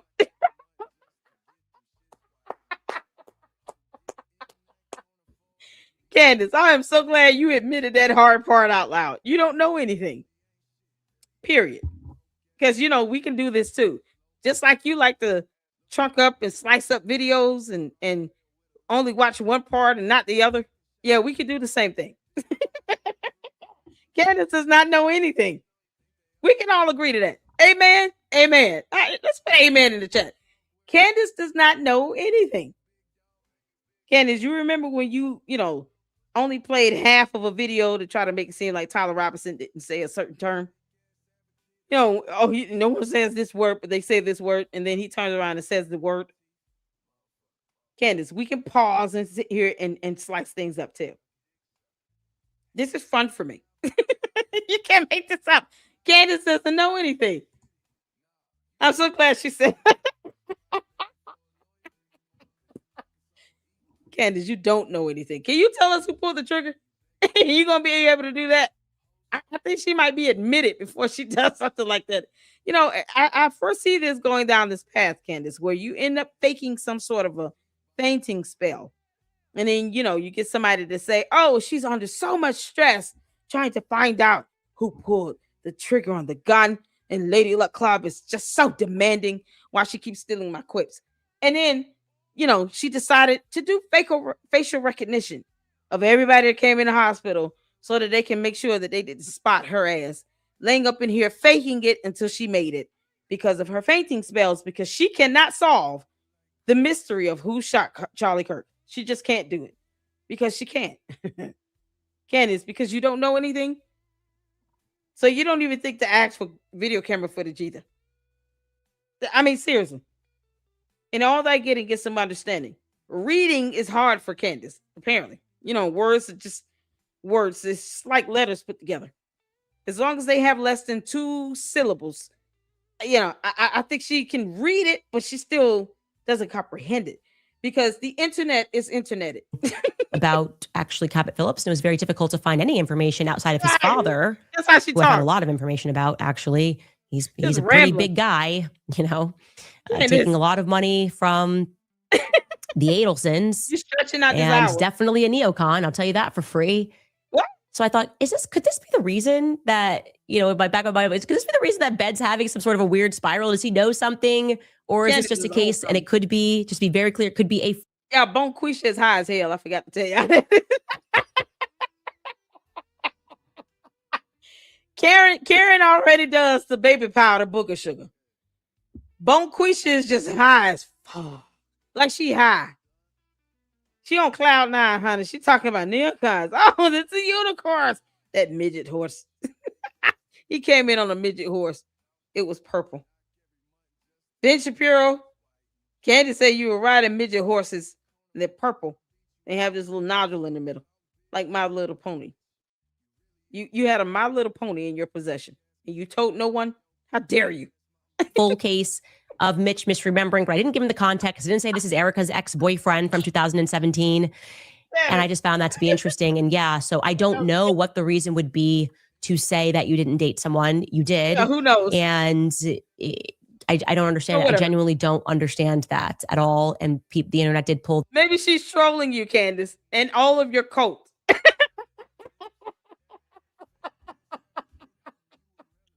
Erica Kirk, keep trolling her ass because she just, they just gonna try to stalk you all over the internet. Yeah, just keep trolling them. You can't make this up, which I think we can show that. Yes, we're that couple who gets painting lessons together. There's a lot of social media activity between her and his family. I was also really compelled by how close she is with her cousin. Really jealous of this Nicole Rothstein, who defends her in the comments currently, by the way, and says, Eric. Yeah, because maybe you should just leave her alone. Candace, why do we care about this? Did he pull the trigger? Who's the other guy? The Cabot Phillips, who still works for TPUSA. Did he pull the trigger? Is he the gunman? People were asking why it seems like now there's this bend towards Israel, and Nicole Rothstein was like, "I'm her cousin. She's half Jewish." I did not genuinely. I did know that she was part Jewish. I don't know about any of this at all. But it is interesting that they had a relationship, and I don't know why that's being wiped from the memory. There's nothing wrong with having a relationship. I don't care. Maybe she's lying. Who cares? Did he pull the trigger on the gun? I'm gonna be honest. I care nothing about another woman's past love life. Candace is very bonquisha. Don't make me pull up that photo of you grabbing that woman's ass. Can we talk about that? Can you tell us who that woman is that you took that photo with where you were very, very pregnant and you're grabbing her booty? Is that what you're trying to do with Erica Kirk? You want to grab her booty? Where you find love of your life at all. And so I'm hopeful that we can get some answers. And that's why I ask them publicly. When I can't get answers privately, I ask them publicly. Do you want to know why? Because I have a right to ask questions. And like I said, I don't like the way. Oh, she's the only one to ask questions. Candace, we got a ton of questions. Let's start with the hotel camera footage, or the military base camera footage, or this con artist you're raising money for that has no photo, or his DD-214, or when are you going to post his court documents? When are you going to post that FBI text messages? I could keep going, girl. Ben is signaling that he doesn't want people looking into Erica, okay? And when people start looking in, they then find that a Daily Wire employee dated her. So that seems interesting, to say the very least. And we should figure out, you know, what's actually going on. Like, what is actually going on? He even says the Mossad. I never once said the Mossad killed Charlie Kirk. So was that by accident? You said the planet did. We're all traitors. We're all treasonous. I hate everyone. You remember that? Wouldn't that include them? Wait, you said any country could be accused of being genocidal, right? We could replace that with Mossad, could we not? Candace, there are a lot of things that you could say and a lot of things you don't say that you should be saying. At the end of the day, you're not telling us anything that is substantiated with evidence. I'm still daring you to say that Russia commits genocide. I dare you to say that. Accident. Definitely starting to think in a major way that Israel's got something to do with killing Charlie Kirk and the Egyptian planes, which we are putting the final touches on because I don't want there to be even one typo or mistake on this that we're going to put up on our website. When are you going to be done? Tell us who the shooter is. I don't care about your theories about that. Is it going to be the shooter that is photographed at UVU campus with the gun in their hand? That's what we want to know. Right. It leads you to Israel. It just does. Okay. No. There's no question. That's why they were panicking about the Egyptian planes. Fort Huachuca is involved in lawsuits and sworn affidavits regarding 9/11. People who asserted that the prepping for that took place. The vibes are vibing here at Fort Huachuca. The more of it I learned about Fort Huachuca. And that's why we open you guys to this investigation to send us tips. And I would like to focus you on what we would like to learn. If you have concrete evidence of what occurred at Fort Huachuca on the early morning. You're starting with the actual military base security camera footage that has date and time stamped because it will. Let's send that. And don't send it to Candace because she's not going to show it because it doesn't fit her moot point. And she never did ask this con artist of a Mitchell Snow why he failed to take out his cell phone and take a picture of Eric Kirk. He could have taken that photo his damn self, you know, because he was already there for allegedly getting documentations. For what? I don't know. Where's the court documents? Candace, you said he's raising money for a legal fund. And the Federal Circuit Court, 3 judges upheld a ruling for his matter to be dismissed for failing to prosecute. Court rules matter as well, Candace. You'll learn that the hard way. Judge Rennie has no problem teaching you a few things or two. Pay attention. Of the 9th, we want to hear from you. We do not want an email about what Mitch did in 1993 and why you don't think he's a good person because he had a divorce. Yeah, send her all of that in her tip line. Send her every single thing. Go back 20 good years, 35 good years. You know, tell her, here's the timeline of what he did between him going to the hotel room and taking a poop for 2 hours. Give her everything.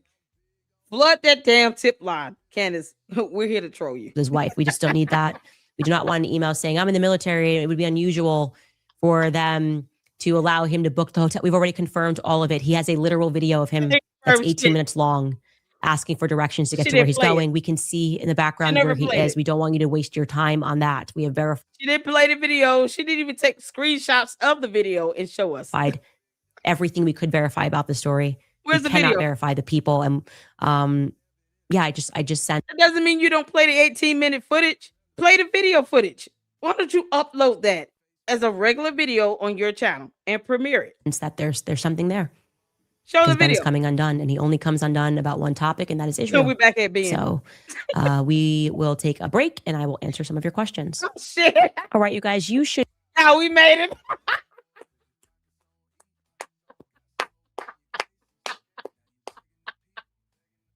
Why?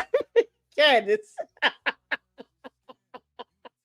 Candace talk about F you and the midget My Little Pony purple horse you rode on. You can't make this up. She's so mad. Yeah, show us the 18-minute video. Thank you. Oh, we got to get some comments in. I got some supers. I appreciate you all. Y'all have a ton of fun. This is so much fun. Y'all, here's the link to Court Listener that we're going to go over regarding Candace Owens being named in a class action lawsuit, which is a federal lawsuit in Florida. Who child? Regarding a pump and dump scheme because meme coins and all. Things she still doesn't understand. Math. The difference between the number 9 and the letter N. Candace, you don't know the difference. You said it yourself. What's going on, Blue Moon? Shout out to you. Thank you so much for the $9.99. Super. Why the hate against Officer Tatum? I don't hate him. I don't hate anybody, child. I don't even know what's going on with him. I just know that he won't sit here and just say what needs to be said, but it's not hate. It's criticism. He explained the situation and unlikely others. He spoke many times against what she is doing without naming her. But yeah, that's the question. Why won't he name her? I think that's the question that people are asking here. If he's truly not afraid, then why won't he just say her name and say, Candace, you effing up, girl. You messing up. Even the Bible says, if you go to someone in private and they still continue to do what they're doing, then you could go to them in private with a third person so that they may bear witness to the truth. That doesn't work. Then you may have to rebuke them in public.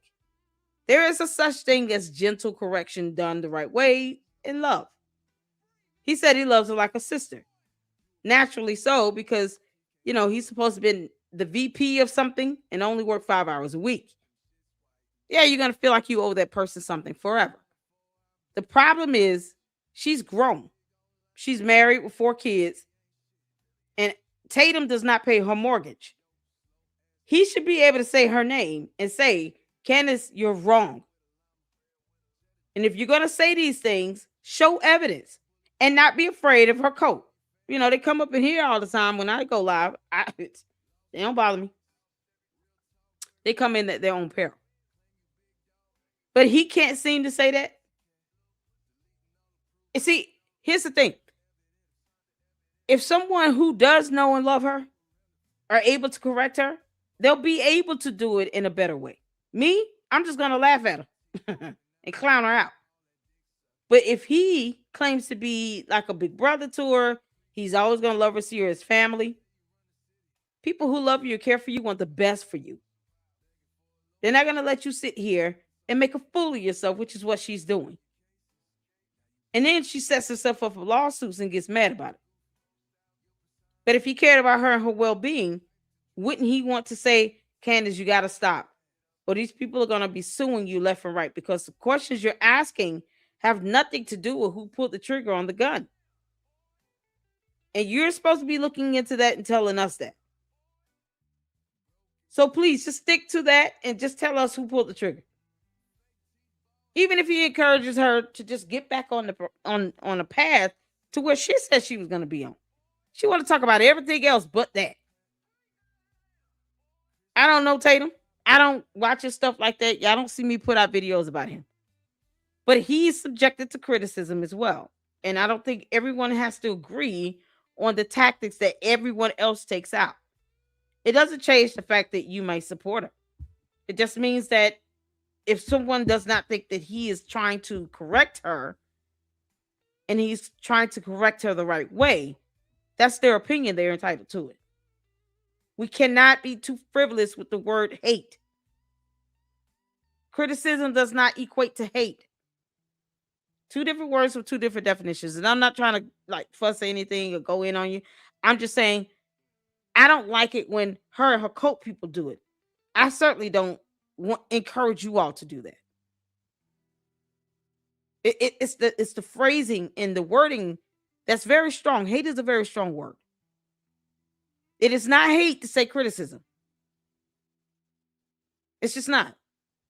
Candace is the one saying I hate everyone. But if we give criticism to anyone, it's not you're hating on him. That takes on a whole new meaning. And the perception of that is you shouldn't be saying this or else you're hating him. No. It's just pointing out the obvious of what he's failing to do. Just like you're saying in your comment. He won't say her name. So why leave it vague and ambiguous if you're talking about someone specific? If he has the courage and the spine to say everything else, why can't he say her name? That would be my question. But Tatum, I don't keep up with Tatum. I'm gonna be honest. I don't. That's another 99 Super Blue Moon says he spoke about her one time, and she is no full-blown mental. She is allowed to attack others for 3 months. No one can attack here. And I like her. Ben did not lie. I want to make sure I'm understanding your comment correctly.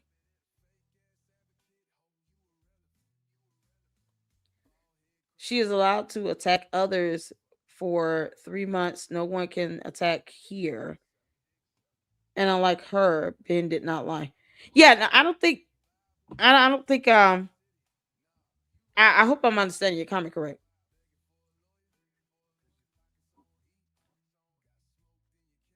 I don't know if Ben. Hell, Ben didn't lie about anything. I think he was very sensible in what he said.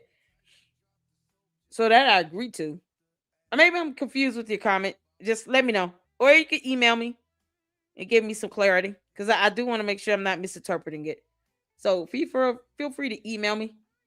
So I'm not misinterpreting your email. Shout out to you though. Thank you so much for the 999 super. I appreciate that. I really do. And like I said, even if we don't always agree, it's okay. I don't think anyone has to agree with, anything that anyone says all the time. People disagree with what I say. and it's gonna happen.